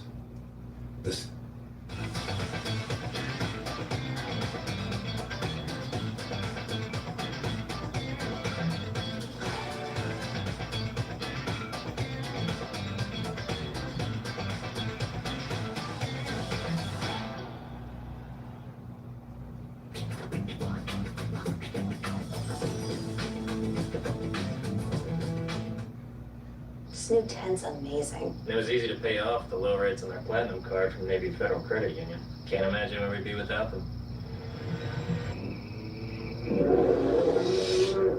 Navy Federal Credit Union. Our members are the mission.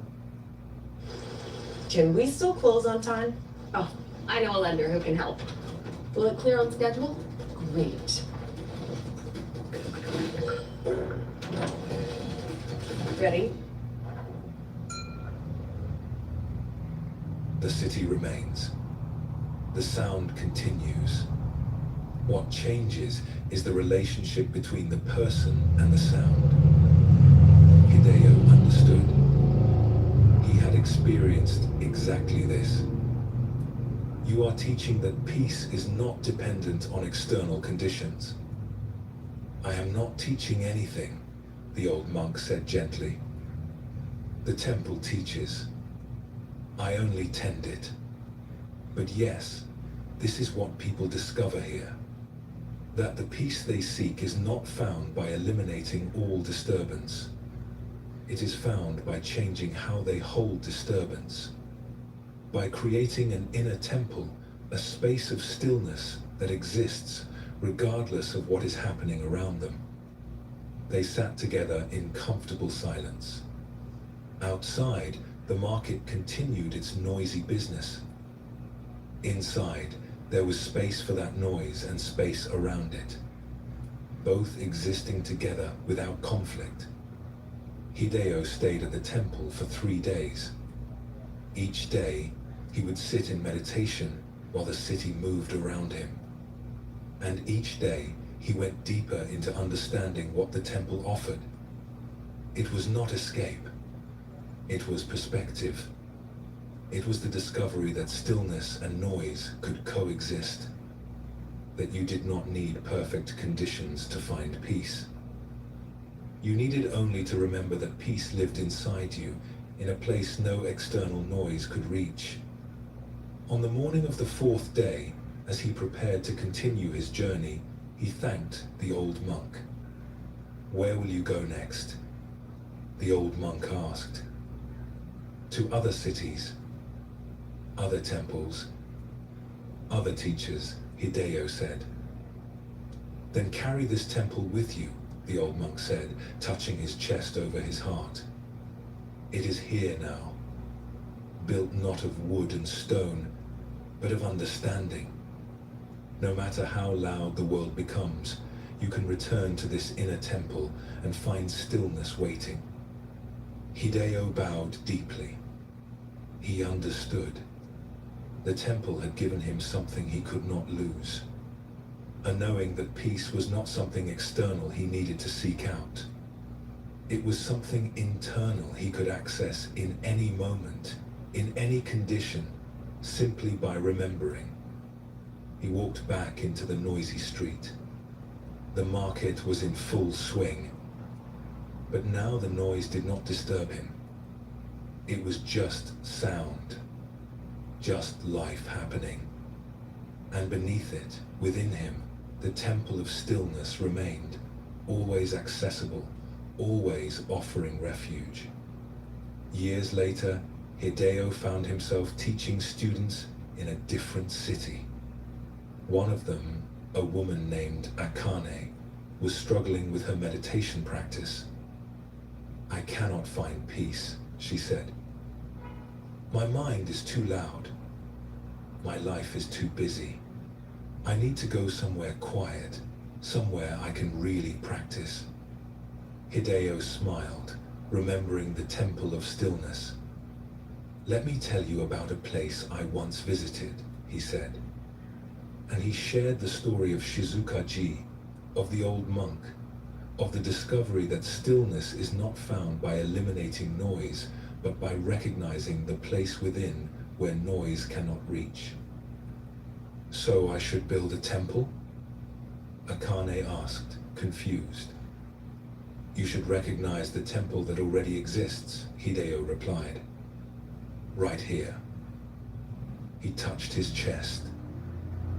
"The world will always be noisy. Life will always be busy. but you carry stillness with you everywhere you go. The practice is not creating perfect conditions. The practice is remembering this inner temple and learning to rest there even when the world is loud. This teaching about the inner temple points to something essential in Zen understanding. We spend so much time trying to arrange external conditions to support our peace, seeking quiet places, eliminating disturbances, creating perfect environments for meditation or reflection. And while these efforts can be helpful, they also create a dependency. They suggest that peace requires certain conditions and cannot exist without them. But what if peace is not dependent on conditions? What if it is something that exists within you regardless of what is happening around you? This is not just philosophical speculation. It is something you can discover directly through practice. The old monk at Shizukaji understood that the temple's purpose was not to eliminate sound, but to provide space for people to discover their own inner stillness. The walls did not block out the city. They created a boundary that said, here is a place where you can remember what you already carry. When Hideo first entered the temple, his mind was as chaotic as the street outside. The difference was not in the external noise level, but in his relationship with noise. As he sat in meditation, he learned to let the sounds be sounds, not problems to solve, not disturbances to eliminate, just sounds happening, like weather happening, like life happening. This is the practice, not fighting with what is present, not demanding that the world be quiet before you can find peace, but discovering that peace exists in a different dimension than noise, that they can coexist, that stillness can hold sound without being disturbed by it. Think about how much energy goes into trying to control your environment, making sure things are just right, eliminating this disturbance and that one, managing conditions so you can finally relax, finally feel at peace. But conditions are always changing. There is always another disturbance, another thing that is not quite right. If peace depends on perfect conditions, peace will always be just out of reach. The inner temple that Hideo discovered is not a place you create. It is a place you recognize. It has always been there, this stillness within you. But it gets forgotten beneath the noise of thoughts, the chaos of emotions, the constant activity of daily life. The practice is remembering, returning, resting in this place that is always available. When you sit in meditation and thoughts arise, you are practicing this. The thoughts are noise. Mental noise instead of auditory noise, but noise nonetheless. And the practice is not eliminating thoughts, but recognizing that you are the awareness in which thoughts arise. That awareness is like the temple. It holds the noise without being disturbed by it. It provides space for everything that arises. This understanding creates a different kind of stability, not the fragile stability that depends on conditions remaining favorable, but a deeper stability that persists through changing conditions. The market can be loud or quiet. Your mind can be busy or calm. And beneath it all, the inner temple remains, offering refuge whenever you remember to return to it. On the edge of the same coastal region where Shiro sailed his small boat, where the lake stretched wide and the mountains rose beyond, there was a stretch of rocky shore that most people avoided. The rocks were sharp and difficult to walk on. The water was deep close to shore, dropping away suddenly, offering no gradual entry. But a monk named Reiko was drawn to this place precisely because others avoided it. Reiko had been practicing meditation for many years. She understood the teachings intellectually. She could explain Buddhist concepts clearly to students. But lately, she had felt something missing. A depth that her understanding had not yet reached. A place beneath the surface that she could sense, but not access. She began coming to the rocky shore each morning before dawn. She would sit on a large flat rock near the water's edge and watch the lake as the sun rose. The water was different every day. Sometimes perfectly calm, reflecting the sky like a mirror. Sometimes choppy with small waves. Sometimes moving in larger swells when the wind was strong. What Reiko noticed was that no matter what the surface looked like, there was a depth beneath that remained unchanged. When the water was choppy, it was only the surface that moved. A few feet down, the water was calmer. Deeper still, it was completely still, unaffected by whatever weather moved across the surface. This observation became a teaching, a way of understanding something about consciousness itself. One morning, as she sat watching the water, a fisherman named Takeshi came walking along the shore.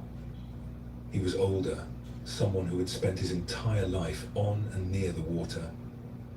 He noticed Reiko sitting on her rock and paused. "You come here often," he said. Not a question, just an observation. "Every morning," Reiko replied. "The lake teaches me." Takeshi looked interested. "What does it teach?" "Come, sit for a moment and I will show you," Reiko said. The fisherman settled onto a nearby rock. Together, they watched the water. The sun was rising now, casting golden light across the surface. Small waves caught the light, creating patterns that moved and shifted constantly. "What do you see?" Reiko asked. "I see the lake. The waves. The morning light," Takeshi said.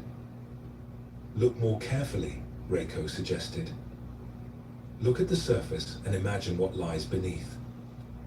Takeshi was quiet, really observing now. After a moment he said, "The surface moves constantly. Changes every second. But deeper down, the water must be calmer.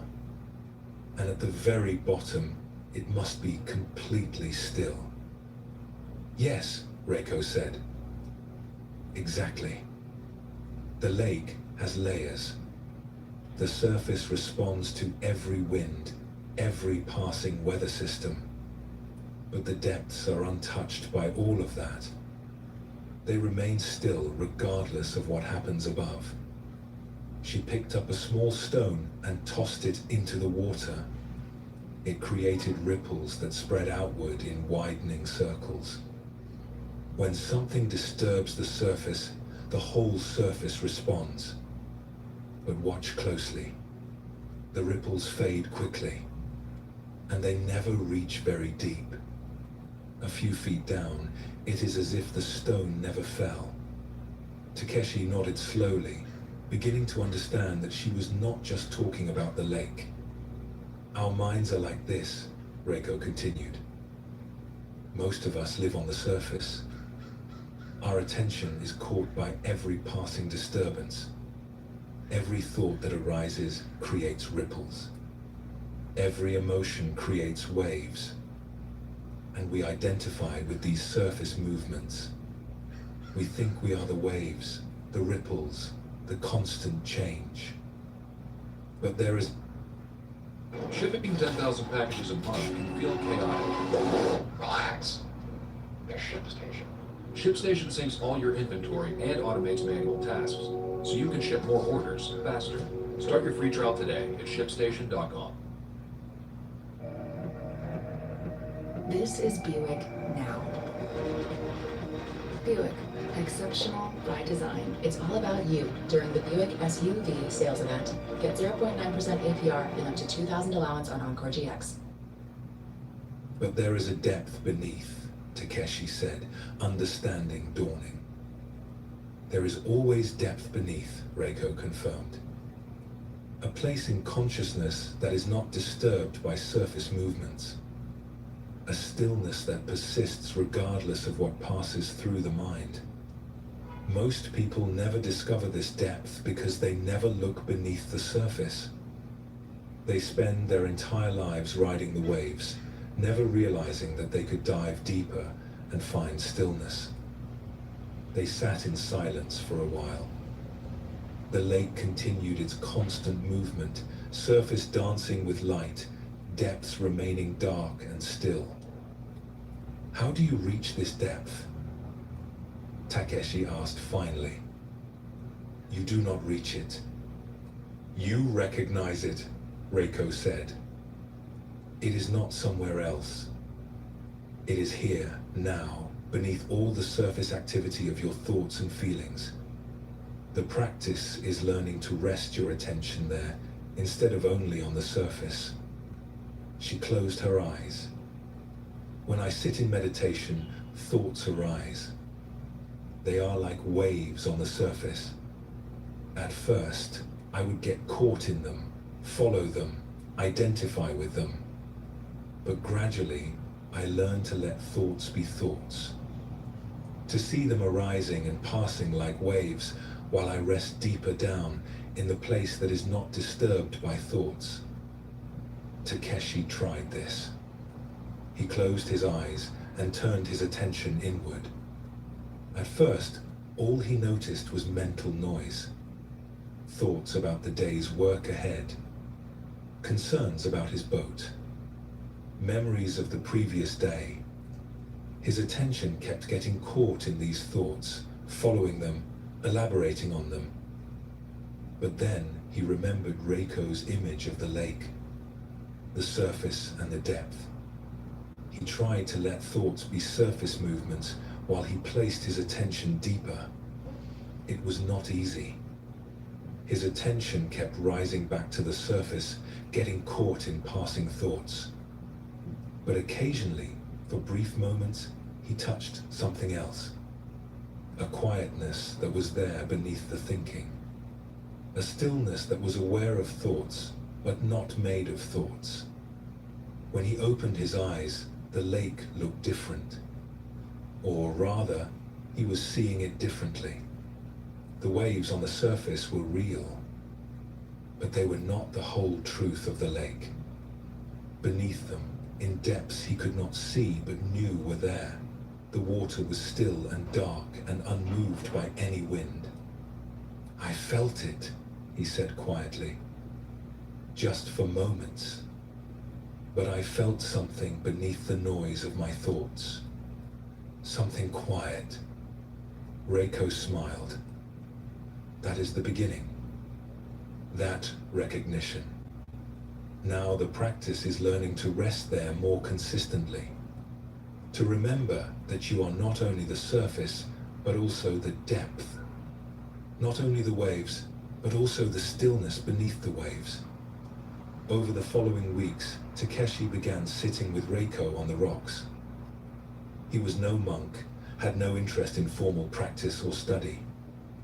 But he had discovered something in that brief moment of touching the depth, and he wanted to understand it more fully. Reiko taught him simply. Not through complicated philosophy, but through direct observation of the lake, direct exploration of his own consciousness. When his mind was busy with thoughts, she would remind him, these are surface waves. Let them move. Your attention can rest deeper. When emotions arose, strong feelings of worry or happiness or frustration, she would say, these too are surface movements. Real, but not the deepest truth of what you are. Beneath the emotions, the stillness remains. Gradually, Takeshi discovered what Reiko had found.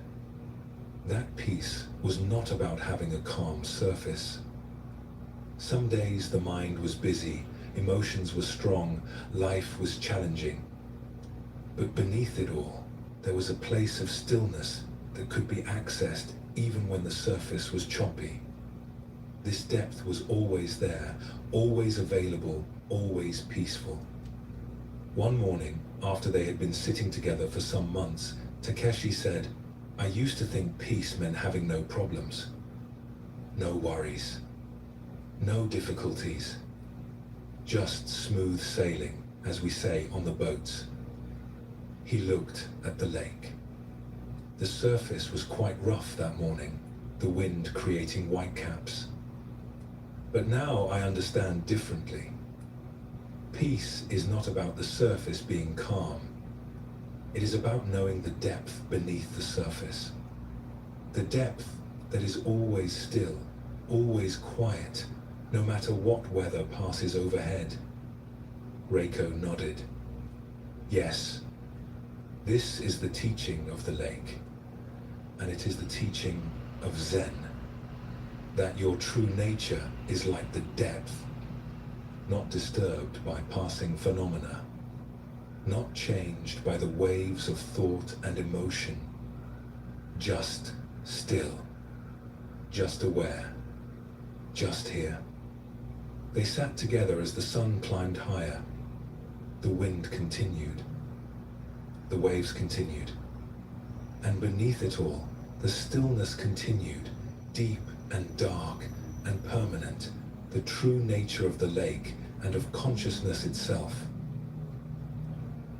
What the lake teaches Reiko and Takeshi is something profound about the nature of awareness.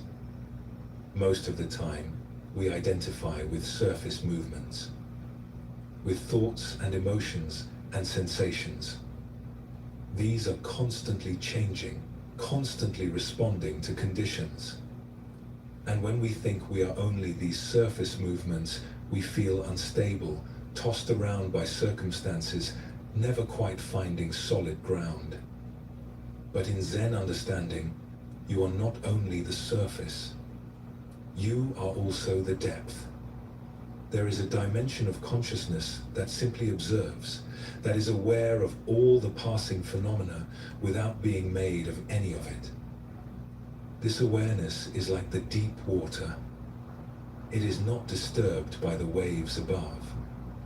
It does not change based on conditions. It simply is, constant and still and always present.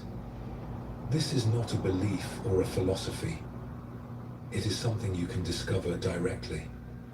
When you sit in meditation and watch thoughts arising, there is something in you that watches.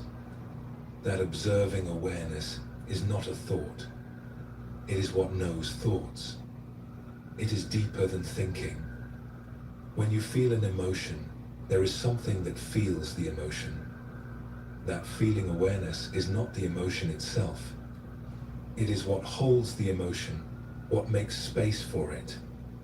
And that awareness does not change based on whether the emotion is pleasant or unpleasant. It is simply present, like the depth of the lake, holding whatever arises at the surface. Most people spend their lives on the surface. This is natural. The surface is where life happens, where things are interesting and engaging. But living only on the surface means being tossed around by every passing wave, never finding stability, never discovering the peace that exists beneath. The practice is learning to rest in the depth while still engaging with the surface. You do not have to eliminate thoughts or emotions or experiences. You do not have to make the surface calm. You simply recognize that there is more to you than the surface. That your true nature includes this depth, this stillness, this awareness that is never disturbed. When you can touch this depth, even briefly, something fundamental shifts.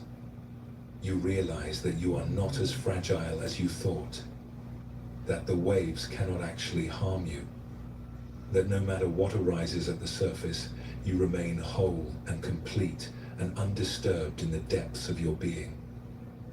This is why Reiko kept returning to the lake. Not because the lake gave her peace, but because it reflected back to her what she was discovering about her own nature. The waves and the depth coexisting.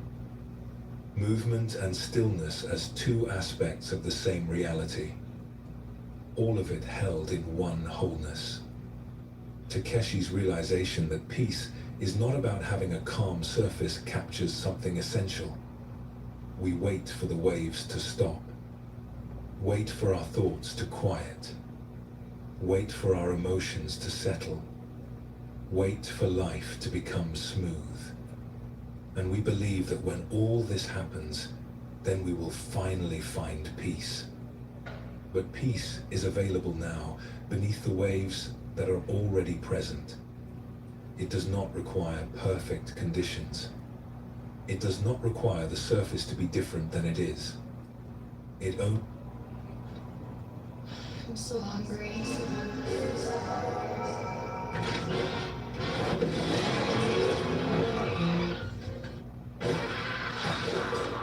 Auntie? Have you eaten yet? Having Cash App, I would cop whatever I needed to cop, use Afterpay so I could pay in installments, and still continue to get the project done.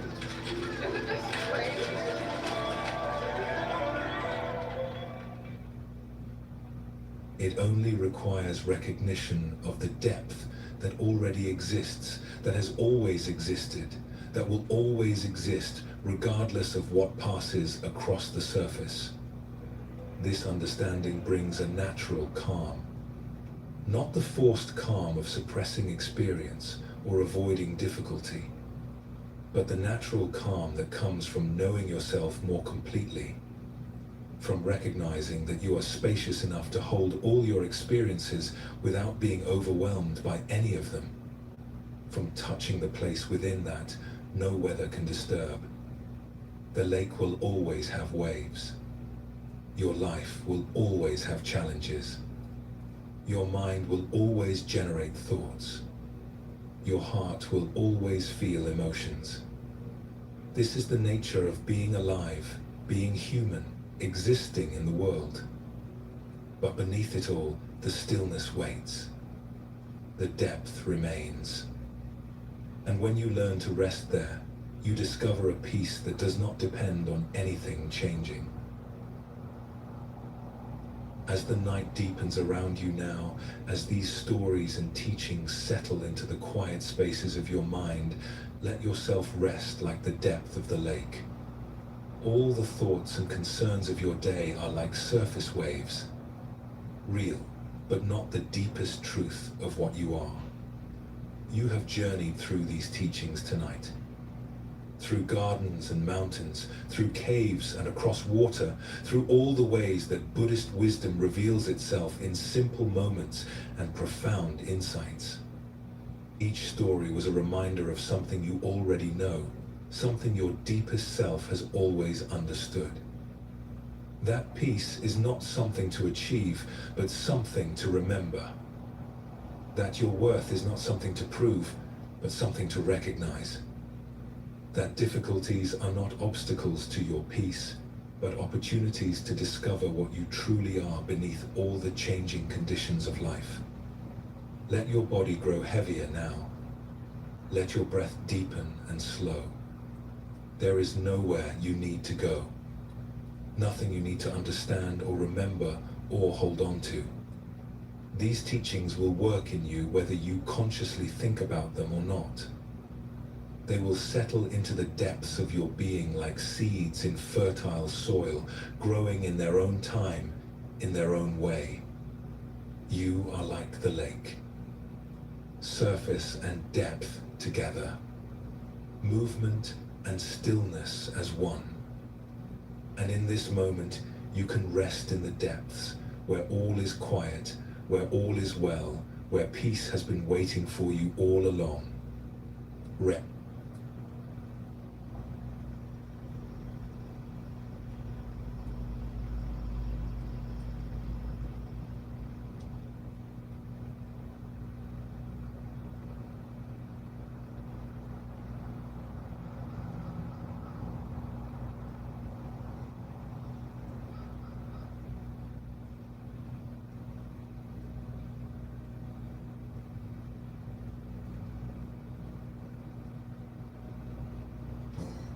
can't believe Listerine has 6 benefits in every swish. I wonder if they're friends. What? Like, does 24-hour cavity protection hang out with repairs enamel, or do you think it's more of a work thing? For a healthier mouth, wash your mouth with Listerine. Welcome to Sunday at Full Throttle.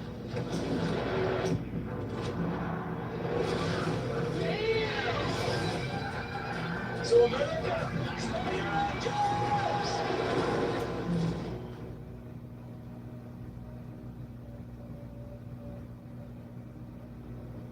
Your anxiety brought you here tonight, didn't it? That familiar weight on your chest, those thoughts that won't stop circling. I understand. You're safe now. Before we begin this journey together, if my voice feels like a friend you'd like to visit again, consider leaving a like or subscribing. But only if it feels right.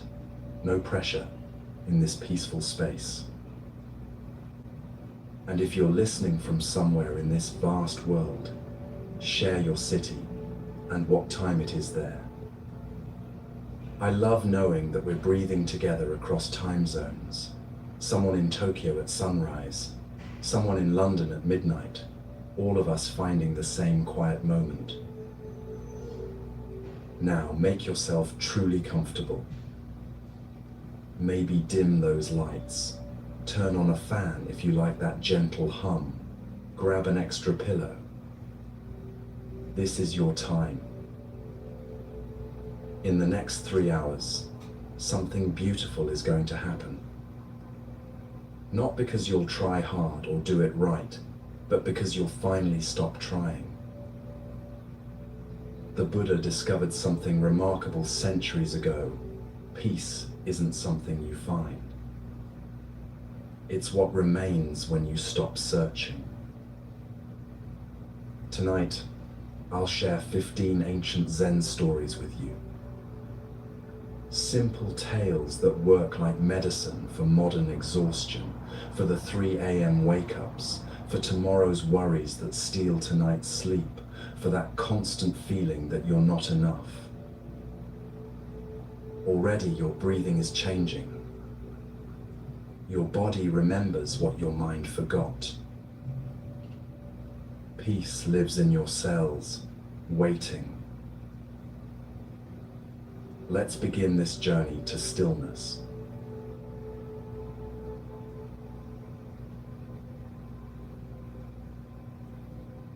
Let me tell you about a pond that lives inside you. You might not know it's there, hidden beneath all that mental static, but it's been waiting, perfectly still, since you were very young. Maybe even before you learned that stillness was something you could lose. Long ago, in a valley where mist rose like breath each morning, there was a small pond. Not grand or famous, not the kind of pond people traveled miles to see. Just a quiet circle of water, cradled by smooth stones that had been worn gentle by countless seasons.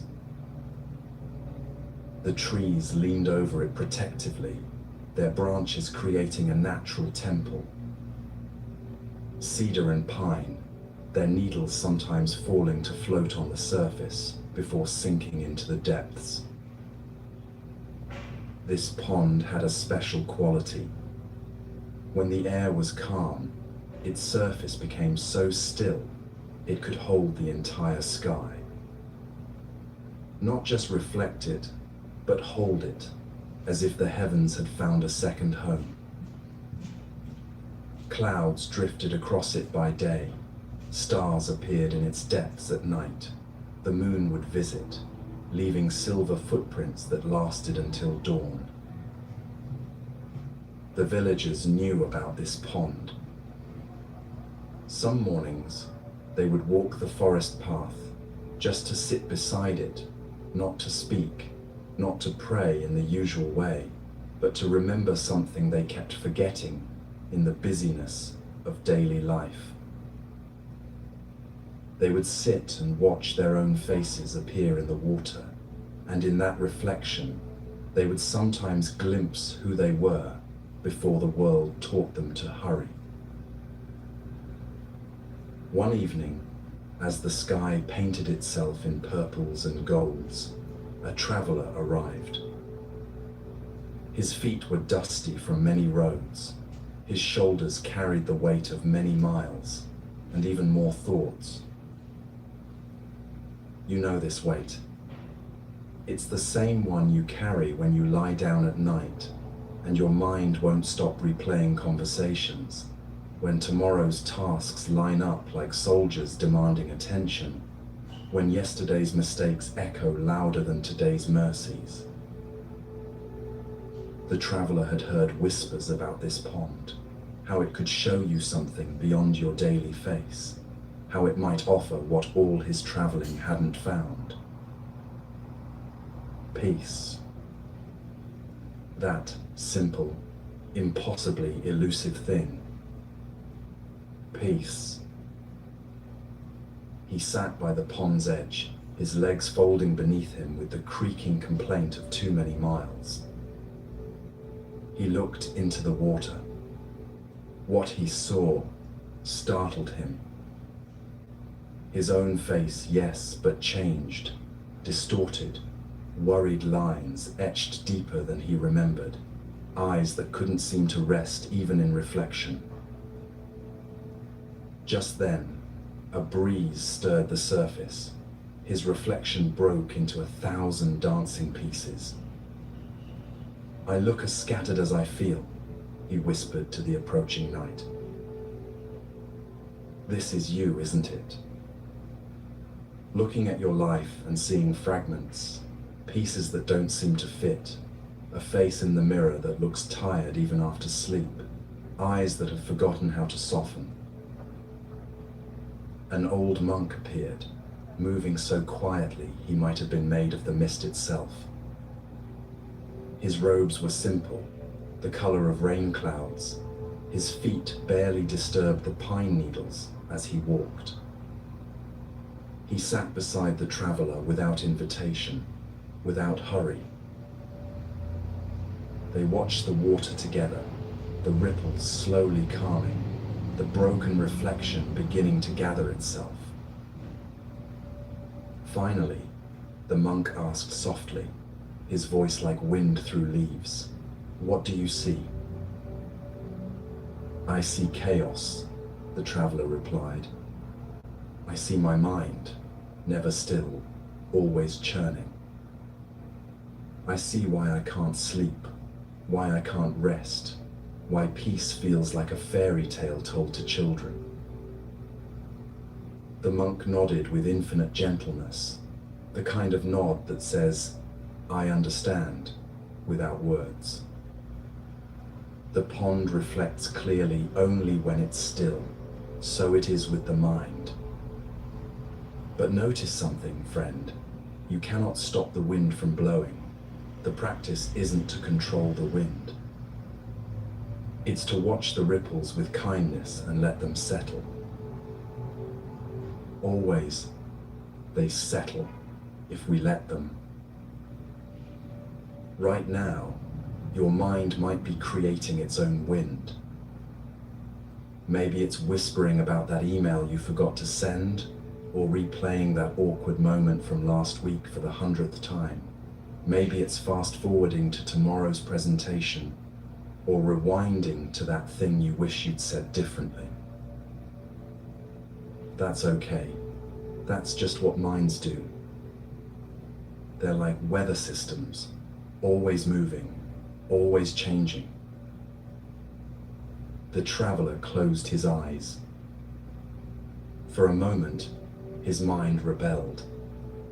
"This is nonsense," it said. "Sitting by water won't pay your debts or solve your problems." But beneath that voice, something else stirred, a memory perhaps, of being young and unworried, of a time when sitting by water was enough.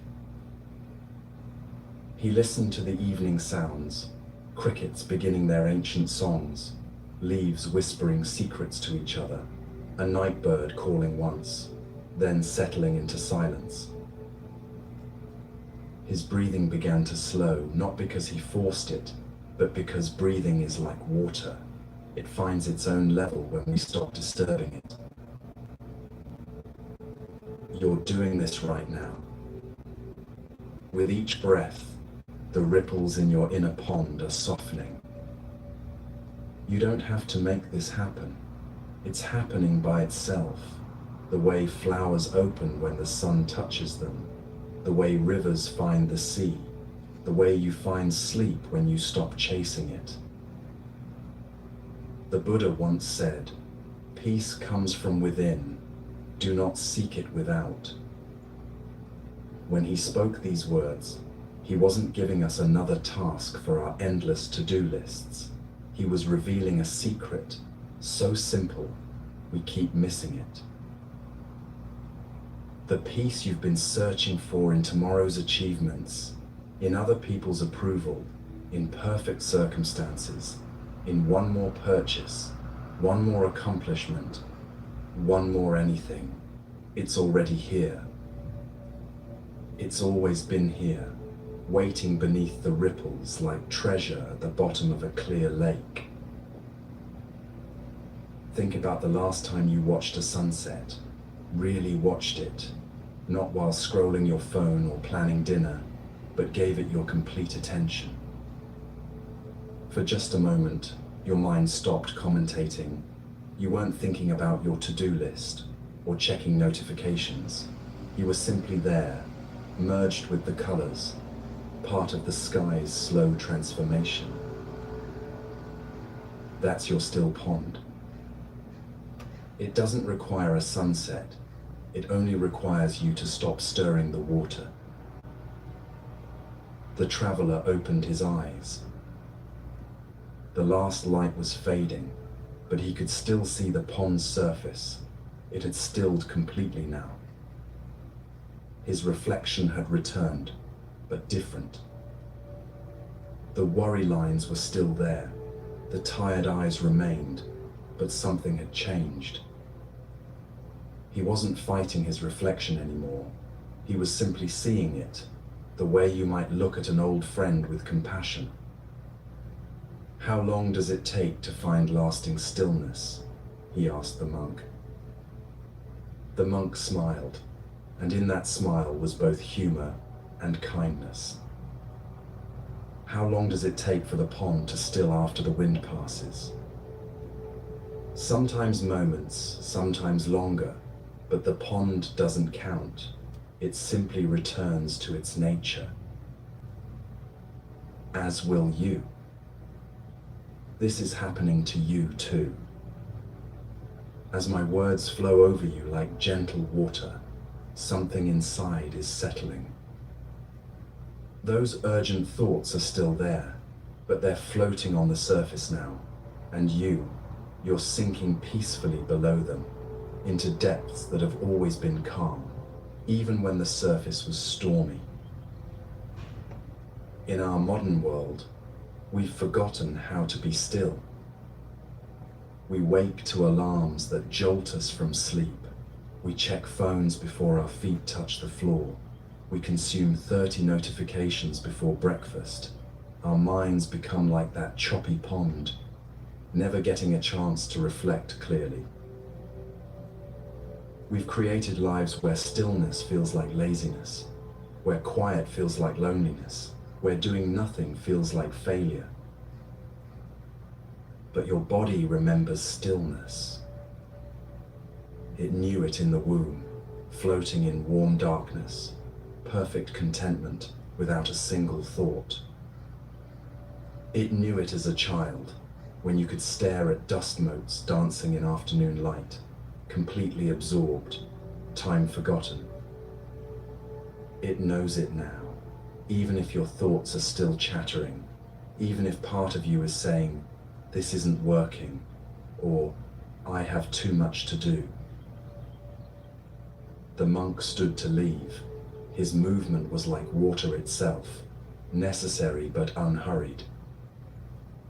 Before walking away, he touched the traveler's shoulder. Just a moment of contact, but in it was transmission of something wordless. The pond doesn't mind the wind, he said. It knows stillness will return. It has infinite patience with the weather. Trust this. Your mind, like the pond, knows how to be still. You don't have to teach it. You only have to let it. You can trust this too. Tomorrow, when anxiety visits, when your mind spins stories about what might go wrong, when the inner weather becomes stormy, remember the pond. Remember that beneath every ripple, stillness waits, not as a goal to achieve, but as your deepest nature, as what you are when you stop trying to be something else. Let your breath be like soft rain on the pond now, each exhale smoothing the surface a little more. There's nothing to fix, nothing to change, nothing to improve. The water knows how to be still. You know how to be still. You've always known. You just forgot for a while in all the rushing. As we leave this first story, feel how it stays with you. The pond isn't just in the story, it's in your chest, in your breath, in the quiet spaces between your thoughts. Can you feel it? That stillness that's always been there, waiting so patiently for you to remember. The traveler stayed by the pond until the stars came out. He didn't solve any of his problems that night. He didn't have any great revelations, but something loosened in his chest. Some fist that had been clenched for years began to open. And in that opening, peace entered. Not dramatic peace, not the kind worth writing home about, just a simple sense of, oh, I can stop fighting now. This is my wish for you tonight, that you feel that same loosening, that same permission to stop fighting the water, to let your inner pond remember its own nature. And now, like water flowing into water, we move gently to our next teaching about learning to bend without breaking, about discovering strength in softness.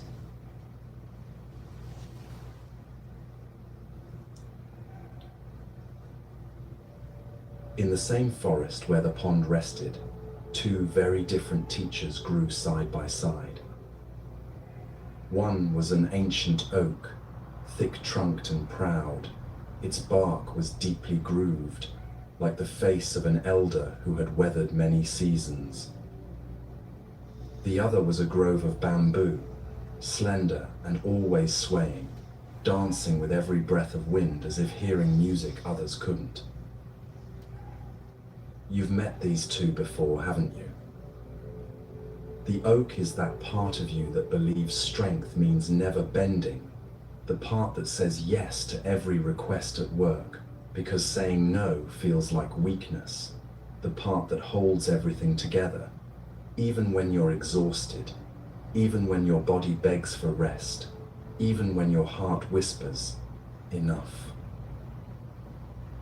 The oak had stood in that forest for 200 years. It had seen the village built.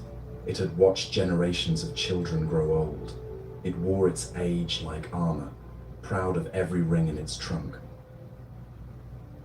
When the wind blew, it stood firm. When rain fell, it barely swayed. It was, in every way, what we're taught to admire: solid, dependable, unshakable. The bamboo was different. It had arrived more recently, spreading from a single shoot into a living community.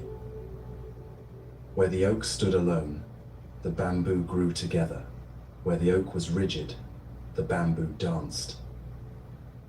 Even the slightest breeze would set it swaying, back and forth, like prayer made visible. The oak would look at the bamboo dancing in every breeze and shake its mighty crown.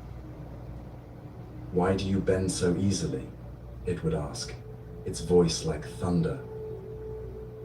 Have you no backbone, no dignity? Look at me. I stand firm against all forces. I never yield. This is strength. The bamboo would sway and whisper back, its voice like silk. Perhaps strength has more than one face. Perhaps what you call weakness, I call wisdom. This is the conversation happening inside you right now.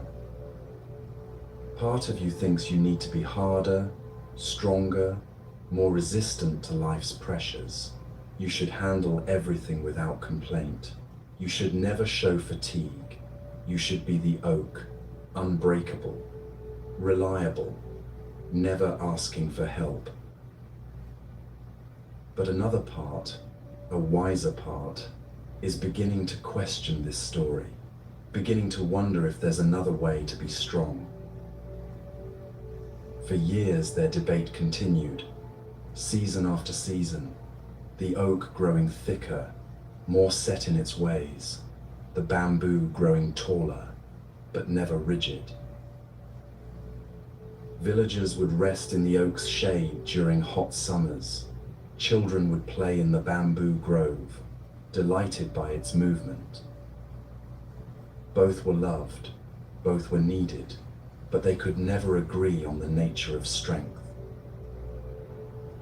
One night, the sky darkened with unusual speed, not the gentle darkening of sunset, but the angry purple of a storm that meant business. You know this kind of storm. It's the phone call that changes everything, the diagnosis that rewrites your future, the relationship that suddenly ends, the job that disappears without warning, life's winds that come not as breezes but as hurricanes. The storm hit the forest with tremendous force. Rain fell not in drops but in sheets. Wind howled through the valley like a living thing. Lightning split the darkness. Thunder shook the earth. It was the kind of storm that makes humans remember we're small, the kind that strips away illusions of control. The oak did what it always did. It stood firm. It clenched every fiber, tightened every ring of its ancient trunk. I have weathered worse, it thought. I will not bend. I will not break. I am oak. But the wind was stronger than pride, stronger than history, stronger than will. With a crack that echoed through the valley like a heartbreaking, the great oak split. 200 years of growth ended in a moment. It fell with the weight of all its certainty, crashed to the forest floor, and was still. The bamboo, oh, the bamboo, it danced wildly in the storm, bent until it nearly touched the ground, each stalk bowing so deeply it seemed impossible they wouldn't snap. The wind threw them east, then west. The rain beat them down. They looked like grass in a hurricane, fragile, overwhelmed, surely about to break. But they didn't fight the wind. They danced with it. They gave themselves to it. They bowed to its power without losing their roots. And when morning came, when the storm had spent its fury and moved on, the bamboo slowly, gracefully rose again. Wet, disheveled, but whole, still rooted, still alive, still able to dance. This isn't just a story about trees, it's about you lying here tonight carrying your own storms. Maybe you've been the oak lately, holding everything rigid, believing that if you just stay strong enough, work hard enough, control enough, nothing can hurt you. You've built your life on being unbreakable, but what does it cost you? Feel your body right now. Those places where you're holding tension, your shoulders perhaps, raised like shields, your jaw clenched against words you haven't said, your belly tight with tomorrow's worries. That's your inner oak, still trying to resist winds that have already passed, still bracing for storms that ended years ago. The Buddha taught that suffering comes not from pain itself, but from our resistance to it. The bamboo understood this in its very fiber. It didn't pretend the storm wasn't fierce. It didn't minimize the danger. It simply chose not to add its own force to the conflict. It chose to move with, rather than against. Think about the last time you faced something difficult. Maybe it was criticism from someone you respect. Your oak mind immediately went rigid, defending, explaining, proving why they were wrong, building walls, strengthening your position. But what if you had bent instead? What if you had said, "Tell me more," and really listened, not because they were right, but because bending doesn't break you, it frees you. Or perhaps it was a health scare. Your oak mind demanded you push through, ignore the symptoms, keep working, keep producing, keep being strong.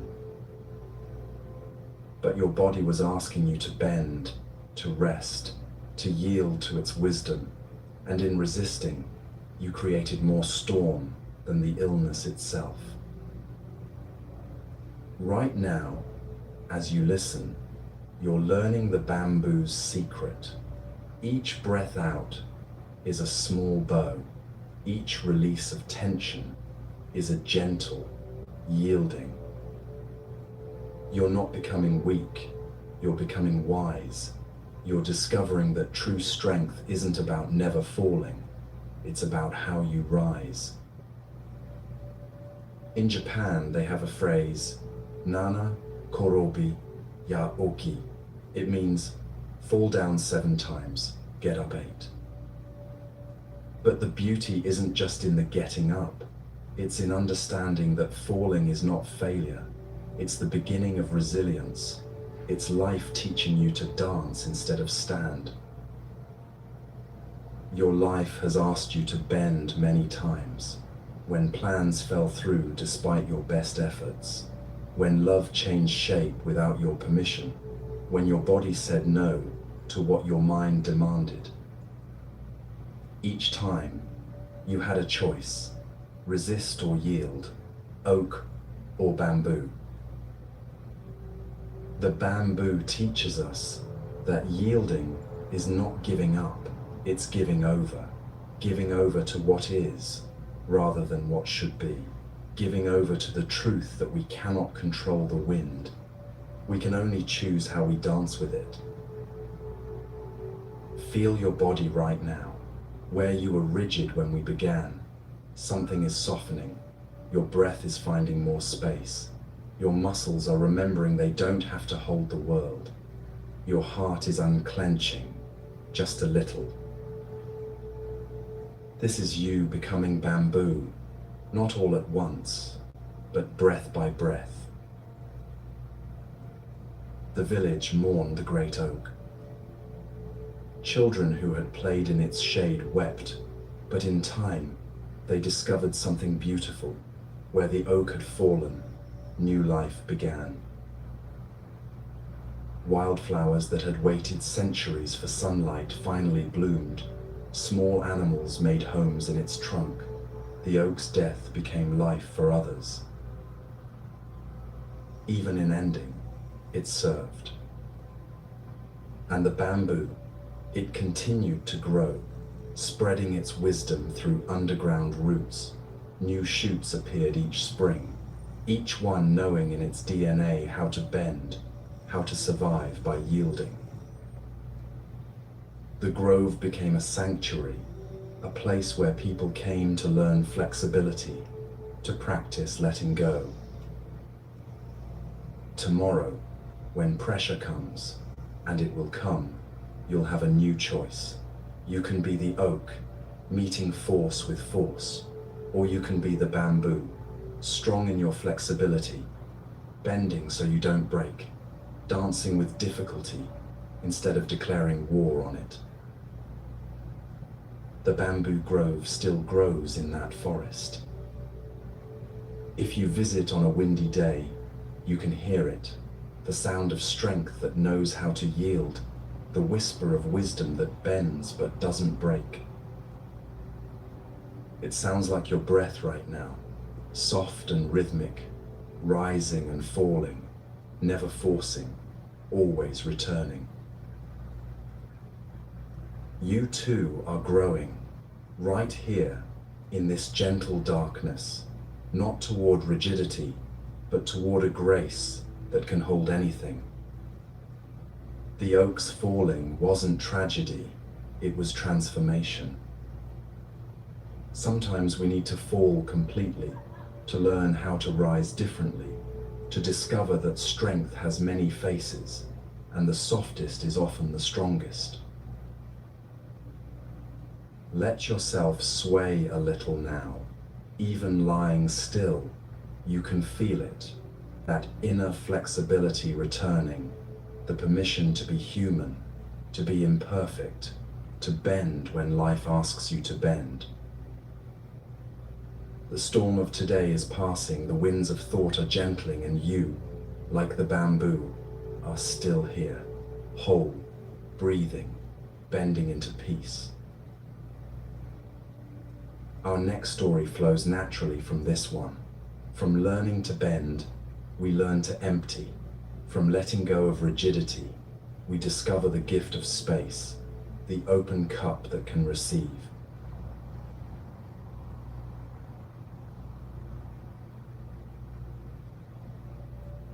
A young scholar traveled far to meet a Zen master. His mind was like your browser, with 47 tabs open, each one seemingly urgent, each one demanding attention. He had degrees from prestigious universities, could quote philosophers from memory, had written papers that impressed his professors, but still, something was missing.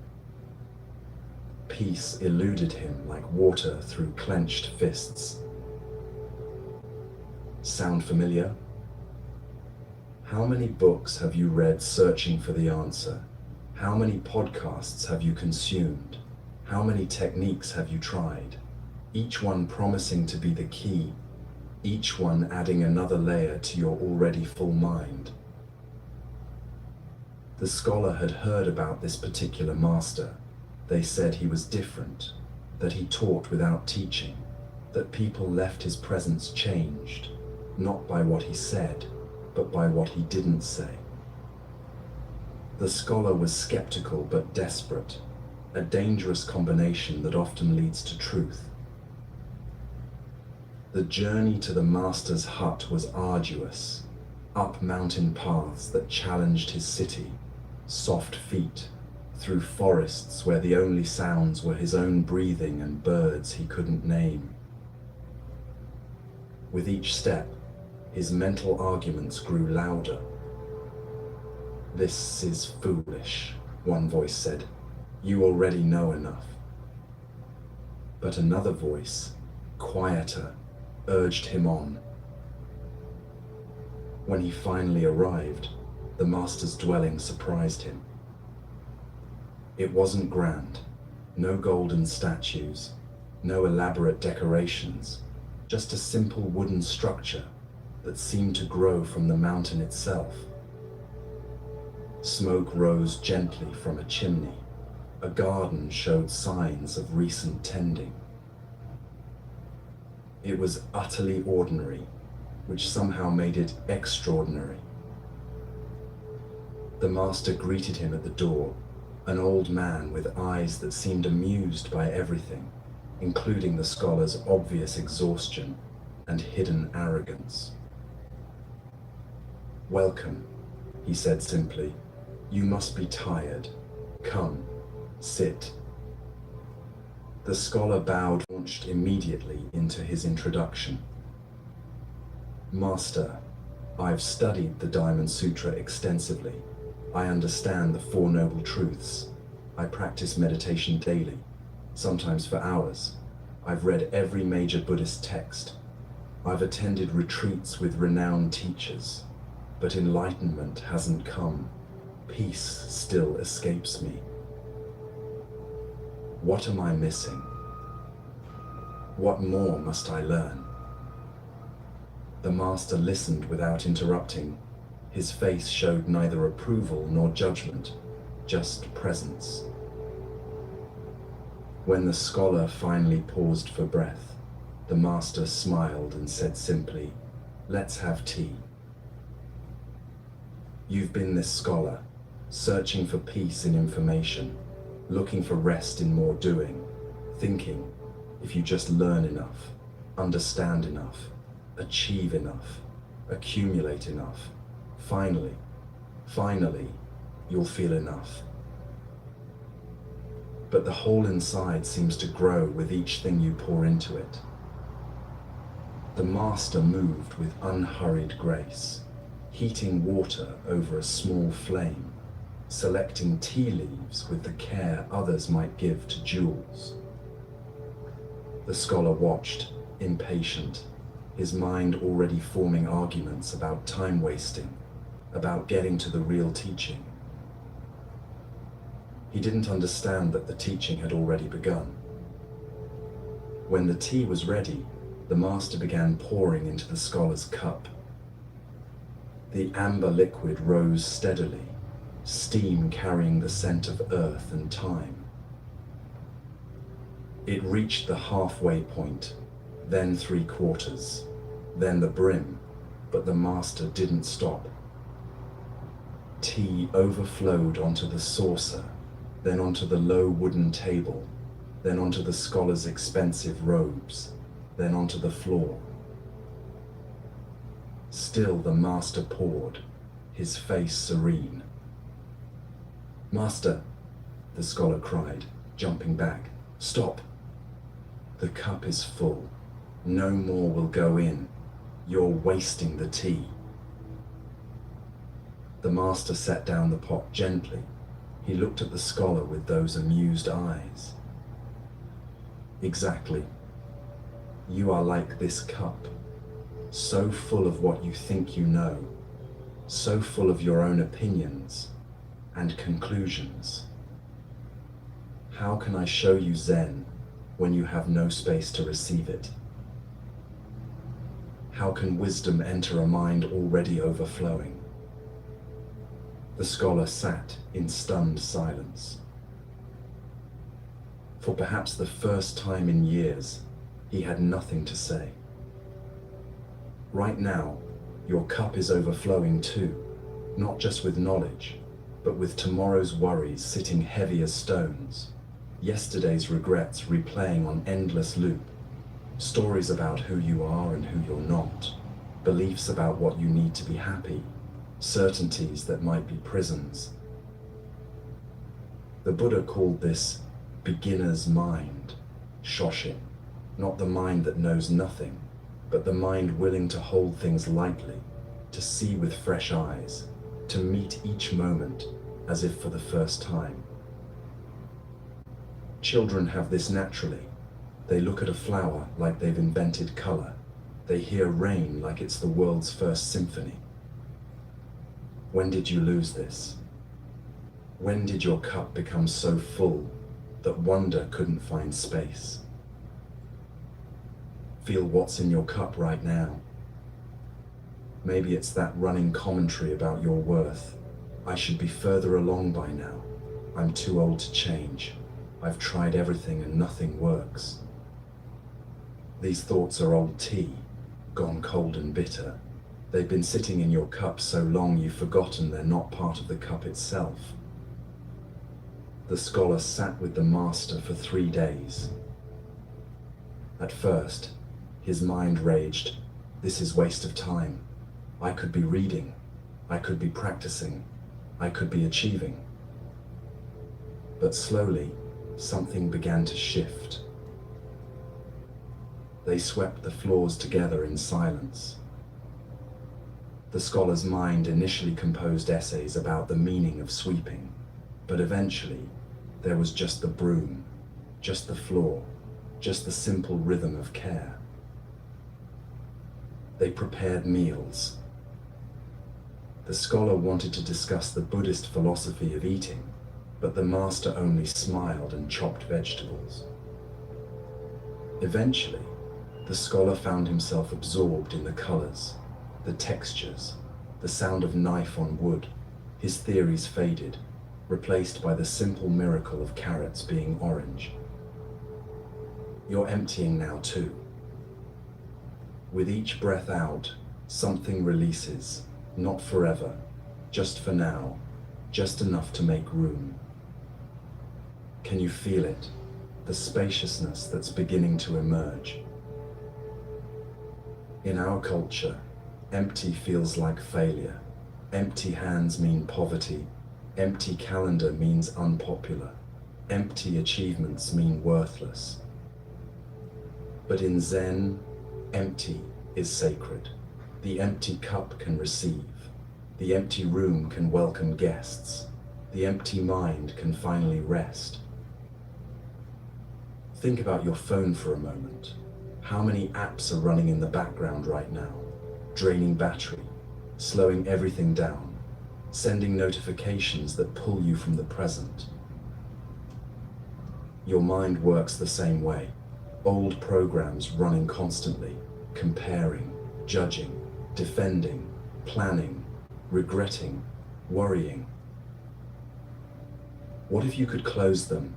Not forever, not even for tomorrow, just for tonight. What if you could power down the part of you that needs to know everything, that needs to be right, that needs to have answers? On the third evening, the master poured tea again, this time into a fresh cup, this time stopping at just the right moment. Now we can begin, he said. The scholar tasted that tea like he'd never had tea before, because in a way, he hadn't, not with an empty cup, not with a quiet mind, not with space to actually receive. The tea was the same, but the drinker was different. You're tasting something new right now too. This moment, this breath, this gentle darkness. They're not what your full cup expected. They're simpler, quieter, and somehow exactly enough. The master never gave the scholar the answers he came for, never explained the secret teaching, never revealed the hidden technique. Instead, he showed him something better, that the peace he sought wasn't in more, it was in less, that wisdom wasn't something to accumulate, it was space to be discovered. Your cup is making space now. Those heavy thoughts you carried into tonight, they're not gone, but they're floating lighter. There's room between them, room for breath, room for quiet, room for something new to enter. The Buddha said, in the end, only three things matter: how much you loved, how gently you lived, and how gracefully you let go of things not meant for you. That last part, that's your practice tonight. Letting go of thoughts not meant for this moment, letting go of problems that belong to tomorrow, letting go of the need to be anything other than here, now, breathing, empty enough to be filled with peace. The scholar left the mountain changed. His friends noticed immediately. What did the master teach you? They asked eagerly. He smiled and poured them tea, stopping at just the right moment. He taught me when to stop pouring, he said. You're learning this too, when to stop adding, when to stop accumulating, when to stop filling your mind with more noise. The cup of your consciousness is beautiful, but only when there's room for light to play on its surface, only when there's space for peace to enter. And now, with a lighter cup, we flow into the next teaching about questions that have no answers, and why that might be the greatest relief of all. Sometimes the mind needs to break a little to remember what lies beyond thinking.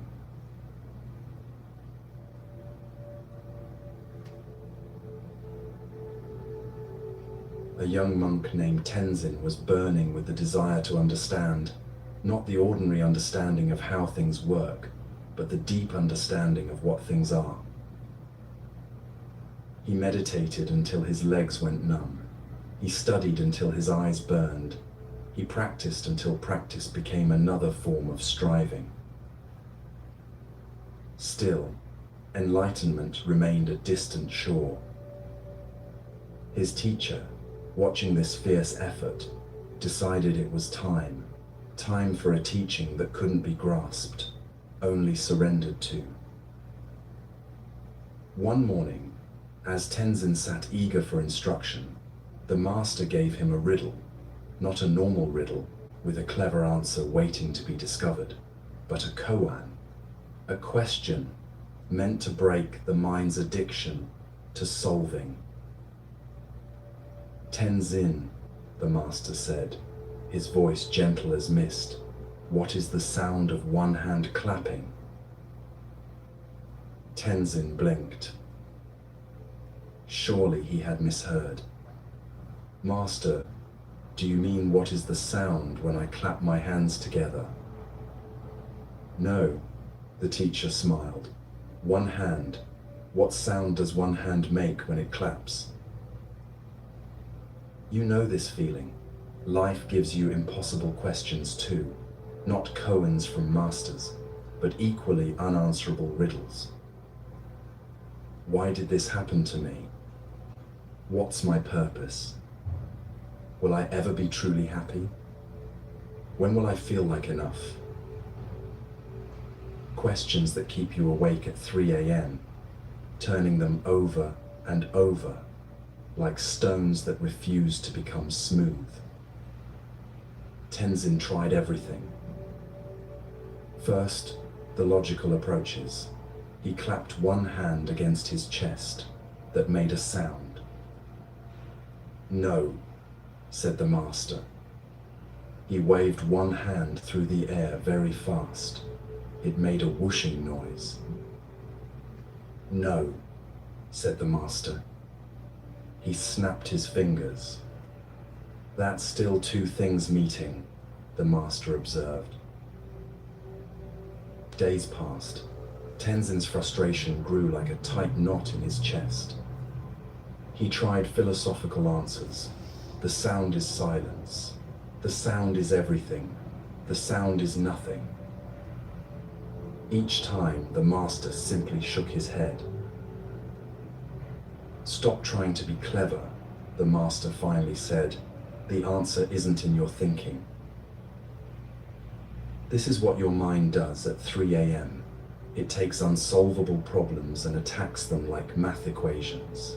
If I just think harder, if I just analyze more, if I just find the right angle.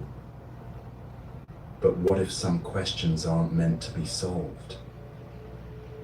What if they're meant to dissolve the solver?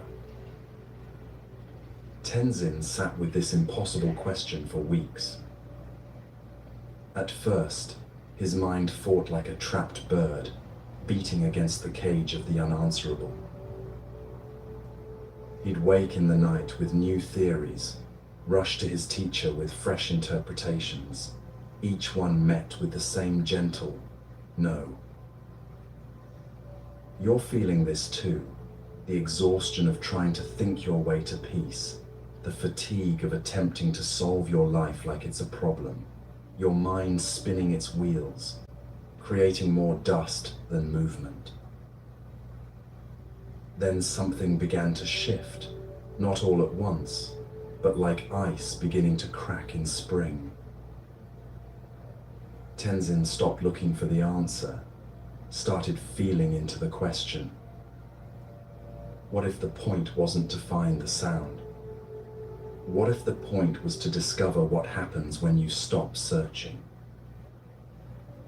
He began to notice things, the sound of his own breathing, the rustle of his robes when he walked, the way silence itself seemed alive, full of presence, full of something that didn't need words.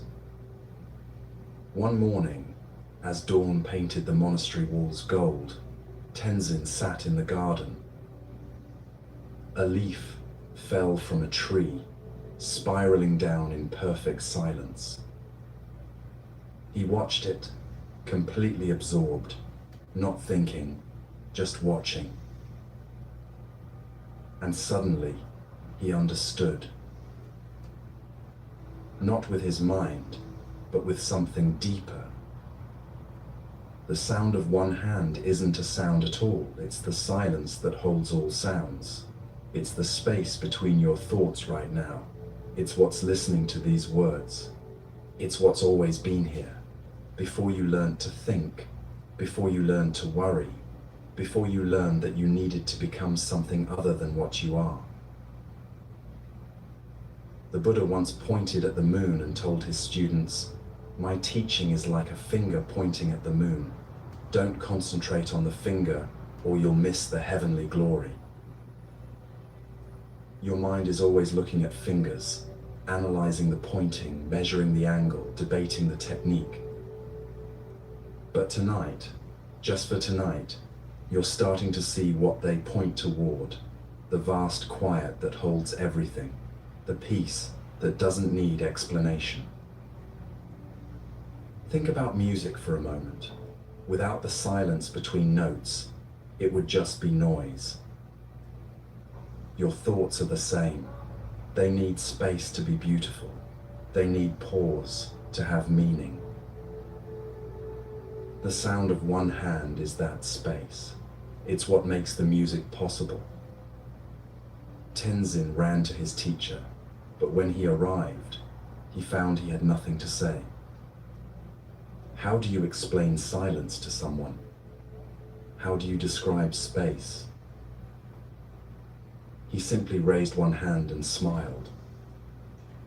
The teacher's eyes crinkled with joy. Now you hear it. What are you hearing right now? Beyond my voice, beyond your thoughts, beyond the sound of your breathing, there's something else, isn't there? A presence that doesn't need words, a knowing that doesn't need proof, a peace that doesn't need earning. In your daily life, you're constantly clapping with two hands, action and reaction, problem and solution, desire and fulfillment, cause and effect. Everything meeting something else, everything making noise. But peace lives in one hand, in being without doing, in knowing without thinking, in the sound that isn't a sound. The koan breaks the mind's addiction to figuring everything out. Right now, you don't need to figure out tomorrow. You don't need to solve your life. You don't need to understand why things happened as they did. You can just be here, listening to the sound of one hand, which is everywhere, which is nowhere, which is exactly where you are. It's in your breath, that soft rhythm that continues, whether you think about it or not. Who decides to breathe? Who makes the heart beat? What is this intelligence that lives your life while you sleep?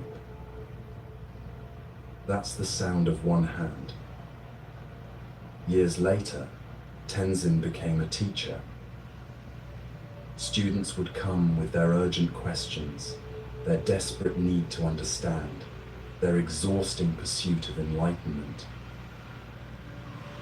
He would look at them with infinite compassion, remembering his own struggle, and he would ask, "But can you hear the silence between your words? Can you feel the space between your thoughts?" That's where the teaching lives. you're learning this tonight, that peace isn't found in answers.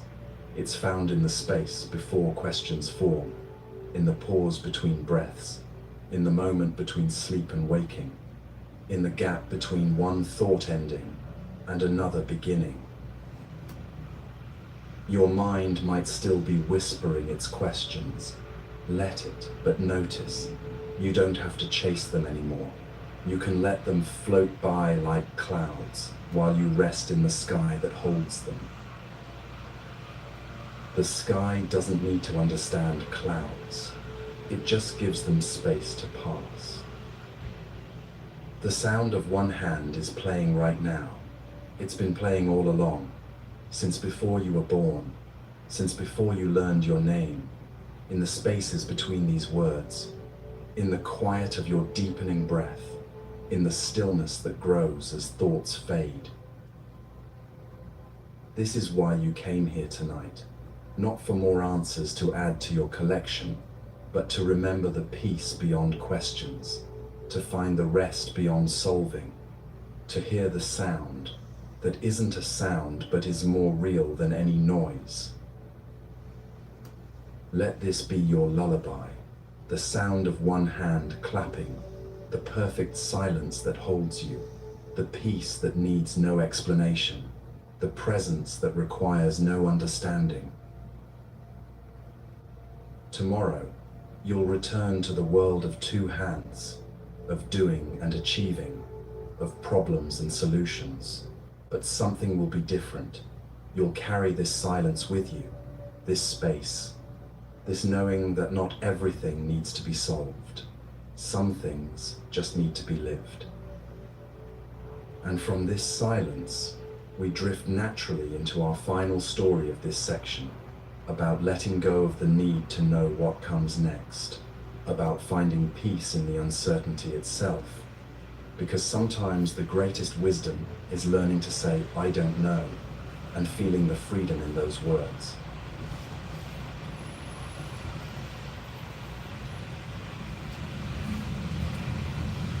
There was a farmer who understood something most of us spend lifetimes missing. He lived with the seasons, hands familiar with soil. His eyes could read weather patterns in cloud formations, but his deepest wisdom wasn't about crops or rain. It was about the stories we tell ourselves, and how those stories become our prisons. His farm sat at the edge of a village where mountains touch sky, not wealthy, not poor, just enough. He had one horse that helped plow the fields, strong and loyal. It had been with him for years. The farmer's days followed simple rhythms: rise, work, eat, rest. No drama, no philosophy, just life lived close to the ground. One morning, the farmer woke to find his fence broken. The horse was gone. Hoofprints led toward the mountains where wild horses roamed. By noon, the entire village knew. News travels fast when life is quiet. The neighbors gathered, shaking their heads. Such terrible luck, they said. How will you plow your fields? How will you bring your crops to market? This is a disaster. The farmer looked toward the mountains where his horse had disappeared. He was quiet for a moment. Then he said simply, maybe so, maybe not. The neighbors exchanged glances. What kind of response was that? His livelihood had just walked away, but the farmer was already mending the fence, not frantically, just steadily, as if losing and mending were equally part of farming. You've been trained to label everything instantly, good or bad, success or failure, blessing or curse. Your mind is like a sorting machine, putting experiences in boxes before they've finished happening. That promotion, good, that illness, bad, that relationship ending, disaster, that opportunity missed, failure. But are you sure? Are you really sure? 3 days later, hoofbeats woke the village. The farmer's horse had returned, but not alone. 3 wild horses followed, young and strong. They entered the mended corral as if they'd always belonged there. Now the neighbors celebrated. "What incredible fortune," they exclaimed. "You've tripled your wealth. You're the luckiest man in the village. The gods smile upon you." The farmer fed all 4 horses, his movements calm, unchanged by this reversal. "Maybe so, maybe not," he said. "Think about your own life, that job you desperately wanted, but didn't get. Where did it lead? That relationship that ended, breaking your heart, what grew in that broken space? That plan that fell apart spectacularly, what unexpected door opened because of it? Can you really say, with absolute certainty, that what you called bad was only bad?" The next week, the farmer's son decided to train one of the wild horses. He was young, eager to prove himself. The horse was magnificent, but untamed. You can see where this is going, but life rarely gives us such foresight. The horse bucked violently. The son was thrown high into the air. He landed hard. The sound of breaking bone echoed across the field. His leg was badly fractured, the kind of break that takes months to heal, the kind that leaves you different. Again, the neighbors came. "How terrible," they moaned. "Your only son, right before harvest. He may never walk properly again. Those wild horses were a curse." The farmer tended his son's leg with gentle hands. He prepared herbal poultices, adjusted splints, brought soup and stories. When asked about this misfortune, he looked at his son, alive, healing, present. "Maybe so, maybe not.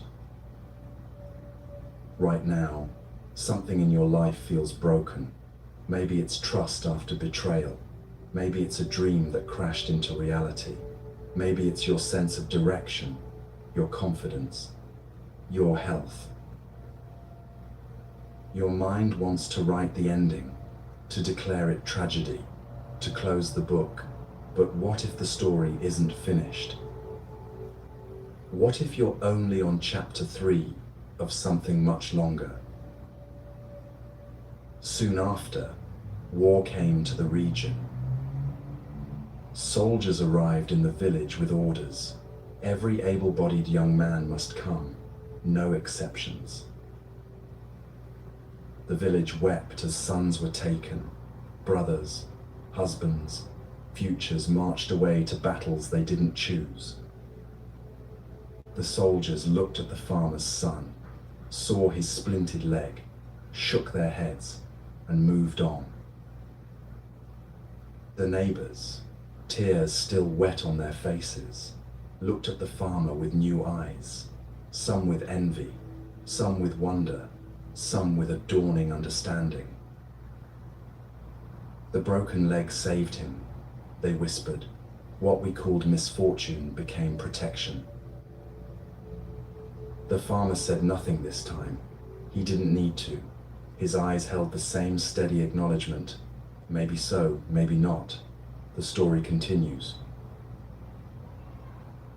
The Buddha taught that suffering comes from attachment, not just to things, but to our stories about things, to our certainty about what everything means, to our desperate need to know whether we're winning or losing, as if life were a game with a scoreboard instead of a river that knows its way to the sea. You're lying here with your own meanings. That conversation last week, you're sure it meant rejection, that opportunity missed. You're certain it was your only chance. That diagnosis, you know it means your life is over. But do you? Do you really? Or is that just chapter 5, and you're trying to write chapter 50? The farmer's wisdom wasn't indifference. He felt joy when the horses returned. His heart clenched when his son fell. He worried about harvest with no help, but he didn't let his feelings harden into facts. He stayed soft, curious, open to the stories unfolding. This is what's happening to you tonight. Your grip on certainty is loosening. Those fixed stories about your life, the ones you've told yourself so many times they feel like truth, they're becoming questions, not anxious questions, but gentle ones.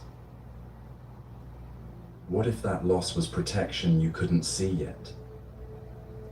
What if that delay was perfect timing? What if that closed door saved you from a room you didn't need to enter? What if you can't see the whole picture because you're still inside the frame? Years passed in the farmer's village. Seasons changed. Stories evolved. Some soldiers returned. Many didn't. The son's leg healed stronger than before. He married the blacksmith's daughter. They had children who rode horses like they were born to it. The wild horses, once considered a curse, became the foundation of a thriving business. Through it all, the farmer tended his fields. His hair grew white, his hands more weathered, but his eyes kept the same quiet understanding. When young people came seeking wisdom, he'd smile. "I don't have wisdom," he'd say. "I just have patience with not knowing." Feel how this story is working on you. Those tight knots of, "this is definitely bad." Those certainties of, "that was absolutely wrong." They're loosening, not because the events changed, but because your relationship to them is softening. Tomorrow, when your mind starts its labeling machine, when it rushes to judge each moment, to file everything as good or bad, success or failure, you might hear the farmer's voice, gentle as rain. Maybe so, maybe not. This isn't about positive thinking. It's not about pretending bad things are good. It's about humility, the humble recognition that we see only a tiny slice, that life is writing a story bigger than our understanding, that what looks like an ending might be a beginning in disguise. Your anxiety often comes from thinking you know how things should go, from believing you can see the whole story from page 10. But what if you can't? What if that's not failure? What if that's freedom? What if not knowing is the doorway to peace?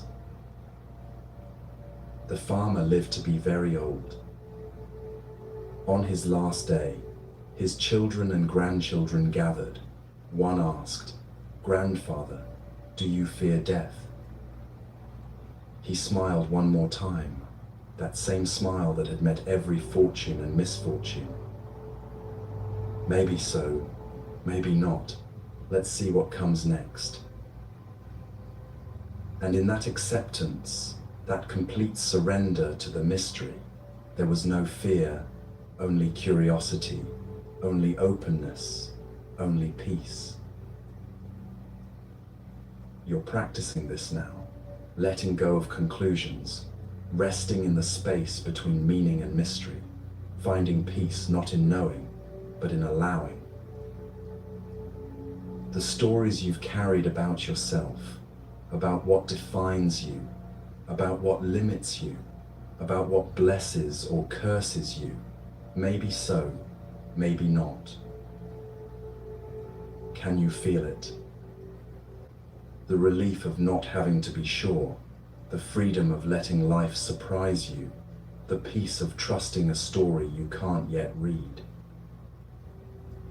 As we complete this first chapter of our journey, feel how different your mind is. Less noise, more space, less certainty, more peace, less need to know, more ability to flow. The pond showed you stillness beneath motion. The bamboo taught you strength in bending. The cup revealed the gift of emptiness. One hand introduced you to silence beyond sound.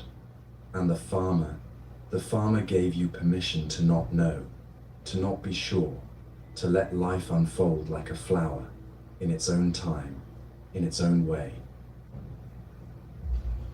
These aren't just stories, they're living medicine, working in you now, dissolving what needs to dissolve, opening what's ready to open. Take a breath with me. Feel how much quieter it is inside. The noise hasn't disappeared, but you're not lost in it anymore. You've found the stillness underneath, the flexibility within, the space between thoughts, the silence beyond questions, the peace of not knowing. And now, with a quieter mind and softer heart, we prepare to go deeper, ready to meet what remains when the noise fades, ready to touch what's been waiting beneath all that churning, ready for the second part of our journey.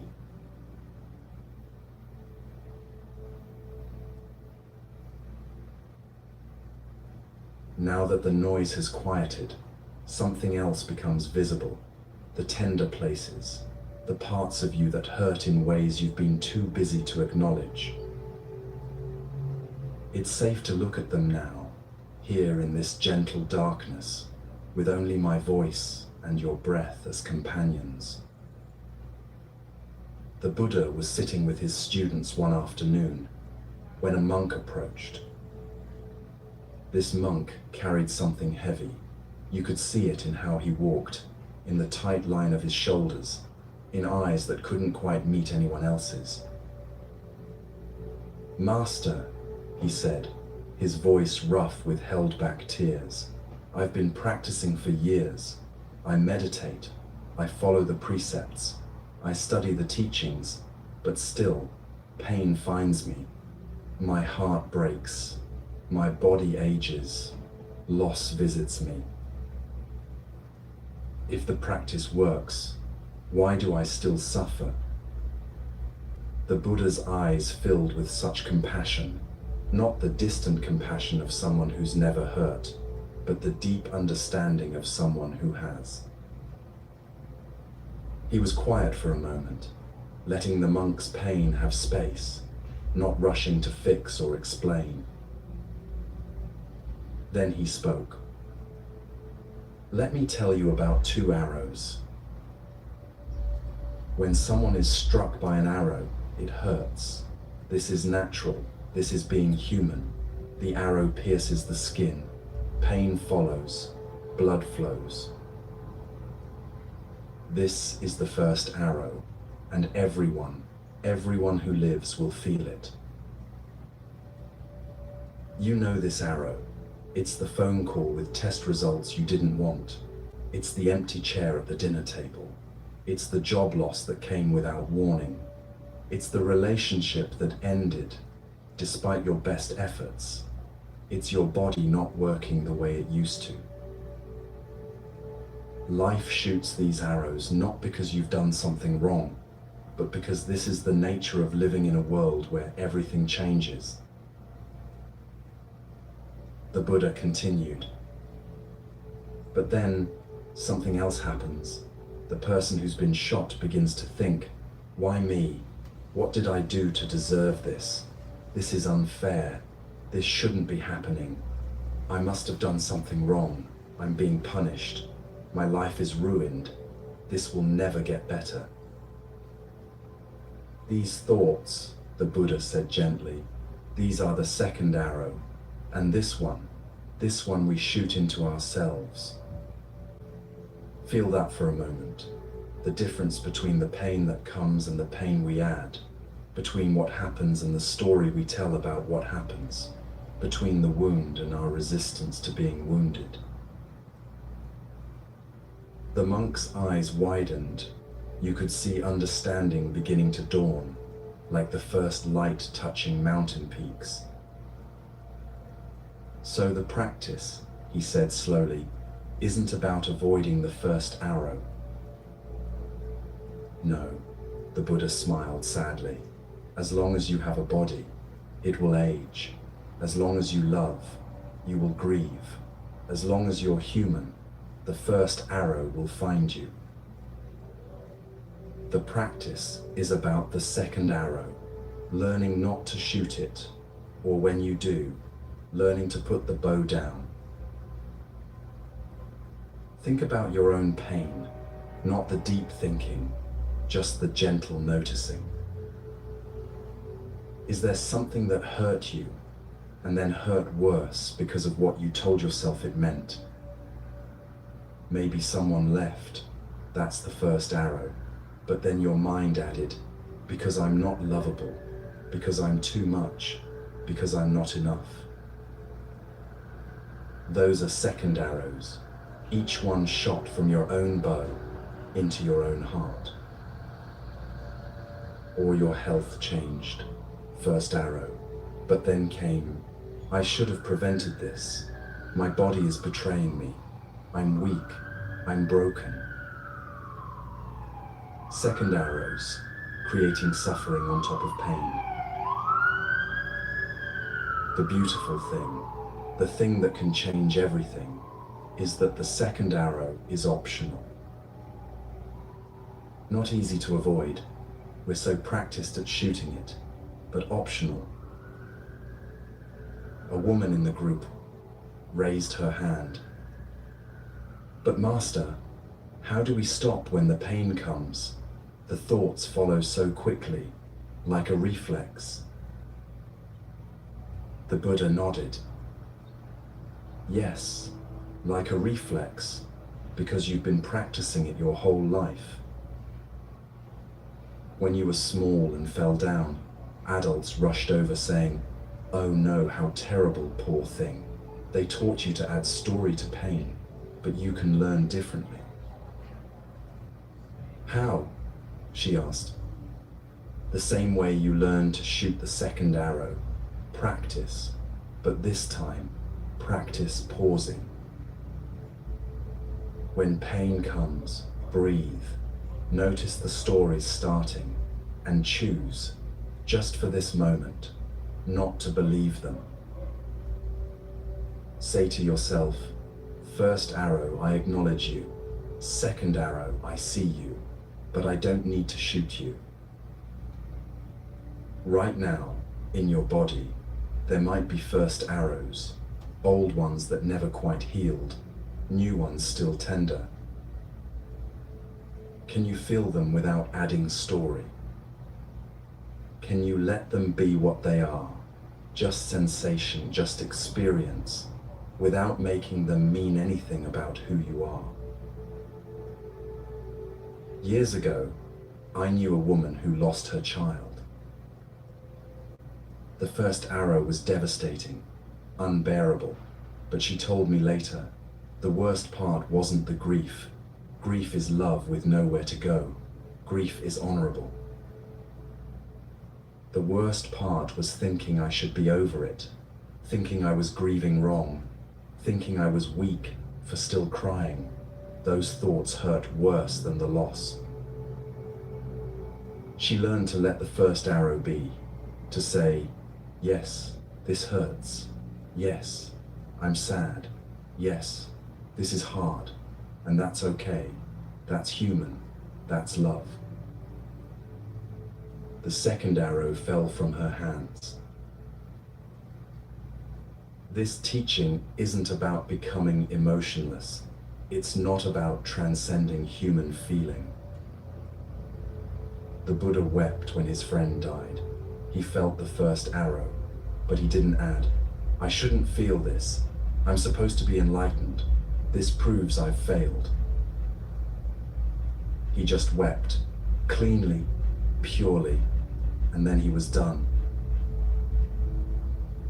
In your life tomorrow, or next week, or in an hour, a first arrow will come, maybe small, a sharp word from someone, a disappointment, a body pain.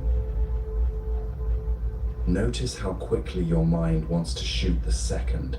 They always, I never. This means, what if you paused? What if you took one breath? What if you said, first arrow acknowledged, second arrow, I see you, but not today. The monk who asked the question, he practiced this teaching for years. Later he said, I still feel pain, but it's clean pain now. It comes, I feel it, it passes. I don't create stories, I don't build monuments, I just let it move through, like weather. You're learning this now, in this quiet space. Your second arrows are loosening, those old stories about what your pain means. They're just thoughts, and thoughts, unlike first arrows, can be put down. Feel your breathing. Notice how it knows what to do without your management, without your story. Your healing can be like this too, natural, unforced, not complicated by judgment. The first arrow is part of life, but the second arrow, that's a choice. And tonight, right now, you're choosing differently. You're putting the bow down.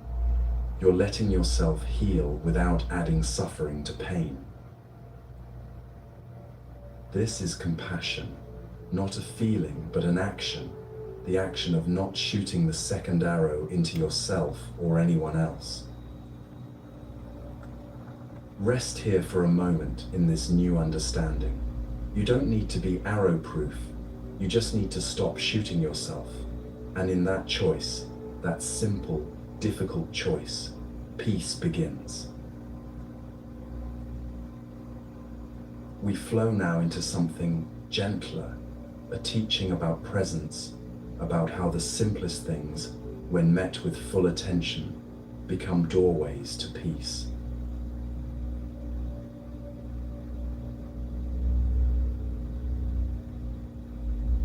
After learning about the arrows we shoot into ourselves, let's rest in something simpler, something so ordinary you might have done it today, making tea.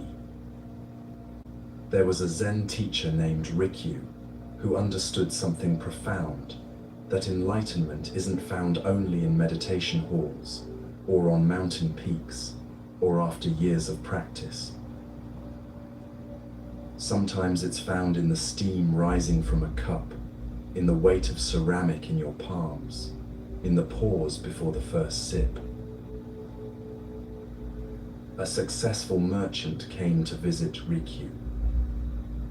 This man had everything: money, respect, a thriving business, but success had become another kind of prison. His mind never stopped calculating. Every conversation was a transaction. Every moment was measured in profit and loss. I've heard you teach the way of tea, the merchant said. I want to learn. I've mastered business. Now I want to master peace. Did you hear how he said that? Master peace, as if peace were another acquisition, another line on his resume. This is how we often approach spiritual practice, like it's another goal to achieve, another mountain to climb, missing entirely that peace isn't found at the summit, it's found in putting down the climbing gear. Rikyu smiled and led him to the tea house. It was autumn. Leaves the color of fire drifted past the windows. The room was simple, almost bare. Just tatami mats, a small alcove with a single flower, and the implements for tea. The merchant looked around, confused. Where are the teachings, the scrolls, the wisdom texts? First, Rikyū said softly, we make tea. You might be like this merchant, looking for peace in complexity, in the next technique, the next book, the next understanding. But what if peace is already here, waiting in the simplest acts, hidden in plain sight? Rikyū began the ceremony. He moved like water, each gesture flowing into the next. He heated the water, not while thinking about something else, but as if heating water were the only thing in the universe. The merchant watched, impatient at first, his mind calculating how long this would take, what he could be doing instead, how much money he was losing by sitting here. But something in Rikyū's movements began to work on him. The way the master's hands cradled the tea bowl, the care with which he measured the tea, the complete attention given to each detail. Without speaking, Rikyū was teaching. This moment matters. This action is enough. This breath is complete. When you make your morning coffee or pour a glass of water, where is your mind? Already at work, rehearsing conversations, making lists. The body pours while the mind races ahead, and we wonder why we feel scattered, why peace feels so far away. Rikyū whisked the tea into a gentle froth. The sound was soft, like wind through pine needles. The merchant found himself listening, really listening, for the first time in years, not listening for information or advantage, just listening to hear. When the tea was ready, Rikyū turned the bowl carefully, presenting its best side to his guest. This small gesture, this consideration, it broke something in the merchant. When was the last time he'd done anything just to bring beauty to another, without calculating the return? He accepted the bowl, and for reasons he couldn't explain, his eyes filled with tears. "What's the teaching?" he whispered. "You're drinking it," Rikyū replied. "This is the secret. There is no secret. The peace you seek in tomorrow is available in this sip. The calm you chase in achievement waits in this breath. The enoughness you think comes with more is already here, in less." Think about water for a moment. How many times today did you interact with it, washing your hands, taking a shower, drinking when thirsty? Each time, peace was available, not the dramatic peace of enlightenment stories, but the simple peace of presence, of being where you are, doing what you're doing. The merchant stayed with Rikyū for 3 hours. They spoke very little, made tea several times, watched the light change as afternoon became evening. With each bowl, the merchant's mind slowed a little more. The calculations quieted, the measurements ceased. "I don't understand," he said finally. "We've just been drinking tea, but I feel different." Rikyū nodded. "When you drink tea, just drink tea. When you do business, just do business. The suffering comes when you drink tea while doing business in your mind.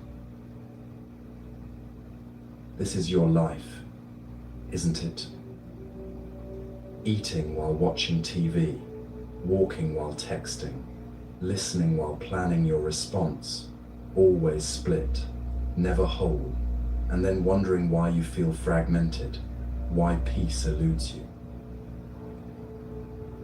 But right now, in this moment, you're just listening, not doing anything else, and notice how much calmer you feel than when you started. This is the teaching. This is the practice. This is the way home. Tomorrow, when you make your first cup of something, remember Rikyu, remember the merchant. Let it be a ceremony, not a grand ceremony, just a return to simplicity. Feel the weight of the cup. Notice the temperature. Watch the steam rise and disappear. Taste without commentary. Swallow without hurrying to the next sip. In that moment, you're not practicing peace. You are peace. You're not seeking presence. You are presence. You're not trying to be spiritual. You're simply being, which is the most spiritual thing of all. The merchant became a student, not of tea, but of attention. He still ran his business, but differently. He learned to be where he was, to do what he was doing, without his mind racing to the next thing. The strangest thing, he told Rikyu years later, is that I make better decisions now when I'm not constantly strategizing. When I'm just present, the right action becomes obvious. This is the paradox. By letting go of optimization, everything optimizes. By releasing the chase, what you need finds you. By being here, you arrive everywhere you need to be. Your breathing has changed. Have you noticed? It's deeper now, slower, more like waves on a calm shore. This didn't happen because you tried. It happened because you stopped trying and allowed what's natural. Let this be your tea ceremony tonight. This listening, this breathing, this simple presence. Nothing to achieve, nowhere to get. Just this cup of moment, perfectly brewed, perfectly received. And from this simplicity, we move to something even subtler, a teaching about what we think we see and what's really there.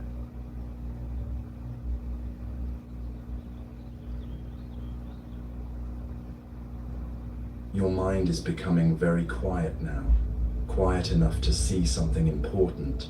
How often what troubles us isn't what's there, but what we think is there. There was a young monk named Koji, sincere in his practice, but caught in a web of his own making. He saw criticism where there was only concern, heard rejection where there was only silence, felt judgment where there was only observation. You know this web. You've woven it yourself, thread by thread, story by story, until you can't see clearly anymore, until everything is filtered through old pain and expected hurt. One evening, Koji went to the monastery's pond to fetch water. The moon was full, hanging low and golden, like a lantern lit by gods. When he looked into the water, there it was, perfect, whole, floating on the surface.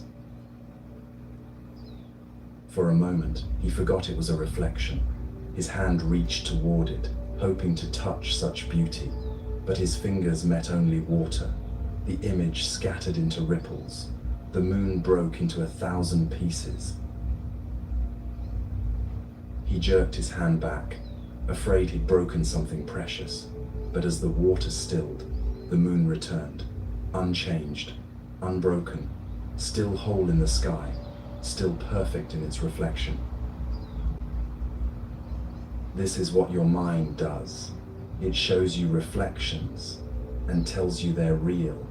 It projects your fears onto others' faces, your doubts onto their words, your past onto your present.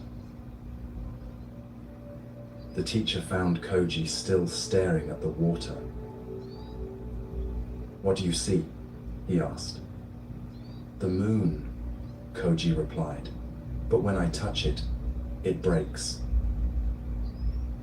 The teacher knelt beside him. Does it? Look up. There in the sky, the moon continued its journey, untouched by the pond's ripples, unaware of being broken in a monk's perception. The moon in the water, the teacher said gently, is like your thoughts about others. You see their actions, but through the water of your mind, what you see as anger might be their fatigue. What you read as rejection might be their distraction.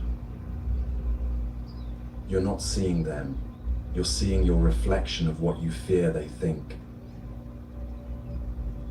How many moons have you broken that were never broken? How many relationships have you complicated by responding to reflections instead of reality? Think of someone close to you. Now think of a recent interaction that left you unsettled. They said something, or didn't say something, and your mind created a story. But was it their story or yours? Koji spent the next days observing, not others, but his own projections. When a brother monk walked past without greeting, his mind immediately said, "He's angry with me." But then he paused, looked up at the real moon, and wondered, or maybe he's worried about his sick mother. Maybe he didn't see me. Maybe this isn't about me at all. The shift was subtle, but everything changed. He began to see how much suffering he created by believing his projections were facts. You're doing this too. Right now, some part of you might be thinking, this isn't working. I'm not relaxing enough. I'm failing at meditation. But that's just more moon in water, another projection. The real moon, your true nature, remains whole. A week later, Koji had a revelation. He was carrying tea to the abbot, nervous as always, reading judgment in every glance. When he entered the room, the abbot was gazing out the window, his face unreadable. "I've disappointed him," Koji's mind whispered. "He's thinking I'm too slow, too clumsy, not worthy." But then Koji remembered the pond. He looked again, not at his projection, but at the actual man, and saw an elderly teacher watching birds, perhaps thinking of nothing related to Koji at all. "Your tea, master," Koji said, his voice steady for the first time. The abbot turned, smiled. "Thank you. I was just remembering how my teacher loved to watch sparrows." All that worry, all that story, and the abbot had been thinking of birds. This is the human condition. We walk through life responding to ghosts, fighting reflections, breaking moons that aren't there, while the real moon, serene and whole, continues its journey above. In your relationships, how often do you react to what you think someone means rather than what they say?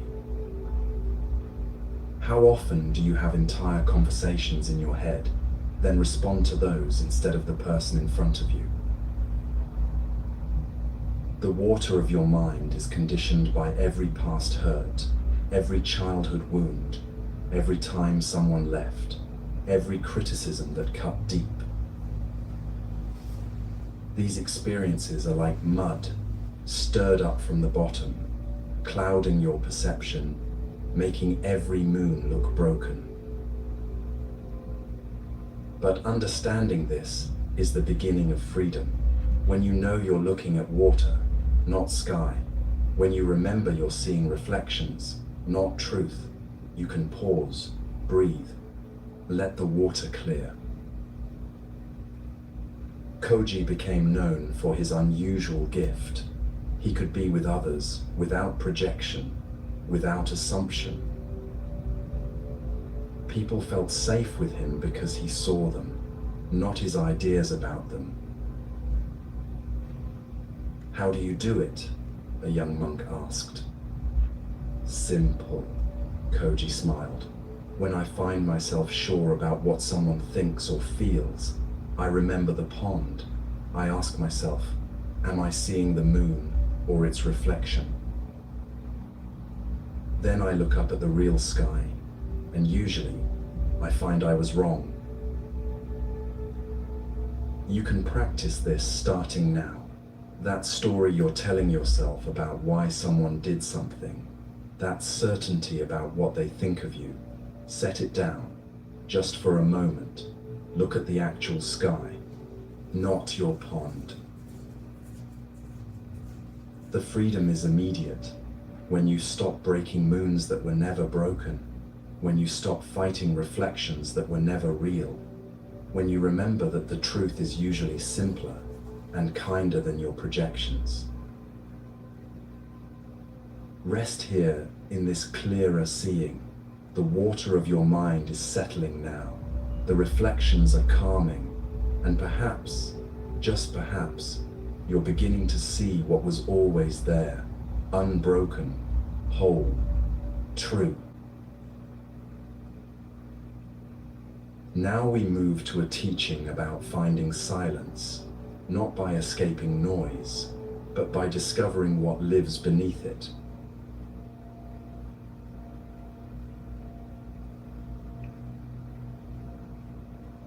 The world never stops ringing, does it?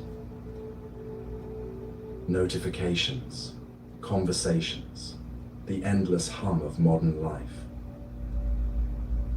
Even now, even in this quiet moment, you might hear something, a car passing, a clock ticking, the whisper of your own thoughts.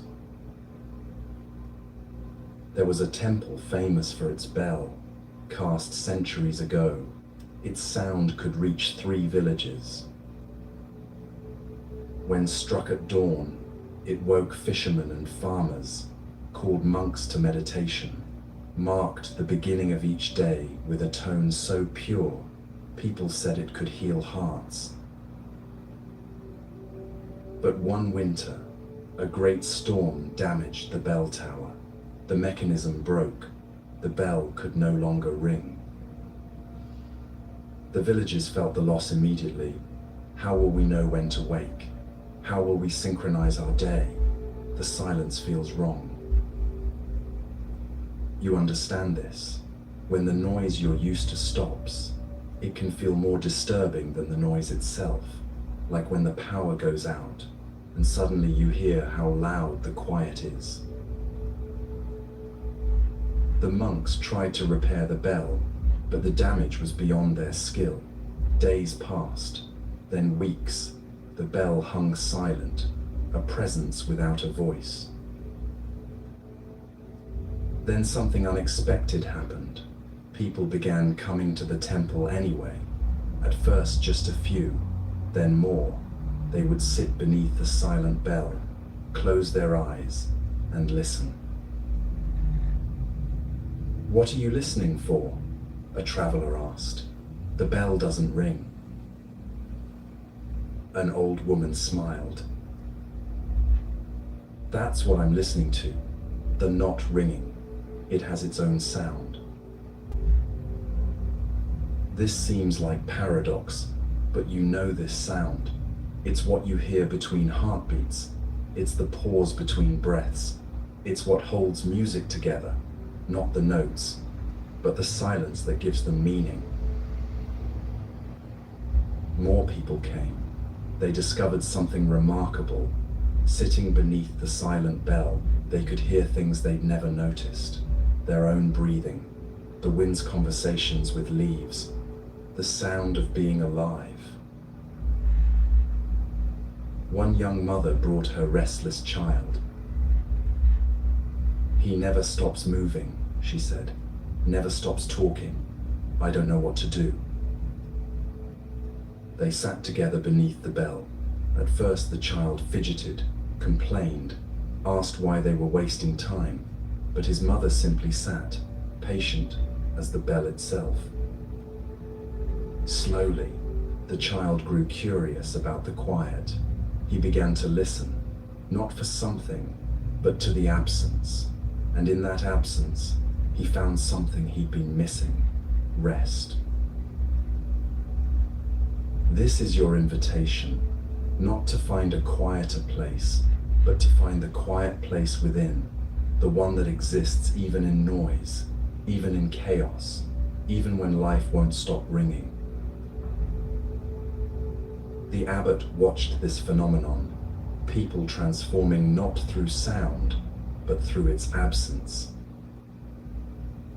He made a decision: we won't repair the bell. The monks were shocked. But Master, it's our duty. The bell has rung for centuries. And now, the abbot said, it serves by not ringing. Sometimes the greatest teaching is in what we don't do, what we don't say, what we don't add. In your life, you're constantly adding more activities, more commitments, more noise, thinking peace will come when you finally get everything done. But what if peace comes when you stop?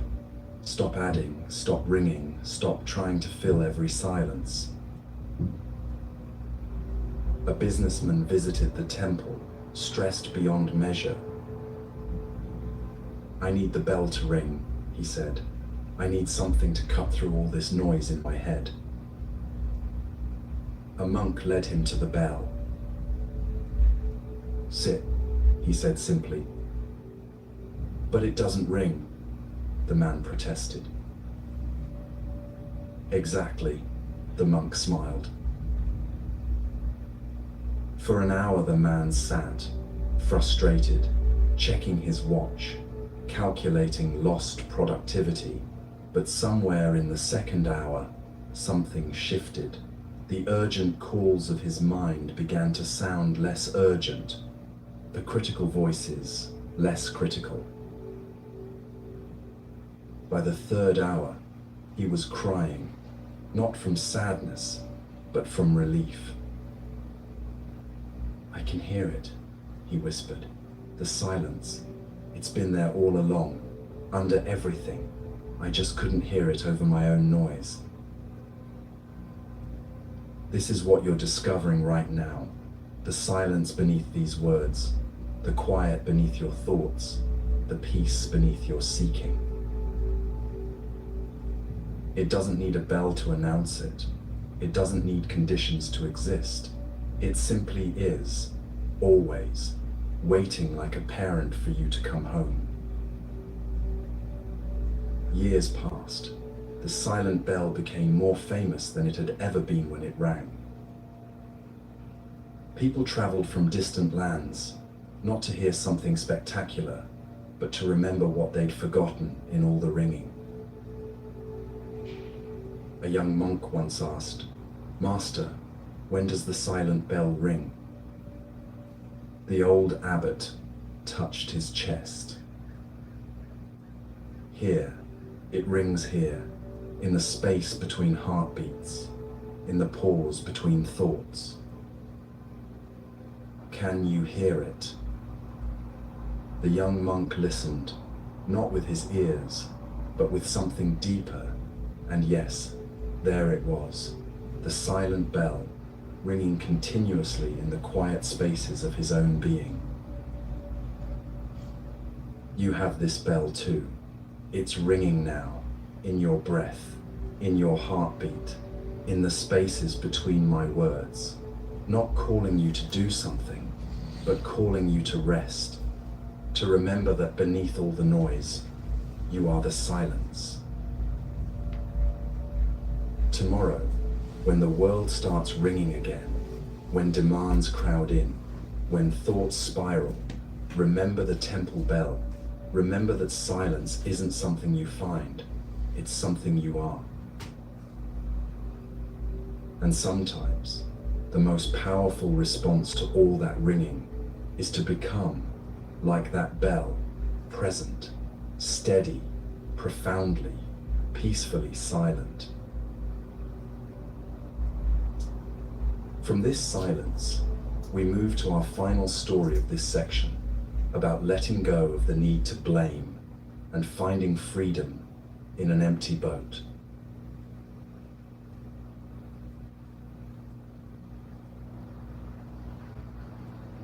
You're very peaceful now, peaceful enough to look at something that usually disturbs that peace, the story of who hurt you and why. A monk named Shen loved the early morning, before dawn, when the lake was mirror still. He would take a small boat, row to the center, and meditate as the sun rose. It was his sanctuary, his daily return to quiet. One morning, wrapped in mist and silence, he closed his eyes, settled into stillness. The water lapped gently, his breathing slowed, peace descended like snow. Then, a jolt. Another boat had crashed into his, hard enough to rock him, hard enough to break his meditation. Anger flared instantly, hot and righteous. Who would be so careless, he thought, who disturbs this sacred time? Don't they see I'm meditating? Don't they care?